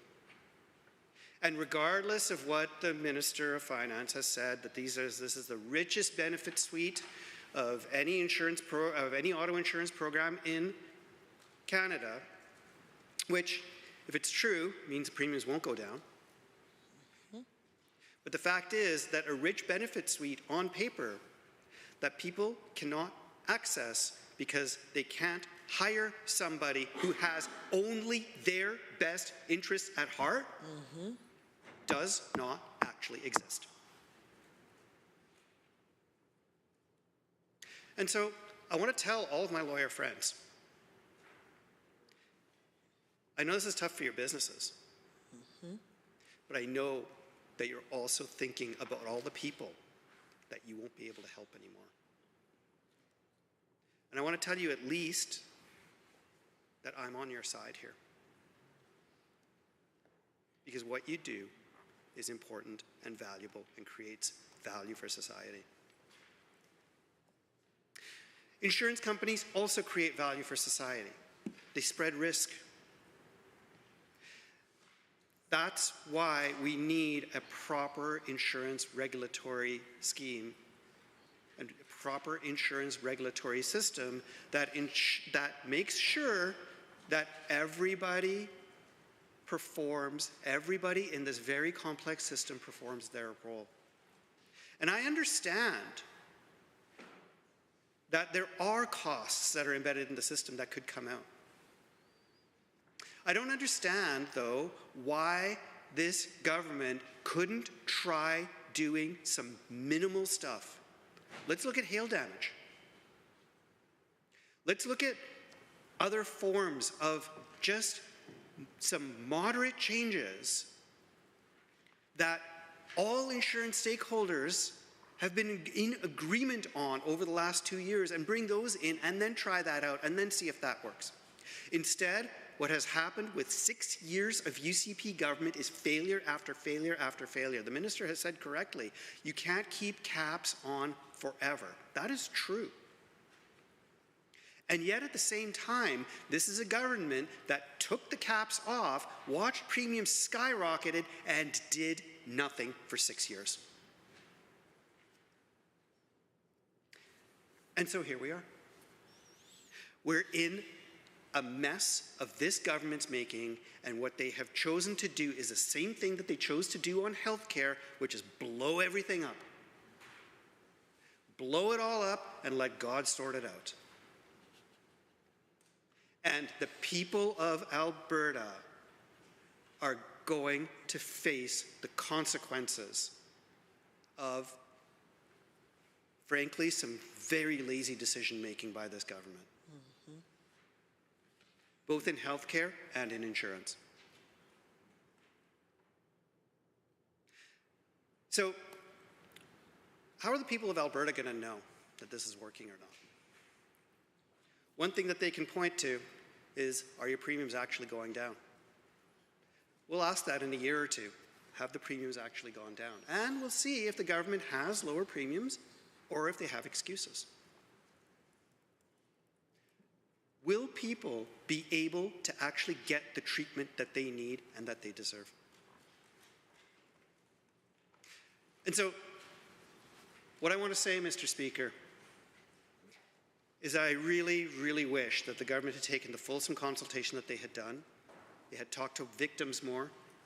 I wish that they had actually put together a good piece of legislation that could help people lower their insurance costs while still maintaining their ability to have benefits if somebody does something wrong to them. This isn't it. This is the worst of all possible worlds, where people don't get benefit and insurance costs keep going up. And, Mr. Speaker, I can't support it. The honourable member from Edmonton, Manning. Mr. Speaker. So I rise to speak to this bill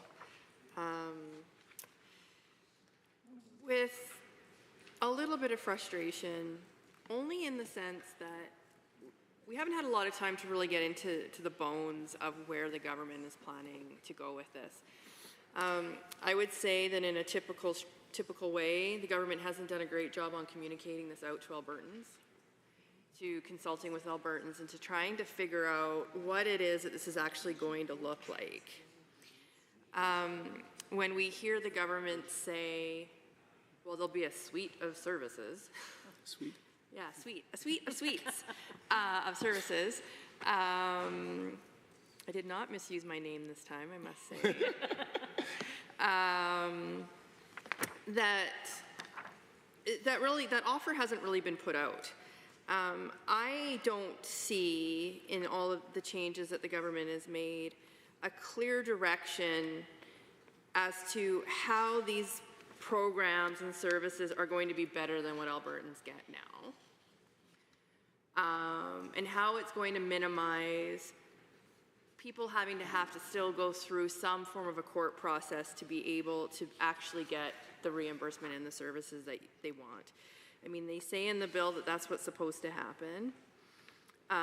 They say it happens in other jurisdictions, and I appreciate that, but in other jurisdictions where it happens, it's a public system, not a private system. And so the only person insuring the individuals are the government. And so you don't have to fight with anybody else, and you don't have to negotiate with anybody else for benefits, because it's the public holder that is providing the insurance company. So if it's in BC, then it's ICBC. If it's in Manitoba, you know, it's the government of Manitoba. And so that removes a significant complication that exists in Alberta in being able to provide this type of model. And so I don't hear from the government the agreement that has happened with providers around how this negotiation is going to go forward in a timely manner that is not going to impact the quality of life for Albertans that may need these services if they are in an accident. And so that is what bothers me the most.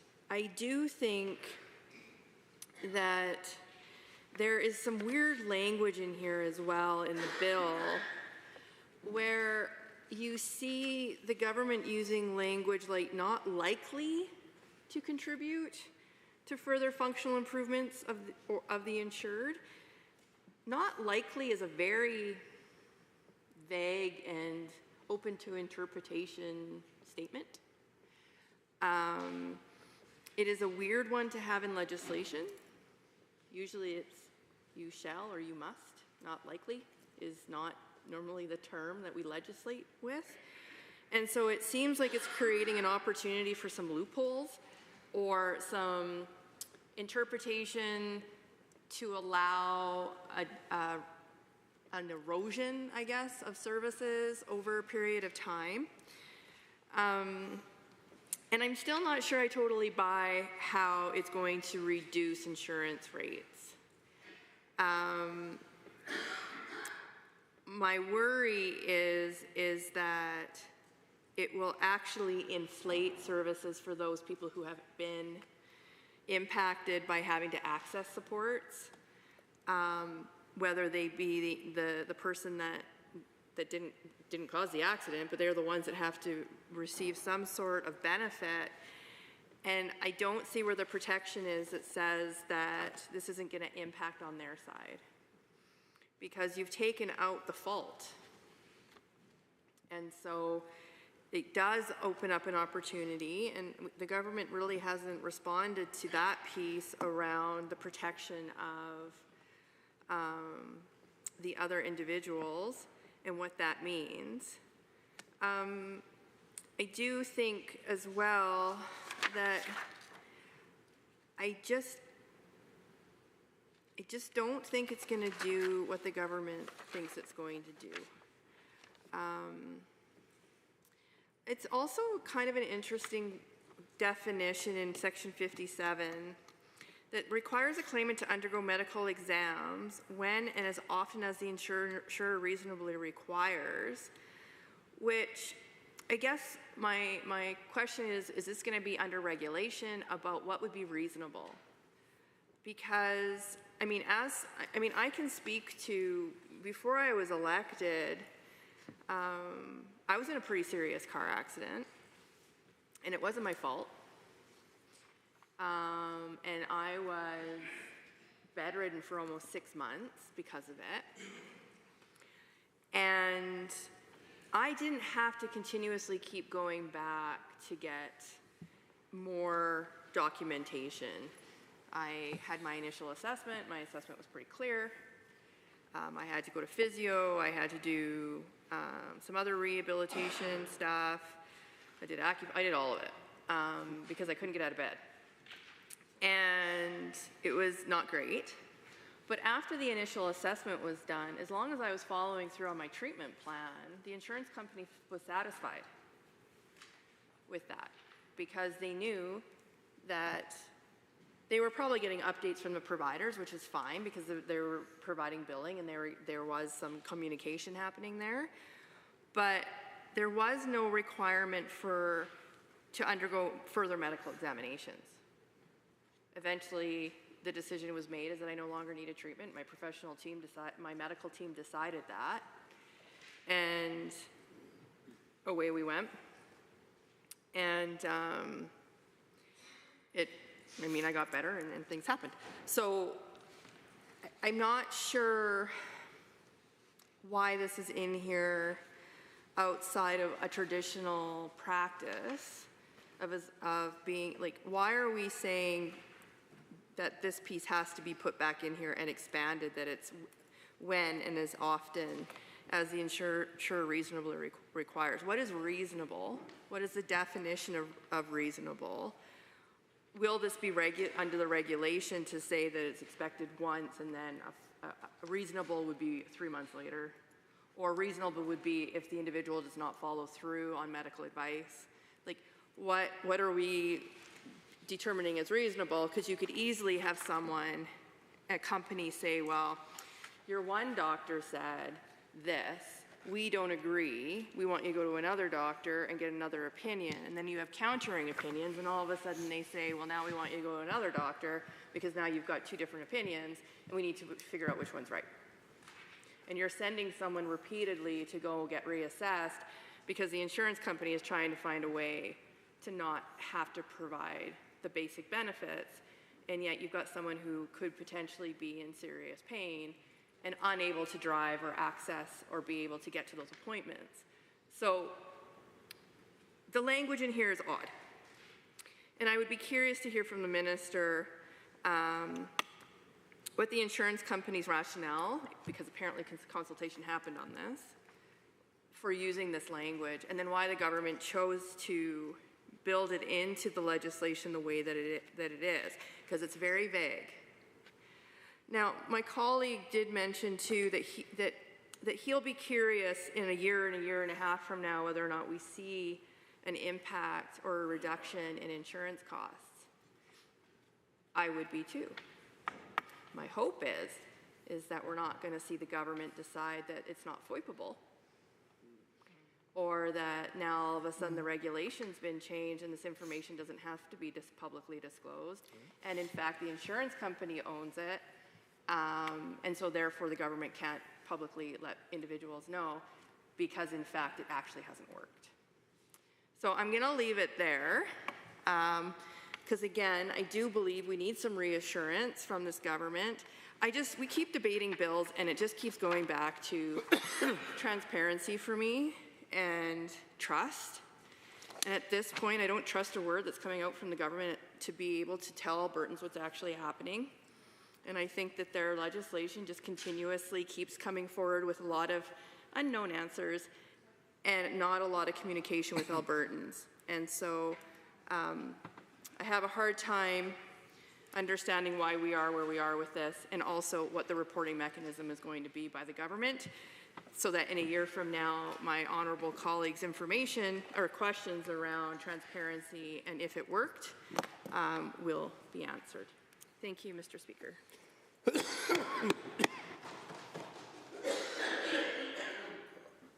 Honorable member. I'm looking. Can't find it. Oh, Edmonton South. Thank you, Mr. Speaker. I rise to speak to Bill 47, the Automobile Insurance Act. And this act introduces privately delivered, no-fault auto insurance to Alberta. And as my colleague from Calgary, Elbow, stated earlier, this bill is the worst of all worlds, and I couldn't agree more. In Alberta, basic automobile insurance is required by law, and this is a good thing. And to be clear, the purpose of insurance is to provide financial security against unexpected losses, helping individuals and businesses manage risks that could be otherwise financially devastating. By paying regular premiums, policyholders transfer the burden of large and unpredictable expenses to an insurer in exchange for coverage when needed. And we all know that Albertans are already paying some of the highest auto insurance premiums in the country. On top of the fastest rising rent, highest inflation, and the fastest growing unemployment rate. And since rates are so variable from driver to driver and vehicle to vehicle, it's difficult to get reliable and meaningful numbers on province-wide averages. Over the past 5 years, prices have risen by double digits for almost all goods that power our daily lives. And in that time, shelter costs and food costs in Alberta have risen by 26%. Rent, utilities, tuition, groceries, insurance have all skyrocketed in the past 6 years since 2019 under this UCP government. And the harsh reality is that these inflationary increases are here to stay. Yeah. Everywhere you look, it's getting more expensive to live, to work, and to raise a family here in Alberta. And instead of addressing the affordability crisis and giving Albertans the relief they so desperately need, this UCP government is making life more expensive by allowing auto insurance rates to rise by 15% over 2 years. And rather than stepping up and finding ways to give people real financial relief, the UCP is letting insurance rates climb even higher, exactly at a time when Albertans can least afford it. Currently, rates increases for good drivers are capped at 3.7%. The UCP wants to raise this to 7.5%. Effectively doubling the allowable rate increase. Ultimately, insurance should protect Albertans, especially those who get into accidents, providing the support they need and when they need it most. Young drivers and families with kids that drive are among those who pay the highest premiums. Among all the provinces, Alberta tops the list as the most expensive place for car insurance premiums, having increased by $300 since 2015. There was a time some years ago when Alberta decreed that they would have a limit to car insurance rate hikes of up to only 5% a year. But this was removed in 2019 when the UCP became government. Following the removal of the cap, insurance premiums skyrocketed. And in January 2023, the UCP enacted a rate pause. In November 2023, the UCP announced an end to the rate pause and instead shifted to a good driver rate cap as a short-term solution. And at the same time, they commissioned a study exploring scenarios for long-term reforms to the auto insurance system, which was released in April of 2024. Mr. Speaker, I can tell you, this UCP government sure talks a good game on affordability. Meanwhile, Alberta is becoming harder and harder and harder to live in, and much, much more unaffordable. Families are feeling squeezed from every direction, struggling just to manage the basics of day-to-day living, Mr. Speaker. In addition to families and young folks already feeling the affordability squeeze, Alberta's auto insurance rates continue to fluctuate between the highest and second highest in the country. And for many driver profiles, Calgary and Edmonton are the two most expensive cities in the country. Alberta's current insurance system offers modest compensation for medical expenses, wage loss, replacement, death, grief counseling, funeral benefits under Section B of a driver's motor vehicle insurance policy, and this compensation is limited.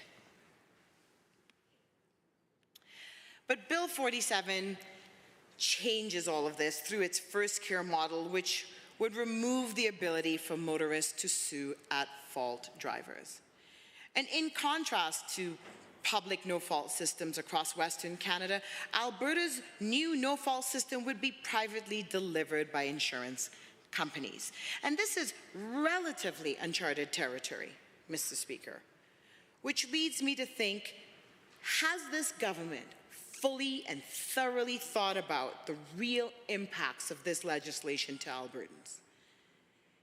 And at a time when they're the most vulnerable.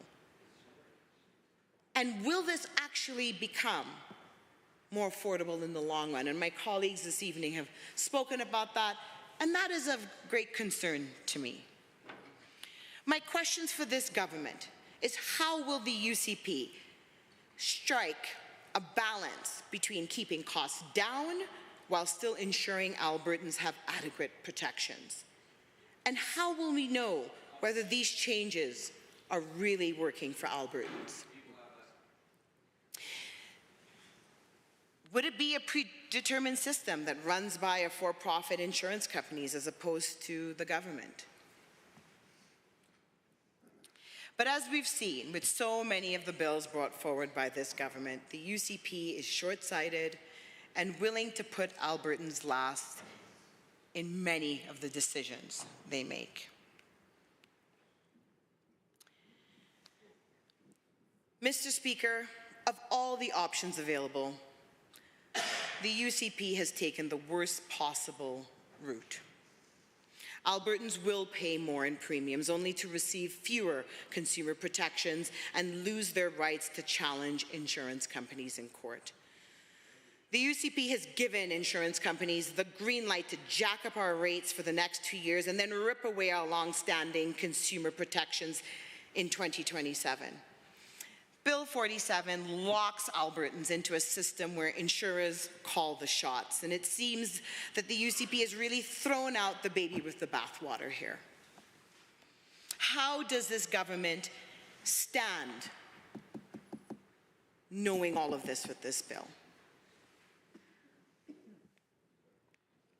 Mr. Speaker, Albertans want a government focused on them and tackling the real challenges they're facing. And time again, we see this government leaving Albertans behind. Albertans don't need more cuts, chaos, and corruption from this UCP government. So if affordability really does matter to this government, they wouldn't be pushing Bill 47 through. Albertans deserve better than this. And better is possible. They deserve a competent, ethical government. Albertans deserve a judicious government that actually cares about the needs when people are most vulnerable. And it's deeply frustrating to see bills after bills, like Bill 47, being pushed through and not being focused on being fair and accessible and designed to protect people over corporate interests. Thank you, Mr. Speaker. The honourable member from Calgary, Varsity. Thank you, Mr. Speaker. I rise today to speak to Bill 47, the Automobile Insurance Act. And I agree with my colleagues who have spoken before me that this is one of the worst bills. I wouldn't say it's the worst bill. I would rank Bill 55 as the worst bill, but nonetheless, I will speak to this one today. If we had a health system that met the needs of Albertans, we wouldn't need to come up with a bad insurance legislation and market the legislation as a way to get health care. If a person that is injured in a motor vehicle collision could get access to management of their concussion, and the person who became a paraplegic could count on the rehabilitation and the personal care that they need, we wouldn't need to market a bad insurance system as a way for people to get medical care.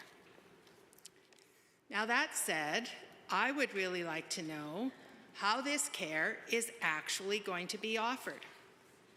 Are we going to create another silo within our fractured healthcare system where those who declare the injury resulted from a motor vehicle collision can go to a different lineup? This kind of happens right now with the Workmen's Compensation Board. I know as a physician, you could do work that worked directly for the Workers' Compensation Board that was often done beyond the hours of usual work and paid better than the regular public system. Now, of course, we want workers to get back to work quickly, but we want workers needing care for any reason to also get the care they need.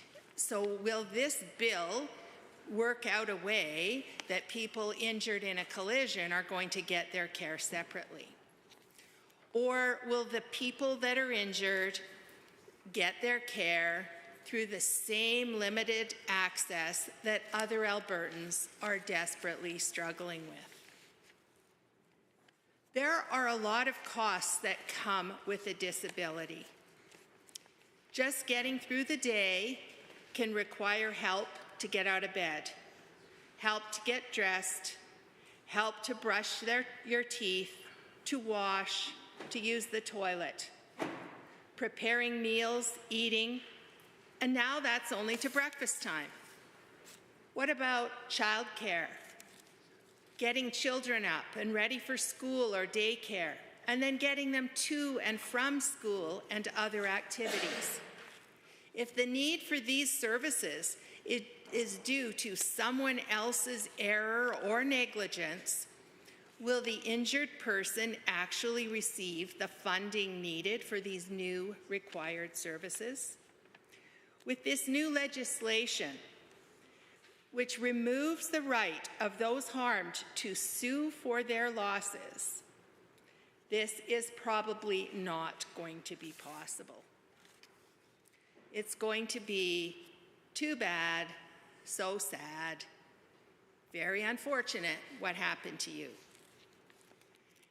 Every Albertan needs to be protected by their insurance.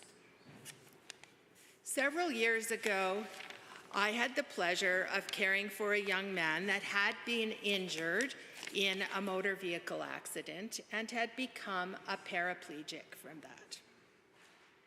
Not only did he suffer from loss of income, but the care that he needed was well beyond anything that would have been provided through our healthcare system. It was through a lawsuit that he was able to claim the benefits that covered his damages. Every person needs the protection and the ability to sue for what they are going to need. Automobile insurance rates are high in Alberta, but they're going to get higher over the next 2 years, and yet we are losing our basic right to recover the losses that can be removed due to the actions of others. While there are times that we do need to invest a little bit up front for future savings, in this case, we're being asked to trust this government that is bringing in a totally experimental auto insurance system, and this government that say that this will solve the cost to these people in the future. We have seen that we're not even getting competent implementation of other parts of our system, including healthcare. Look at the experiment that happened with our public labs and what the whole DynaLife experiment is costing us. In this case, the experiment is going to be largely borne by individuals. rather than balancing that cost across the whole healthcare system. Albertans are not getting better health care because of these experiments, and I do not expect they're going to be getting better safety from their insurance. A major concern with the plans of this government is that the insurance companies themselves will decide what they pay out. That in itself is a problem, but this program will have set amounts paid for certain injuries. But people are not average. People really are never the average. Most might not need childcare coverage, but others will need different aspects of care. Losing a hand is different for a person that's a plumber or a housekeeper than it would be for me. But wait, insurance companies can also offer packages where the payouts are higher. Okay, so all of those savings are going to be gone, because if you want to be adequately protected, now you can pay a higher rate so that when someone else injures you, you get more coverage. I just cannot see that this bill is going to protect Albertans, and I simply cannot support it. We need the ability to be able to stand up for what our rights are, to recover the costs of injury to us by people that are at fault. We should not be depending on a system where the person who pays out that cost for your injury is the one that decides how bad it is and how much you're actually going to receive. So with that, I will close my discussions on this bill. But I hope that this government will consider all of these concerns and truly look at what the costs are to individuals in this new system. Edmonton, Beverly, Clairview.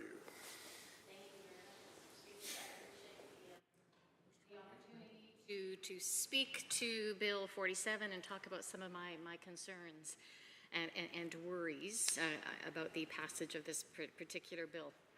Mr. Speaker, we are told this bill, and we've been told just this evening, that this bill will reduce premiums for Alberta. And certainly all of us, I'm sure, on both sides of the House could agree that right now automobile insurance rates are too high.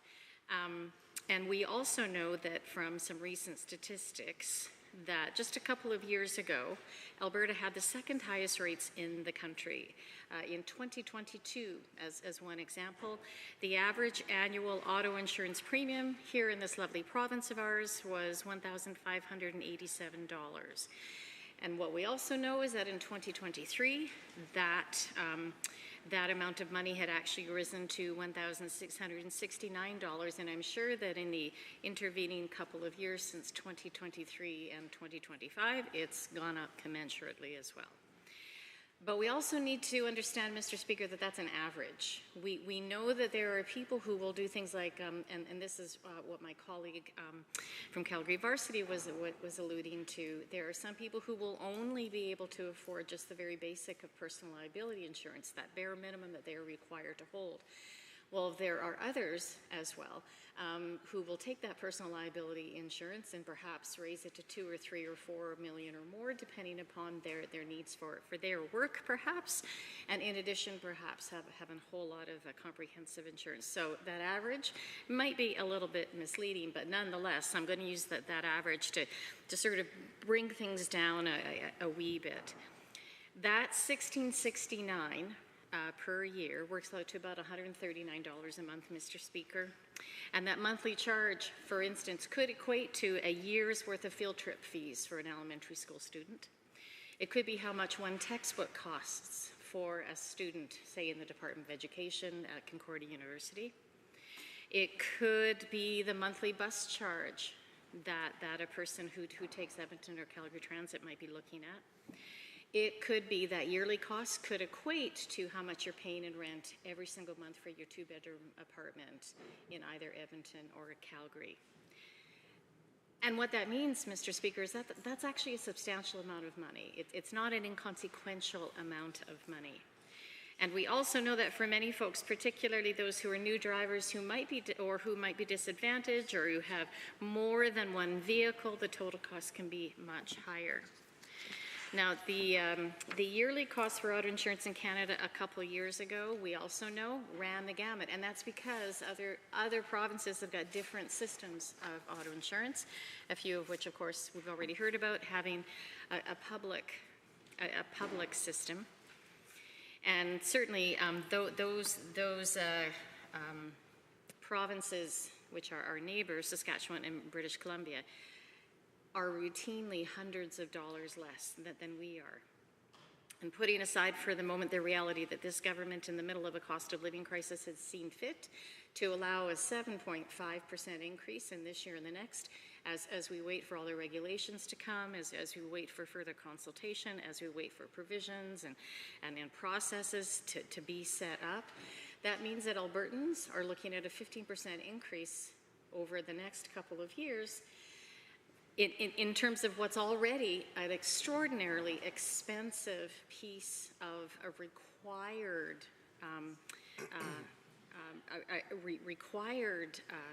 suite, I'll use my colleagues' suite of services that they simply must have if they're interested in driving in this province. And quite frankly, Mr. Speaker, that doesn't sound like a government that's truly interested in making life really affordable, particularly for everyday Albertans. And, you know, we've heard talk over the last couple of weeks that the bill has been beside us, that folks are worried about the time it will likely take for regulations to come. Folks are worried about the length of time it might take to make sure that all the different formal processes are followed. Folks are worried about, will Albertans actually see a real reduction in their premiums? And when you consider what inflation may or may not do, particularly in the face of the tariffs that we're going to be faced with, when you consider that we are indeed looking at the very least a 15% increase for every Albertan, I'm thinking that probably not. I know that we've heard folks on the other side talk about, oh, everyone should see a $400 reduction right off the top in a couple of years when everything comes into fruition, but honestly, I'm not quite as confident about that. Albertans are faced with a bill that doesn't do anything to address affordability, and it would have been lovely to have been presented instead with a bill that truly protects Albertans, particularly when they need that protection the most and when they are at their most vulnerable. And, you know, Mr. Speaker, I think about a time all those years ago, too many years ago to count, when I was a single mom of 2 kids in elementary school. And of course, anyone who's had children or people that they love who are little people, Mr. Speaker, who need to be ferried back and forth, a car is an absolute essential in your life. However, if you're a single mom and you're going to school at the same time, the quality of the car probably is a wee bit suspect. In the 10 years that I was ferrying my kids back and forth to all sorts of things, I had a 20-year-old Mazda, Dodge Ram truck, and a $1,000 beater special. It was my Chevy Corsica. It was a Corsica, not a Corsica, because even when I bought it, it had lost the A. So none of them were worth much. However, they were all that I could afford. They were all that I could afford. And I was really proud of each one of them. Also proud of learning how to drive stick. That was also good too, although I hated going up and down hills. That was the worst. However, all that aside, but because I was a new driver, I didn't get my license until I was that mom of 2 elementary school kids.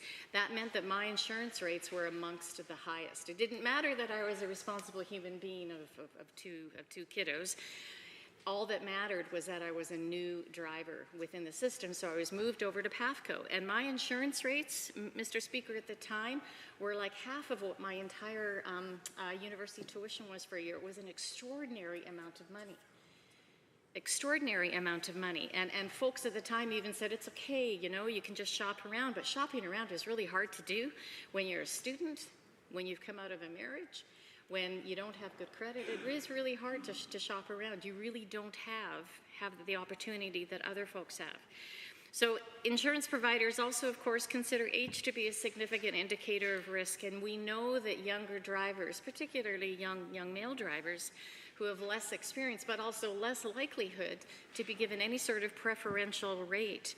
And even though some of those rates will probably decrease, one hopes as you become a better driver over time, you know, the reality of insurance costs are that for much of the folks in Alberta, regardless of what this bill purports to do, we know that the reality of those insurance costs will simply keep on rising higher and higher and higher. And so if we consider, for instance, that a 17-year-old female driver with a Class 5 license, a graduated license here in Alberta, depending upon the nature of why she's driving, how long she's driving, how far she's driving, if there's work involved and that sort of thing, you know, if she's the type of car she's driving, if she's driving a beater like my Chevy Corsica, or if she's driving something a little bit nicer, she could be looking at anywhere perhaps of, you know, $472 and $846 per month. But again, $846 per month, that's more than many folks spend on groceries, and that's, you know, if a No Frills is close to their home. And, you know, again, thinking back to who I was all those years ago as that single mom of 2 young kids, a relatively new driver, going to school, using my beater of a car. And I was one of those folks who only added public liability insurance because I couldn't afford anything else, despite the fact that I knew that if I got into an accident, I wouldn't be able to replace my car. That was just the reality of my life that time. But to know that each year for the next 2 years, I can expect an additional 7.5% on whatever my insurance is costing me now as a new driver, that's an awful lot of money, and that's an awful lot to ask Albertans to bear, Mr. Speaker. So, and when we consider that the government's own report talked about switching to a public no-fault system like BC or Manitoba would save drivers somewhere between $700 and $750 per year. Now that I could have gotten excited about as that single mom all those years ago, because it would have been real action that truly addressed what folks like my younger self were going through, and that sort of amount of money over the cost of a year, over the course of a year rather, over the course of a month, would make a real tangible difference. That amount of money could have paid for summer camp. It could have paid for a really extraordinary field trip for my kids. And I would have thought that a government that's becoming ever more comfortable with setting up a crown corporation and 5 new pillars would have been comfortable with perhaps considering for just a moment that public insurance might have been the way to go. Now, certainly I do have other concerns, but at the moment, I don't want to take the time of other folks who I know who are interested in contributing to debate, so I will end there. And I think we're going to hear from Edmonton Riverview. Yes, that's right, Mr. Speaker. Thank you. I'm happy to join debate and third reading on Bill 47, the Automobile Insurance Act. And certainly I've appreciated listening to all of my colleagues who have already spoken on this issue. I'm just going to remind folks in the House a little bit about what it was like when the NDP was government. Certainly when we were government, we wanted to protect Albertans and make sure that they didn't pay, you know, super high premiums. And so we did cap insurance rates in our government. And in 2019, the insurance industry made $5.4 billion in profits. And that was with the cap in place. So I guess, you know, overall, maybe some insurance companies did better than others, but I mean, that's still a pretty significant profit for that industry.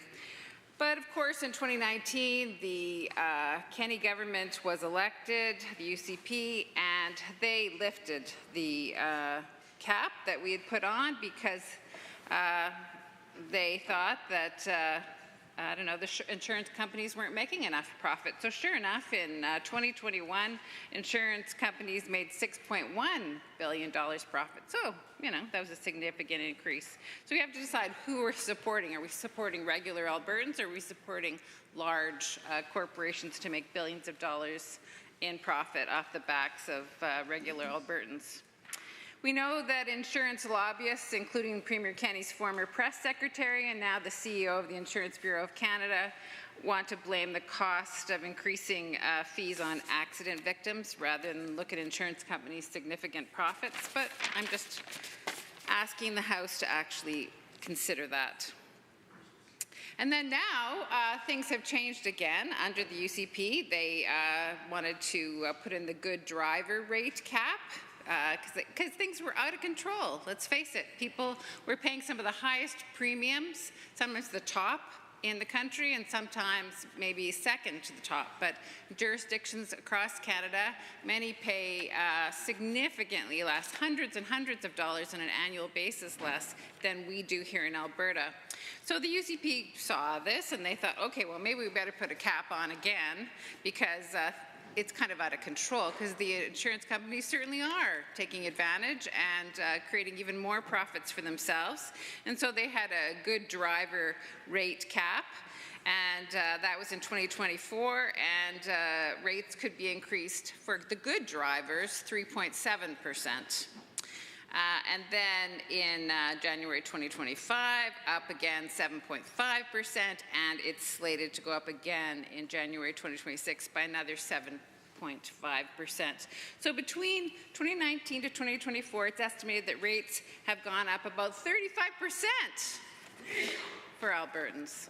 So that's huge, you know, and we're doing, you know, the UCP government is doing this at a time when many Albertans are struggling to make ends meet.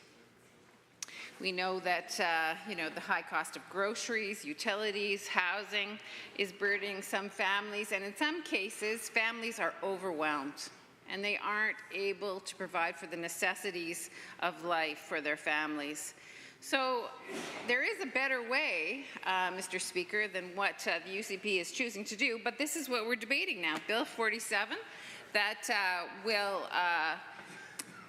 really, I mean, the minister himself, when he brought this forward, didn't even say that it would necessarily reduce the rates, or it may in time. But I mean, isn't that one of the fundamental things that's at play here? That it's really important that rates be curtailed, because they're out of control in our province. You know, people in other jurisdictions pay hundreds of dollars less. It's really a no-fault private system, which is really nowhere else in our country are we doing this. There's no-fault public systems, and those actually are operating quite well in the, you know, in the West out here in the provinces, BC, Saskatchewan.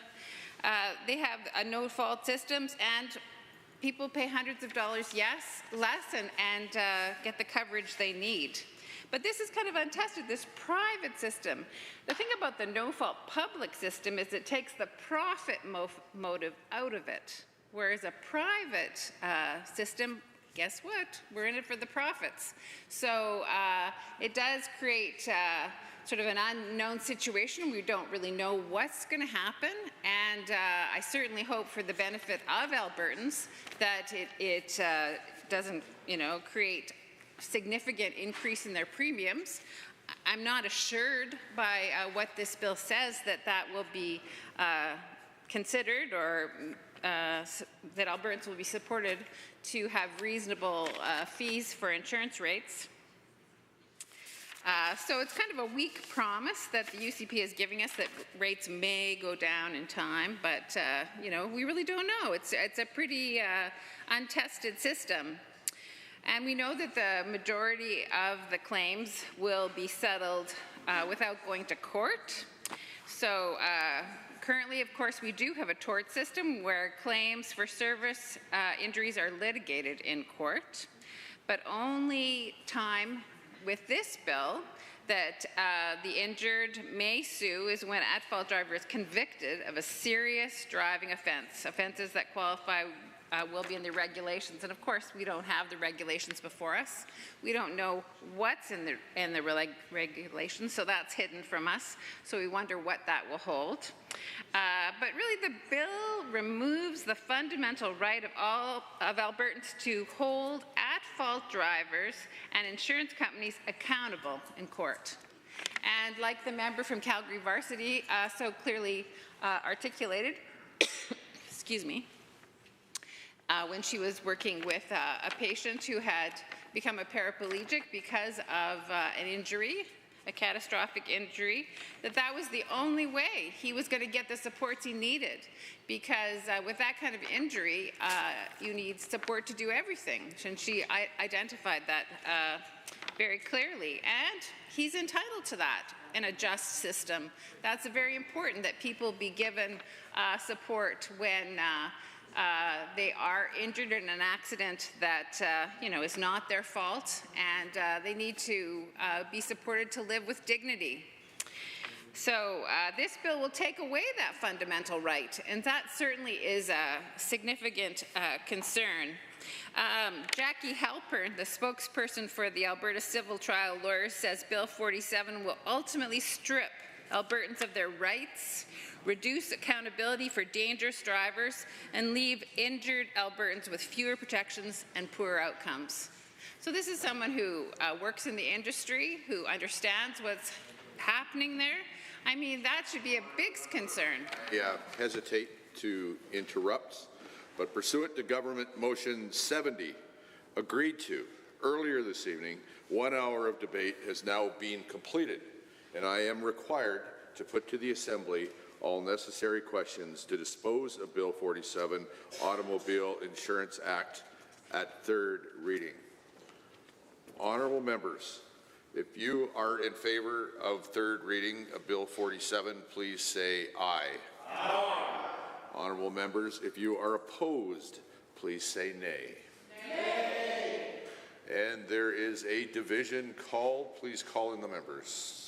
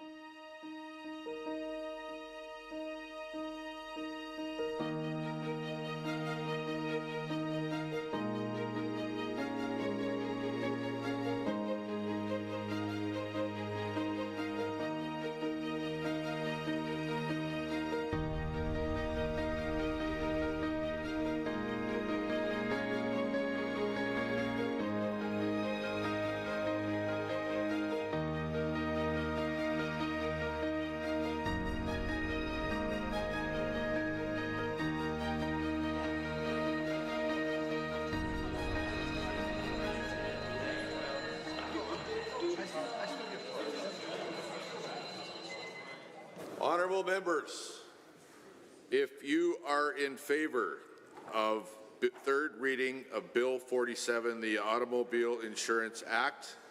Please stand.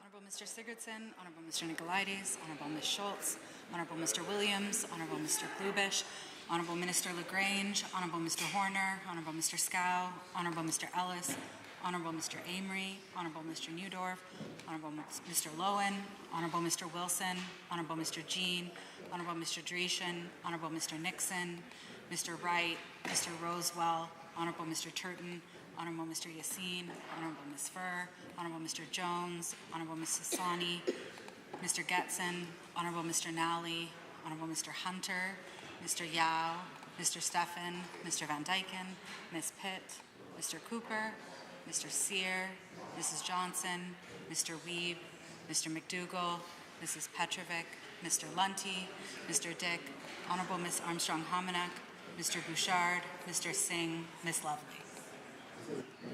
Honourable members, if you are opposed to third reading of Bill 47, please stand. Ms. Algenaid, Honourable Member Hoffman, Member Calahoo Stonehouse, Mr. Shepherd, Ms. Sweet, Ms. Wright, Member Aramenko, Member Kayande, Member Hoyle, Member Batten, Ms. Hayter, Member Irwin, Member Beaupre, Honourable Ms. Sigurdsson, Dr. Metz. Mr. Speaker, total for the motion 42, total against 15. That motion is carried. Bill 47, Automobile Insurance Act, is now read a third time. Under Government Bills and Orders for third reading, Bill 50, Municipal Affairs Statutes Amendment Act 2025, adjourned debate. Honourable Mr. Scow.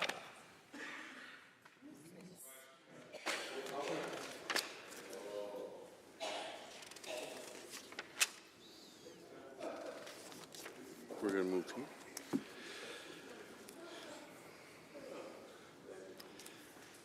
Honourable members, pursuant to Government Motion 75 agreed to earlier this evening, not more than 1 hour shall be allotted to any further consideration of Bill 50, Municipal Affairs Statutes Amendment Act 2025, in third reading. The Honourable Minister of Member for Edmonton City Centre. Thank you, Mr. Speaker. I appreciate the opportunity to rise and speak to Bill 50, the Municipal Affairs Statutes Amendment Act.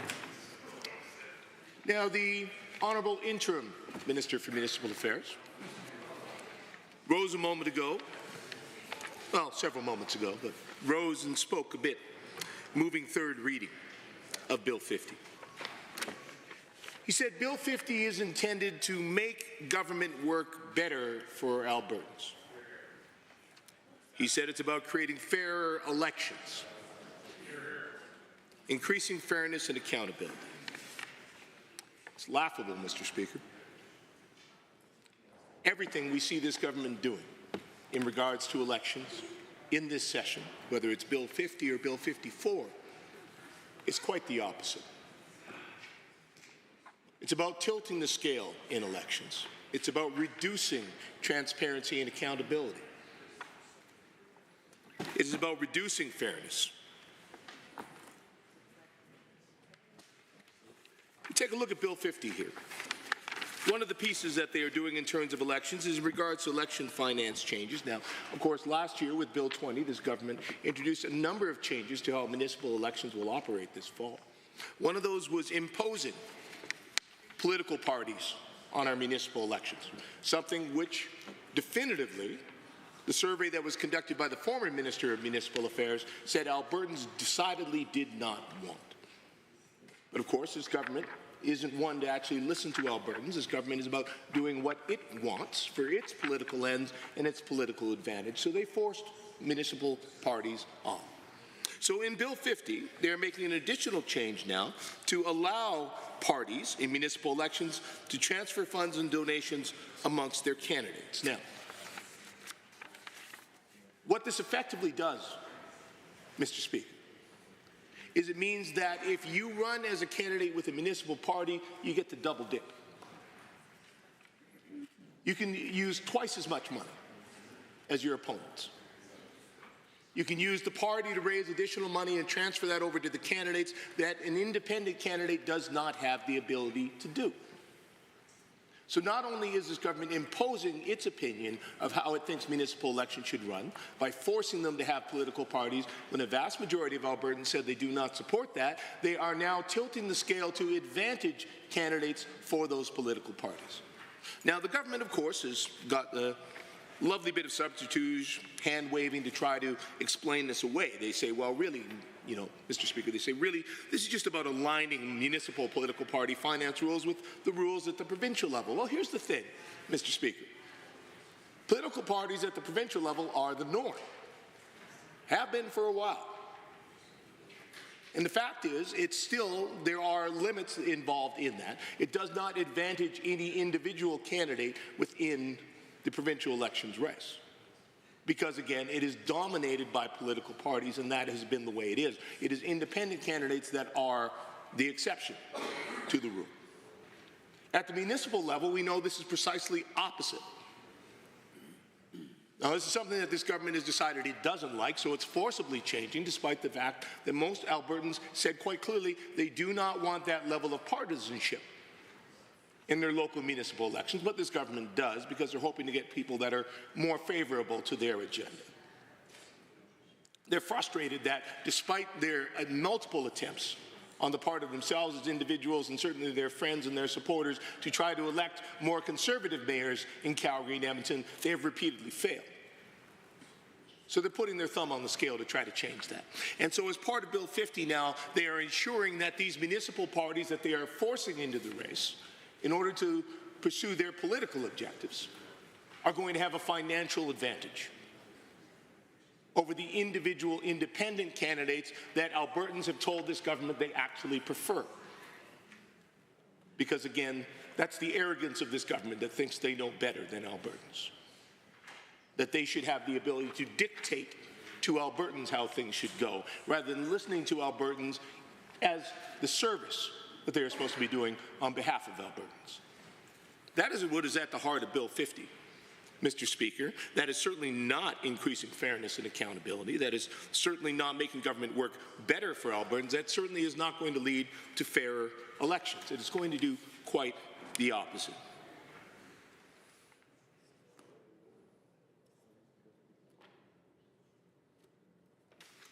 Now, another provision here within Bill 50 is in regards to municipal codes of conduct. Now, I spoke earlier on Bill 49, Mr. Speaker, and I recognize we're speaking here to Bill 50, but just to give some context, when I spoke about Bill 49, I talked about an extensive analysis that was put out by rural municipalities of Alberta, analyzing Bill 49. And, there's a repeated phrase that kept coming up as part of that. And it's something that is echoed here in the RMA's discussion of this particular clause here in Bill 50. RMA is currently seeking further clarification from government on the reasoning behind this decision. That was a repeated phrase in their analysis of Bill 49 too, Mr. Speaker. And the reason for that is because this government doesn't actually consult with Albertans. It says they consult, by which they mean they ran a heavily loaded survey, or they sat down at a table and told somebody what they intend to do. Not that they actually sat down and listened, but when you have an organization like Rural Municipalities of Alberta that represents all of rural municipal leadership in the province, and they continually have to say, we are still waiting to find out why the government is deciding to do this, then that suggests the government did not bother to explain, did not feel that they had to step down from their high horse to deign to give a reason to those lowly municipal leaders over there. They aren't deserving of their attention. They aren't deserving of their consideration, despite the fact that they too are elected on behalf of Albertans to serve them. Yet on things like this, which significantly impact their ability to do their work, the fact that we had multiple municipal councils who were in the process of creating codes of conduct because they were required to do so by this government, when this government brought in Bill 50, telling them they immediately had to stop, down tools, and they would not be allowed now to have codes of conduct, they were shocked.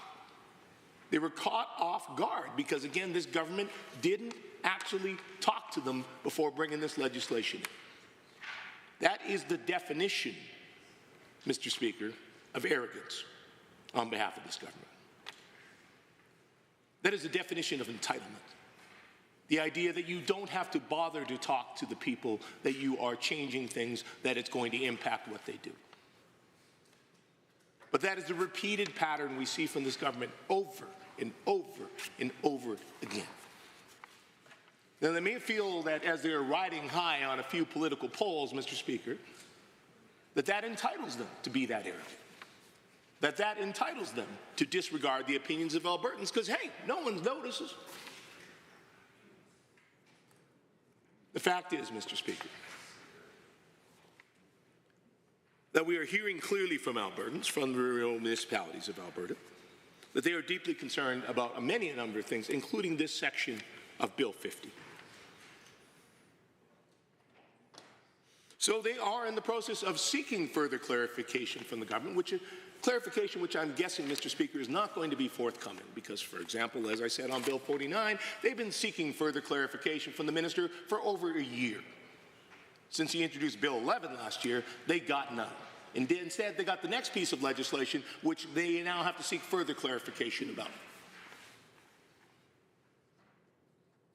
But they are looking for that clarification on the reasoning behind this decision. Again, this government acting arbitrarily, reversing its decision from just a year ago without providing any reason or justification, no consultation. And they're trying to figure out how now are they actually going to handle these situations where they have these issues, these conflicts on municipal councils, where they have conduct issues. And we know there have been real and genuine issues. We look at the example of Councillor Sean Chu in Calgary, where I think many in Calgary are grateful will be exiting the municipal scene in the next election, having expressed a number of concerns about his behavior that didn't come out until after the advance vote had actually occurred. Should there be another situation like that with another councillor like Mr. Chu, currently this government is leaving councils in limbo with no tools to address. Now, there may be a provincial level code of conduct coming, but we don't know because, again, this government doesn't provide details. So it's only a couple of pieces, but those are enough for me, Mr. Speaker, to be able to say I cannot vote in support of Bill 50. Thank you.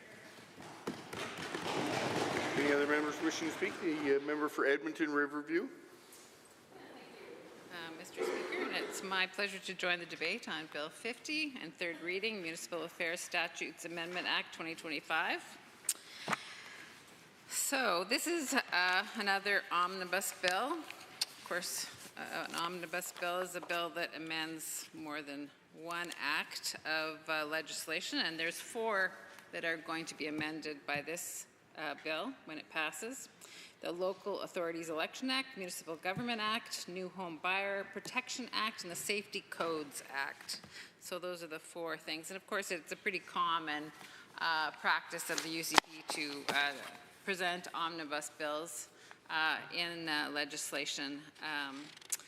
I know that certainly when we were government, when the NDP was government, if we had presented as many omnibus bills as the UCP has, there would have been a lot of complaints. And I know that we did split some bills because there was concern about that. But it's just practice now. It's just how things are done when the UCP are government. So here we are.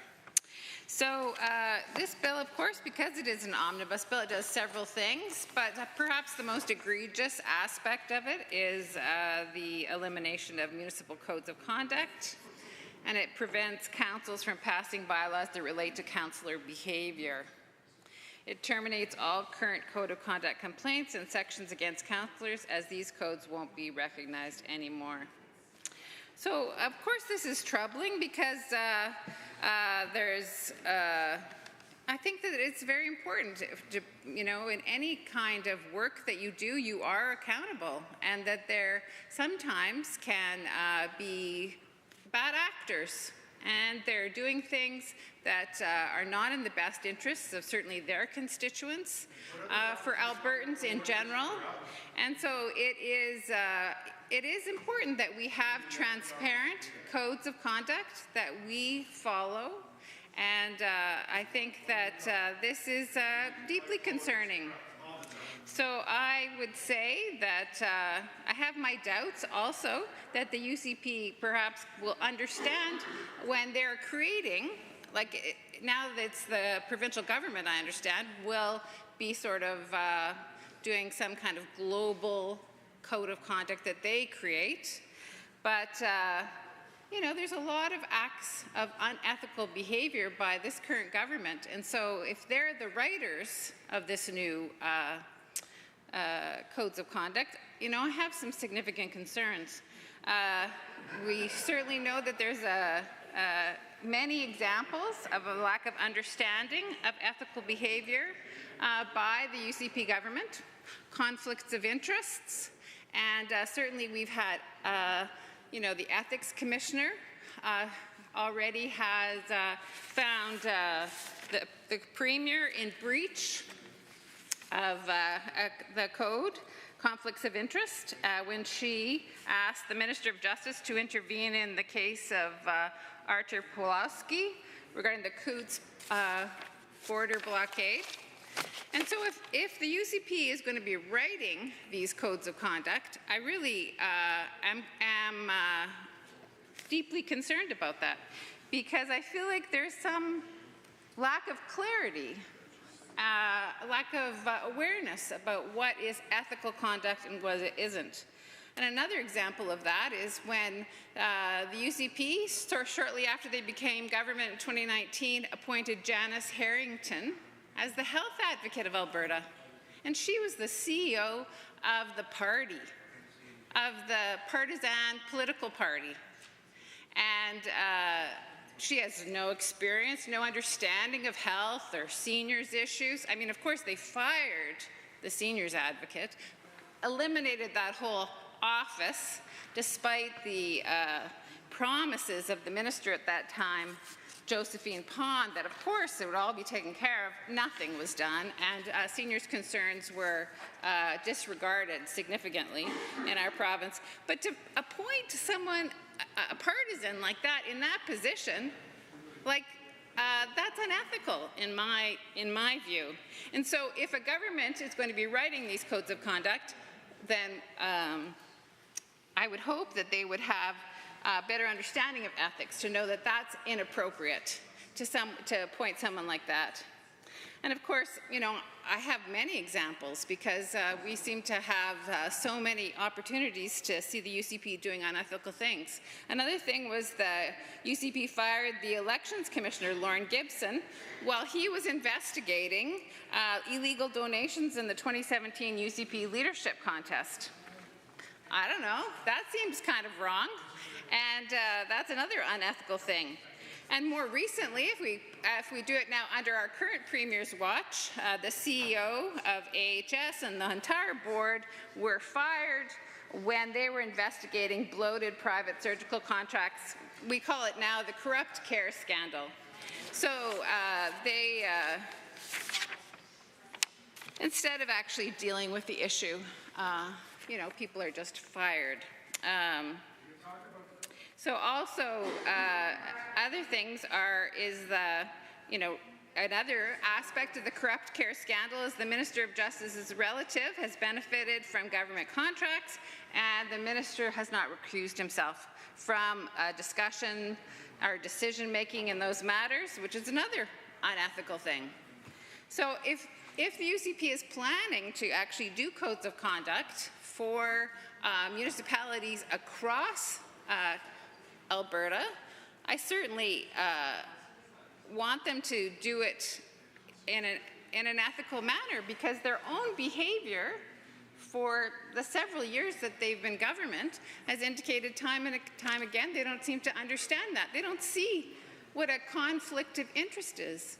Like the Premier, I don't know, is it naivete or cavalier disregard and thinking that they're entitled and that they don't need to follow the rules that the rest of us do? But I mean, you know, the Premier actually interfering with a court case, you know, with asking the Minister of Justice to intervene, like, please, like, that is flagrantly being unethical. And then just today, we heard in question period, we learned that the Premier invited her husband to a confidential internal government discussion about a rail link, a multi-billion-dollar project proposal, super unethical. Yep. So unethical. Like it just screams it. Corruption. And screams corruption. And yet this government is saying that no, municipalities don't know what they're doing. We need to, you know, have the big arm of, you know, provincial government come in and tell them how to run things. Even our current speaker, when he was minister, says, well, some people might see this as paternalistic. Yeah, imagine that. It is paternalistic. You know, sure, sometimes you know, governments can get into trouble and they need support and things like that, but it doesn't mean you just throw the baby out with the bathwater. So that makes very little sense to me. What's it? Yes, of course. This is just an expression. So I guess I just feel, you know, I don't have a lot of confidence, I guess is how I'd like to say it, in the current government and their ability to understand what ethics are and to be able to write these codes of conduct for the municipalities. And certainly I know that the Rural Municipality Association too has these same concerns that I do. And they feel that it undercuts their autonomy, the autonomy of municipal governments to manage internal challenges with damaging behavior by elected officials. This bill does that. Alberta municipalities are concerned about the transition period after the repeal of the codes of conduct bylaws, where municipalities will have no mechanism to encourage accountability of council members in their behavior towards other members of council, municipal staff, or the public, particularly outside of council meetings, because it's going to be the no man's land. And our leader said it pretty well here, so I think I'll just quote. This bill is an affront to local voters. It basically says to local voters, we don't trust you. It's the Wild West out here. Municipal officials will be able to do anything they want with no disclosure and no repercussions. And I think most municipal officials will say that it is an extraordinary infringement on the rights of councils to be able to discipline their own members. End of quote. So, yeah, I concur, absolutely. And, you know, so what are these people, these municipalities going to do in the interim? Do you want me to stop? Should I? Yes? Okay. So these are some things I'd like the UCP to consider because, you know, I think they could all benefit from professional development training and ethics. Thank you. Member for Edmonton Beverly Clareview.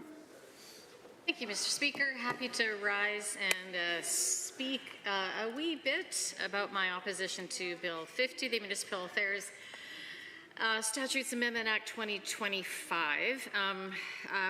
One of the things that I've believed for a while is sort of a fundamental cornerstone of democratic life in Alberta is the strength of local accountability. Of course, we have that through each of our municipalities. We've heard before about a flurry of things included in this and other bills where things like legal housekeeping. That's all this is. We don't have to worry. It's just housekeeping. That's why it's an omnibus bill. It's just housekeeping. We're just making things work. We're just making sure that one act works with another act. But the fact of the matter, Mr. Speaker, is this isn't just about legal housekeeping, because this actually fundamentally changes some of the ways in which municipalities are going to be able to operate going forth. It fundamentally changes, alters the checks and balances that speak to how democracy is written in our province, how it works on that local level. It talks to its processes. And of course, every 4 years or so, it's also about the front-facing work that all voters see.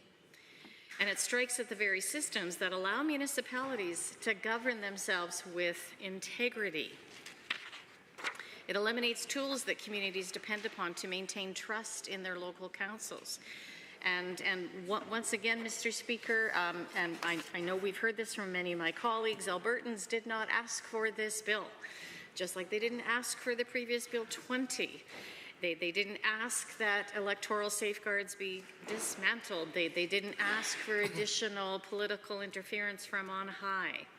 And while one could, I suppose, see Bill 50 as a bit of a reaction to the chaos that was maybe created by Bill 20, there could, I suppose, have been more of an opportunity to correct and smooth out some of that chaos, those edges, but instead, this government has decided another way to proceed, which, as I know we've heard many times, people tonight already, this is indeed a pattern of this UCP government.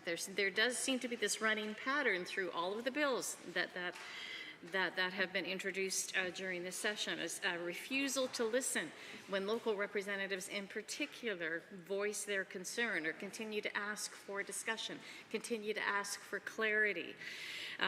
Continue to ask for a depth of conversation about issues that they've highlighted. And that has to do as much with Bill 20 as it does, Mr. Speaker, with Bill 50. And this is a government that sadly appears to simply want to wrest control from all the municipalities. Even though this is also a government that over and over and over has said expressly that it views municipalities as partners, but this is not how you act when you actually consider someone or something a partner. This appears to be rather, Mr. Speaker, a government that demands rather than discusses, a government that controls rather than collaborates, a government that dictates rather than listens. And in response, Mr. Speaker, what that means is in very real, tangible ways, Bill 50 will affect the way city councils manage disputes, how municipal campaigns, including the one that we'll be having across the province in October, are financed, how votes are cast and counted, but more than that, how power is distributed between the province and its communities. These are some of the most fundamental mechanisms of a healthy democracy. And Bill 50 rewires them in a way that is to be charitable, helpful, and as many of my colleagues have already noted, certainly one of the most egregious parts of this legislation is the wholesale repeal of municipal codes of conduct. And I say egregious because it really is. There are codes of conduct that are in force right now. And one of the things that I truly don't understand is to simply say, yeah, we're not going to have them anymore, but guess what? There's nothing else that we've created to replace them right now, which means there will be nothing for a period of months until, of course, we can get the new codes of conduct up and running, and we'll let you know when that would be. Like, that is not the way to run an organization, much less a municipality and much less a province, Mr. Speaker. Under Bill 50, every single municipal code of conduct in Alberta will be voided. Every ongoing complaint against a councillor will be terminated. A system and a process that communities have relied upon to hold their own elected officials accountable will simply, Mr. Speaker, be dismantled. It doesn't suggest a reform, a fix, or as I say, propose a new model. It just wipes the slate clean and says, okay, done now. It's a reset without a plan, and certainly, for at least the next number of months, no safeguards at all and no transitional support being offered. This is, in my view, authoritarian because it strips those locally elected councils of the ability to govern their own affair and disputes they may have which of course are some of the responsibilities that they were elected by their own constituents to carry out. It removes tools that prevent abuse and protect public servants, elected officials, and citizens too. What we've also heard over the course of the debate, Mr. Speaker, is that for the most part, the codes of conduct did the job that they were meant to do. We know that in Calgary, the Integrity Commissioner reviewed serious complaints and then published findings. In Edmonton, there was an independent office that was tasked with maintaining high standards of accountability in Strathcona County and Lethbridge. Municipal staff, Mr. Speaker, relied on these codes to protect them from intimidation and harassment. These varied codes of conduct throughout municipalities in Alberta help to address real incidents and real behaviors that needed an answer and a remedy. They did the job. In many instances, they created a fair way forward. And again, Mr. Speaker, municipalities did not advocate for the elimination of code of conduct bylaws. And while, of course, there have been issues with a few of them, that's issues with a few. It's like if I was a teacher, for the most part, Mr. Speaker, you know, teachers don't take the whole class of 20. Okay, well, for a few moments, we might ask everyone to put their heads down, but then we're going to deal with the 2 or 3 that actually caused whatever the problem was. We are not, in effect, going to punish the entire class for something that 1 or 2 kids did. And that's what's going on here. It's whole-scale punishment. All the municipalities within Alberta are being punished because perhaps 1 or 2 had some issues or difficulty over the last couple of years. Alberta municipalities as well is concerned about the transition period after the repeal of Code of Conduct bylaws. And they understand the danger that lies when they have no mechanism to encourage accountability of council members in their behavior, whether it be toward their colleagues, their fellow councillors, municipal staff, or the public, particularly outside of council meetings. And Alberta munis themselves have asked a couple of questions. They ask, how does the province plan to support municipalities during this transition if there is indeed serious misconduct by a councillor or an unelected member of a council committee? They also note that despite the proposed addition of section 145.9 that prevents a council from making a bylaw or resolution that addresses the behavior of a councillor, is there an opportunity to remove council from the decision process and allow the municipality to hire an independent investigator? Alberta Munis members are telling their organization that there could be a wide range of unintended consequences. And unintended consequences, Mr. Speaker, as we know, happen most often when there are gaps, when there isn't clarity in a situation. This shouldn't be. There should, at the very least, have been a standard code of conduct that simply could have been used in the interim. And I would hope that whatever that code of conduct ends up being, that much like we've heard in other bills, I'm thinking of Bill 40 in my head right now, where there was indeed a promise within that bill that when the codes of conduct and with the different regulatory organizations were being developed, those organizations were in fact, despite the fact there be a standard template, they were actually going to be consulted. But this is not what's happening to the municipalities.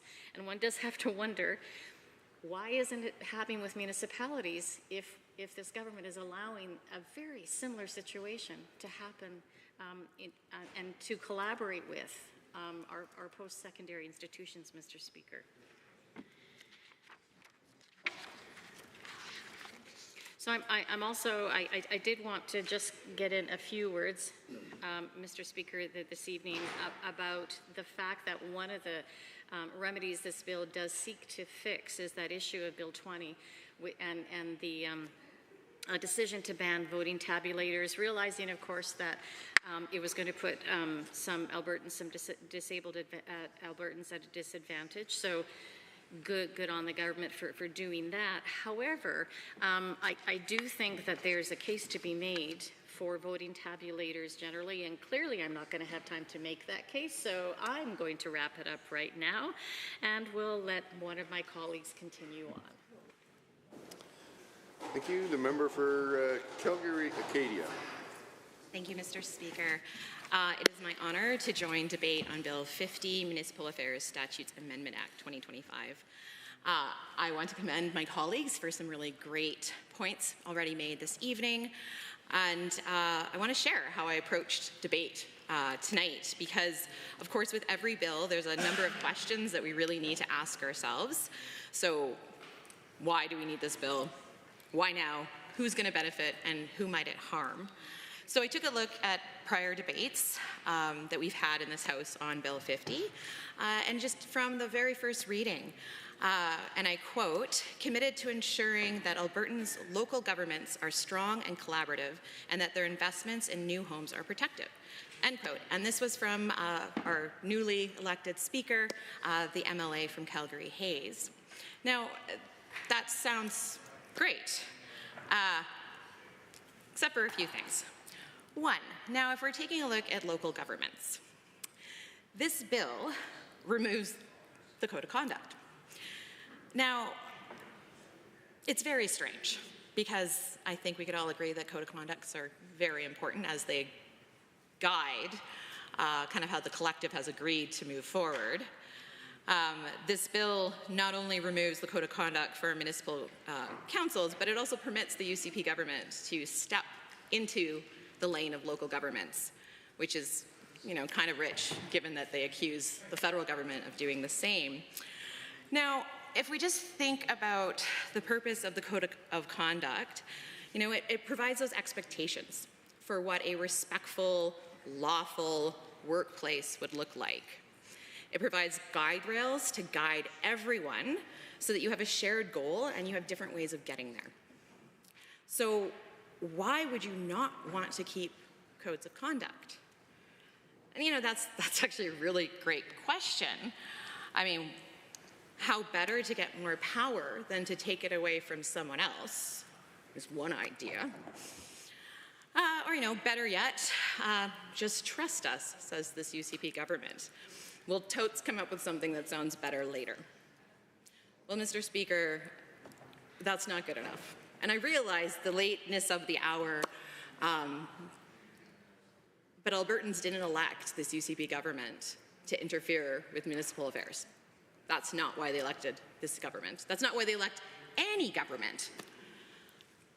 So again, going back to why does it matter if we remove a code of conduct? Well, if you don't know the expectations, it's kind of hard to follow the rules. It's hard to maintain an environment where everyone is safe and everyone can participate. Now, I've worked in a variety of workplaces over the years, all of which had very strong codes of conduct that would, you know, help guide me in understanding what that particular workplace demanded and expected of me. Now, can you imagine if this government decided to take away the code of conduct from registered nurses? Now, that's just simply ludicrous. And I think it would become a little more, maybe more obvious, hopefully to this government, how inappropriate this is. And yes, we could argue that, you know, the role of a registered nurse is a little bit different than the role of a local councilman or council person. However, they have direct impact on people's lives. So by pulling the code of conduct, by removing those guardrails, you're allowing for bad actors to enter into those spaces. Bad actors, like my colleague from Edmonton City Centre had shared. Not, to be clear, the member from Edmonton City Centre is not the bad actor. Who he had mentioned is, yes, thanks, yeah, it's late or early, however you want to see that. So in Calgary, just to, again, double down on, it's not the member from Edmonton City Centre, but in fact, one of the councillors, city councillors we have right now at Edmonton, who was previously found guilty of sexual misconduct with a minor, a 16-year-old, while this person was a police officer. Codes of conduct exist so that when we have actors such as this, we can protect Albertans from them. We can create a respectful, safe environment. You remove them, Mr. Speaker, and what are you left with?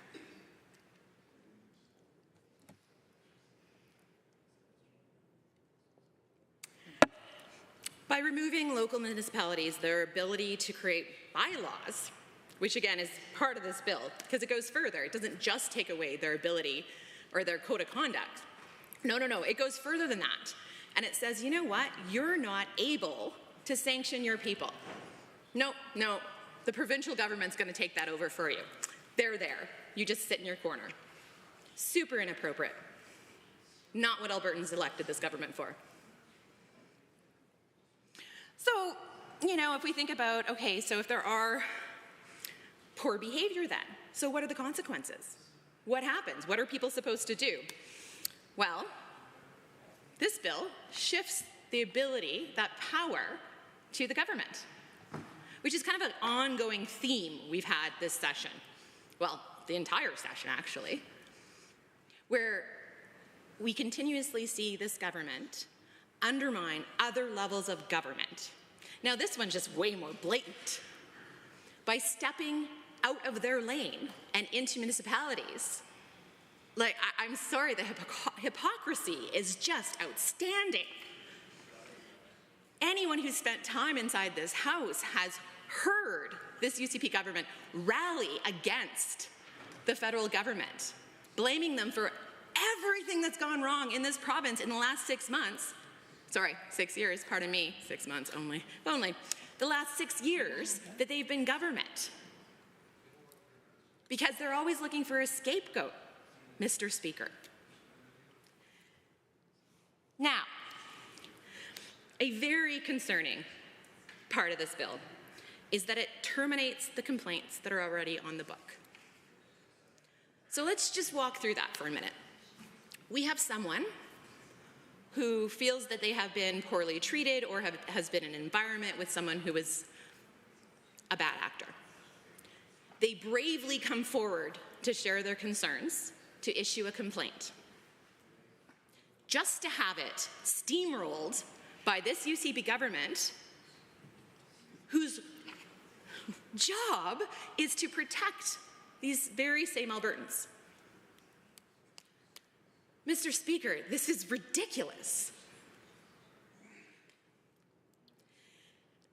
Further, it's like giving a get-out-of-jail-free card, Mr. Speaker, to bad actors. Recognizing that it's early morning and, maybe we're all a little tired. I can say we're all a little tired. But I'm struggling to move past this ridiculous bill. It's incredibly disrespectful to anyone who has ever had the guts to step up for what's right.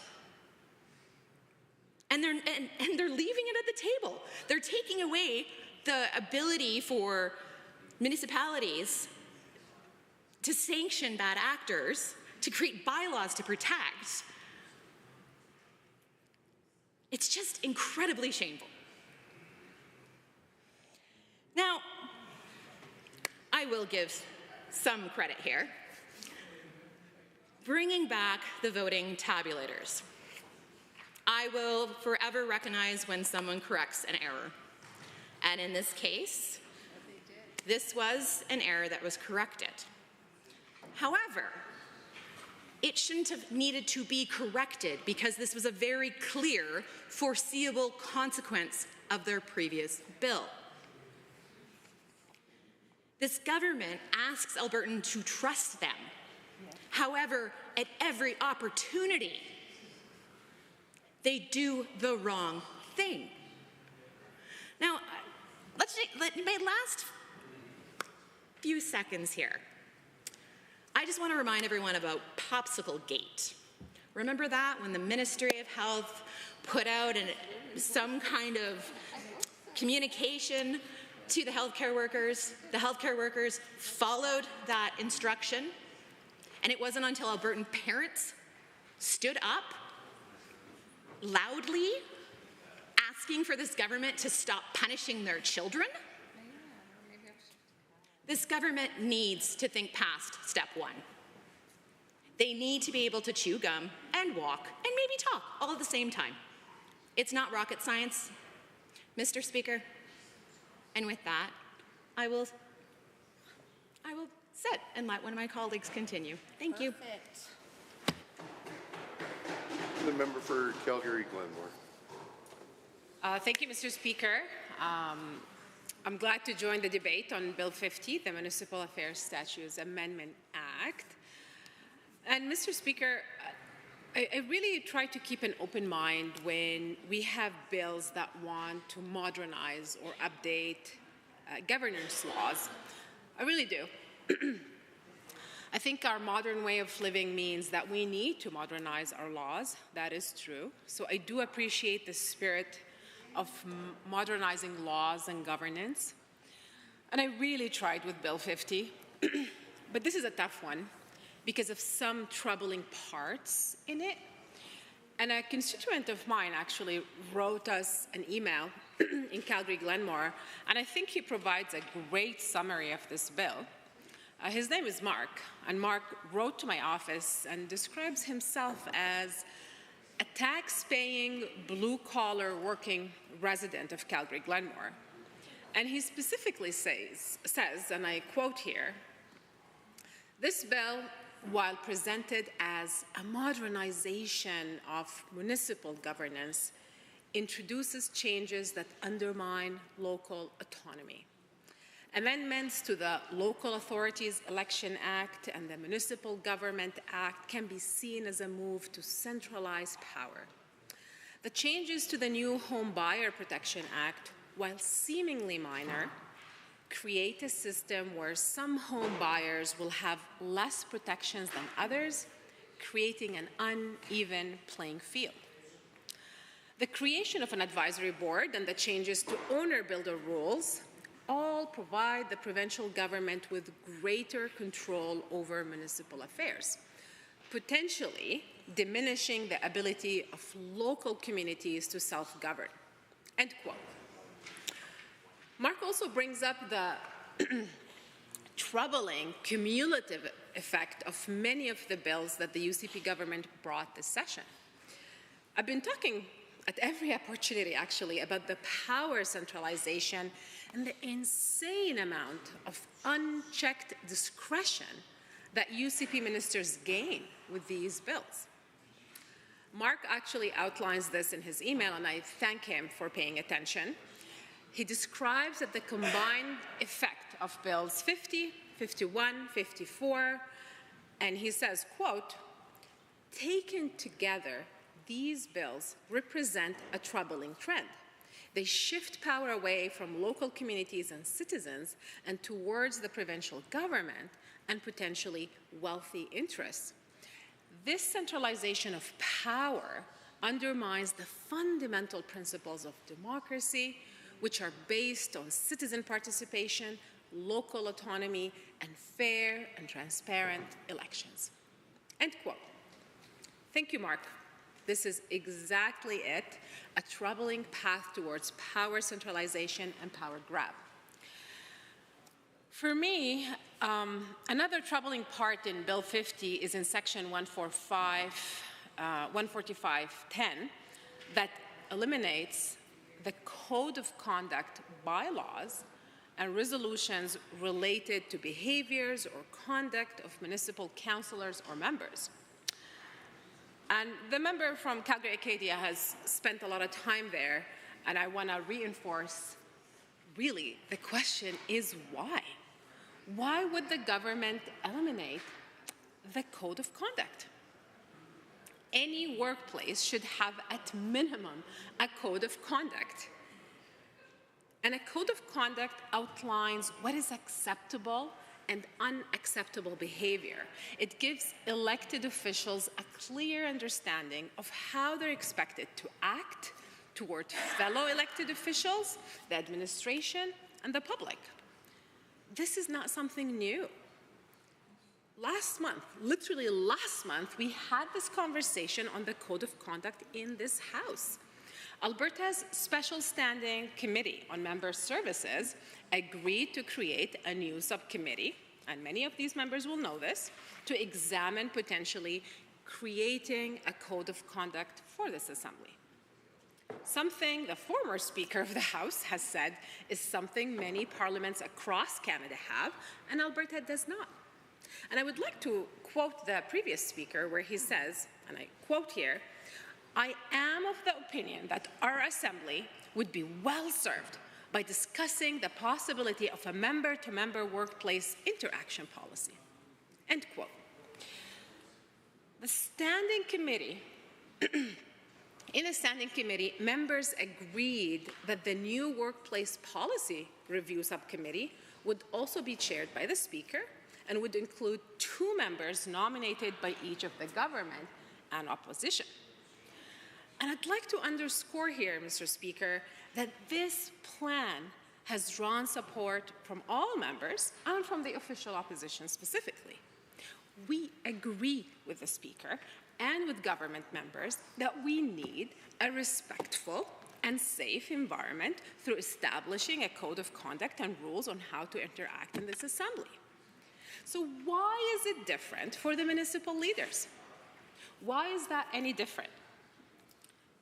The municipal governments need to define standards for professionalism, ethics, and interpersonal behavior, and to create a workplace that is respectful, inclusive, and safe for everyone. The Code of Conduct is important because it reduces conflicts and misconduct, harassment, discrimination, and unethical behavior. And it provides some sort of a base, a common agreement for addressing these issues if they arise. And we need these written rules, Mr. Speaker, to ensure everyone is treated equally and the decisions, especially disciplinary actions, are based on consistent standards, not personal biases or favoritism. So really, in short, a code of conduct is a foundational set of rules that help organizations like ours function with integrity and professionalism. And as you know, we've all witnessed how the level of debate can decline really quickly in this House. So I do believe that removing the codes of conduct in municipalities is problematic, especially when we know we need it in public institutions. Now, I don't understand why the UCP doesn't do proper consultations, because if they did, they would have heard from both the Alberta municipalities and the rural municipalities of Alberta, RMA, who have expressed concerns on repealing the council codes of conduct and the lack of consultations on some of the provisions of this bill. As the Premier likes to say, a quick Google search can help find the information you need. So guess what? I Googled for her, and I found the information and feedback from RMA and the Alberta municipalities, just for her. So this is what they say, and I quote here, if the member wants to continue haggling, he could listen maybe. Alberta municipalities did not advocate for the elimination of Code of Conduct bylaws. On Google, you can Google it right now. We recognize there have been challenges with the implementation of codes, but in most cases, municipalities have used them appropriately. Both the Alberta municipalities, AB Muniz and RMA, had advocated for enhancements to the codes and the municipalities to be supported by an independent integrity commissioner to investigate code of conduct complaints, which would prevent weaponization and support procedural fairness. It's 1:30. The removal of codes of conduct for councils undercuts the autonomy of municipal governments to manage internal challenges with damaging behavior by elected officials. Alberta Muni is concerned about the transition period after the repeal of codes of conduct bylaws, where municipalities will have no mechanism to encourage accountability of council members in their behavior towards other members of council, municipal staff, or the public, particularly outside of council meetings. End quote. This was a massive quote, but it was an important one. So RMA reminds the minister that they understand that the province is committed to replacing the Code of Conduct bylaws with a provincial standard for council meeting procedures and the possible creation of a municipal ethics commissioner. And without a code of conduct, they name a few challenges they would be facing.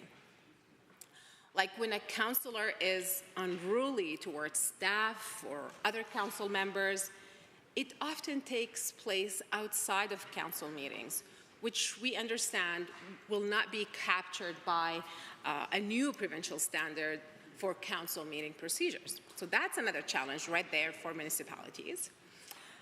And also the timeline for creating a municipal ethics commissioner could be several years from now. And in the meantime, councils will have no way to hold their own councillors or unelected committee members accountable for damaging behavior or unruly behaviors in the House or Council.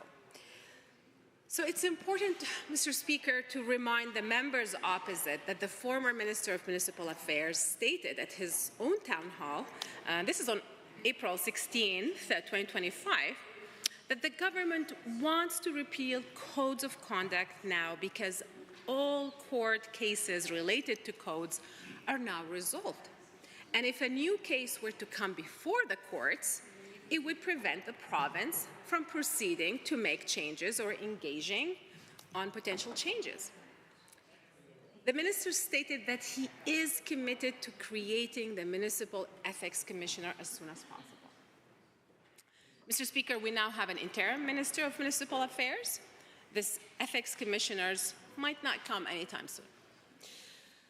So, Mr. Speaker, I'd like to remind the members in the House that in Calgary, where I live, a local city councillor was sanctioned because the city of Calgary actually has a code of conduct. This councillor was golfing during a council meeting and was also mocking an Indigenous person on audio recording. Are these behaviors acceptable by any member in this House? Does the Premier condone this behavior? This is not acceptable, Mr. Speaker. And municipal governments need a way to deal with these behaviors. And it was effective that the City of Calgary has a code of conduct.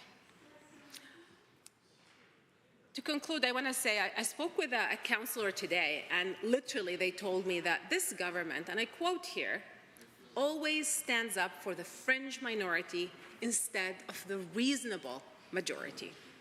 Well said. None of this makes, Mr. Speaker. This bill creates new work and new issues to be handled by the municipalities, and it's a new download of problems to the municipalities. It is unclear to me what the UCP is trying to solve here. There are many unintended consequences, or maybe intended at this point. I do not know anymore, because truly, why is the UCP eliminating codes of conduct? What is broken here to eliminate, frankly? I'll leave the Assembly with important questions from RMA and Alberta municipalities. How does the government plan to support municipalities during this transition if there is a serious misconduct by a councillor or an unelected member of council committee? How? What is the mechanism here? They're asking the government, what is your plan? Enough with the chaos.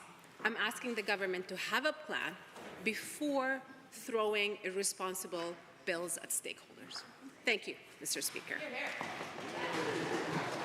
Member for Calgary Varsity. Thank you very much. I'd also like to speak to Bill 50, and I also want to talk about gifts.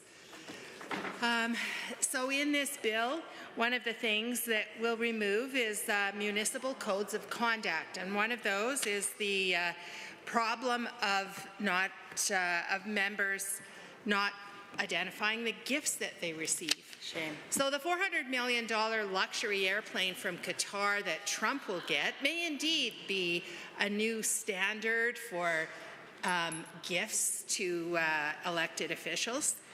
But small and often repeated gifts also can sway behavior, and they're also very important. So small gifts are often influential, and there is plenty of research showing in the physician literature that even getting a notepad with the name of a specific drug on it can influence prescribing. Wow. It's subconscious, but simply easier to write the name of the drug that's on that pen that's sitting there in front of you. Wow. And some of them are hard to spell, so the correct spelling right in front of you also helps. Like Marie. So some drugs are infrequent and you don't write them often, so just a little way of getting that in front of you. So pharma spends 80% of their marketing budget on marketing to physicians. It's not an accident. This is because it works. But it's also important in politics, and removing a code of conduct really will make it more likely that we're going to have gifts to politicians that are unrecognized by the public, and even for the politicians to not quite recognize that what they're doing is not necessarily a good thing. So if you live in Calgary Varsity, I would like to offer you a nice orange pen with my name on it. It will be a good quality pen, so you will keep using it and you will remember my name. But what if I'm a contractor or I'm a restaurant? So what could happen if local politicians all started accepting gifts from Friends of Medicare? Oh. Let's say Friends of Medicare gives us all pens. Oh. They would be nice, we would use them, we would keep them, and we would not forget their name. Friends of Medicare would be in our brains.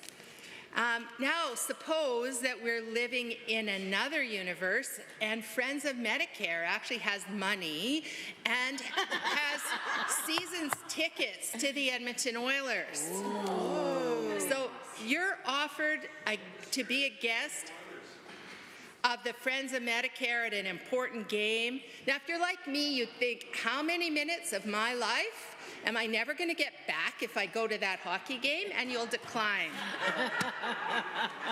But if, like many others, I admit, who like going to hockey games, you may be tempted, and you'll sit there with a representative from Friends of Medicare, probably the one representative, and you'll have a good time and you'll bond.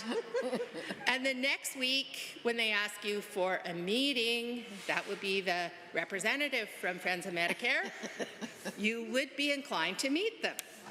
So over time, you would perhaps attend more events, and someone Members, from I hesitate to interrupt, but pursuant to Government Motion 75, agreed to earlier this evening, 1 hour of debate has now been completed, and I am required to put to the Assembly all necessary questions to dispose of Bill 50, Municipal Affairs Statutes Amendment Act at third reading. Does the Assembly agree to the motion for third reading of Bill 50? All those in favor, please say aye. Aye. Any opposed, please say no. No. That is carried and a division has been called. I like that score. The rest of it. Good one.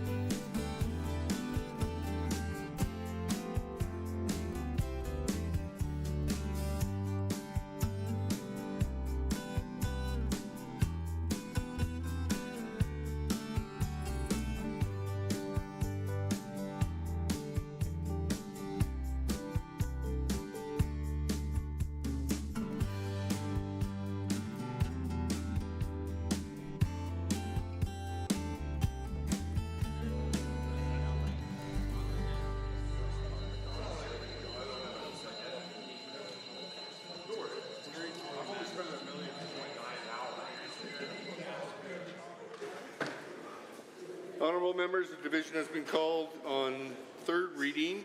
Bill 50, Municipal Affairs Statutes Amendment Act 2025. All those in favour of third reading, please rise. The Honourable Mr. Sigurdsson, the Honourable Mr. Nicolaides, the Honourable Ms. Schultz, the Honourable Mr. Williams, the Honourable Mr. Glubish, the Honourable Minister Lagrange, the Honourable Mr. Horner, the Honourable Mr. Scow, the Honourable Mr. Ellis, the Honourable Mr. Amory, the Honourable Mr. Newdorf, the Honourable Mr. Lowen, the Honourable Mr. Wilson, the Honourable Mr. Jean, the Honourable Mr. Dreeshen, the Honourable Mr. Nixon, Mr. Wright, Mr. Rosewell, the Honourable Mr. Turton, the Honourable Mr. Yassine, the Honourable Ms. Furr, the Honourable Mr. Jones, the Honourable Mrs. Sawney, Mr. Getson, the Honourable Mr. Nally, the Honourable Mr. Long, the Honourable Mr. Hunter, Mr. Yao, Mr. Stephan, Ms. Pitt, Mr. Cooper, Mr. Sear, Mrs. Johnson, Mr. Weeb, Mr. McDougall, Mrs. Petrovic, Mr. Lunty, Mr. Dick, Honourable Ms. Armstrong-Hominack, Mr. Bouchard, Mr. Singh, Ms. Lovely. All those opposed, please stand. Ms. Algenaid, Honourable Member Hoffman, Member Calhoun Stonehouse, Mr. Shepherd, Ms. Wright, Member Aramenko, Member Kayande, Member Hoyle, Member Batten, Ms. Hayter, Member Irwin, Member Beaupre, Honourable Ms. Sigurdsson, Dr. Metz. Mr. Speaker, total for the motion 42, total against 14. The motion is carried. Government House Leader.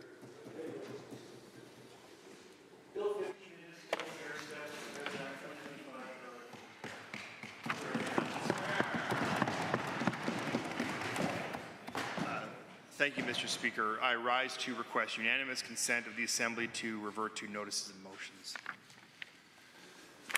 Having heard the motion for unanimous consent, I will ask one question. Is there anyone opposed to revert to notices of motions? Hearing none, that is carried. Thank you, Mr. Speaker. I rise to give oral notice of Government Motion 79, sponsored by myself, which reads as follows. Be it resolved that the membership of the Assembly's committees be replaced as follows.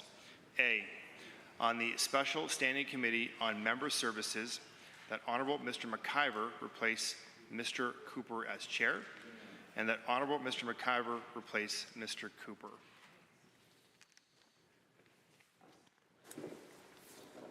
Motions, Government Motion number 74, Honourable Mr. Scow. Thank you, Mr. Speaker.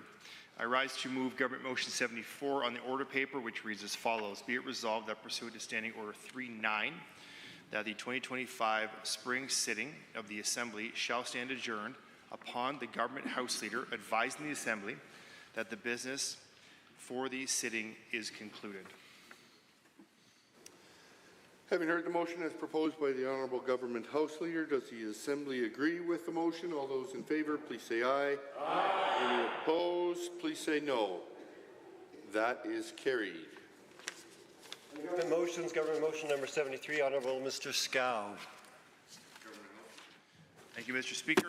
I rise to move Government Motion 73 on the order paper, which reads as follows. Be resolved that A, the Public Interest Disclosure Whistleblower Protection Act be referred to the Standing Committee on Resource Stewardship, and the committee shall be deemed to be the special committee of the Assembly for the purpose of conducting comprehensive review pursuant to Section 37 of the Act. B, the committee may, without leave of the Assembly, sit during a period when the Assembly is adjourned or prorogued, and C, in accordance with Section 37 of the Public Interest Disclosure Whistleblower Protection Act, the committee may submit its report to the Assembly within 1 year after beginning its review, and that the report is to include any amendments recommended by the committee. Here, here. Honourable members, this is a debatable motion. Is there any members wishing to speak to the motion? Seeing none, I will call the question. Having heard the motion as proposed by the Honourable Government House Leader, does the Assembly agree with the motion? All those in favour, please say aye. Aye. Any opposed, please say no. The motion is carried.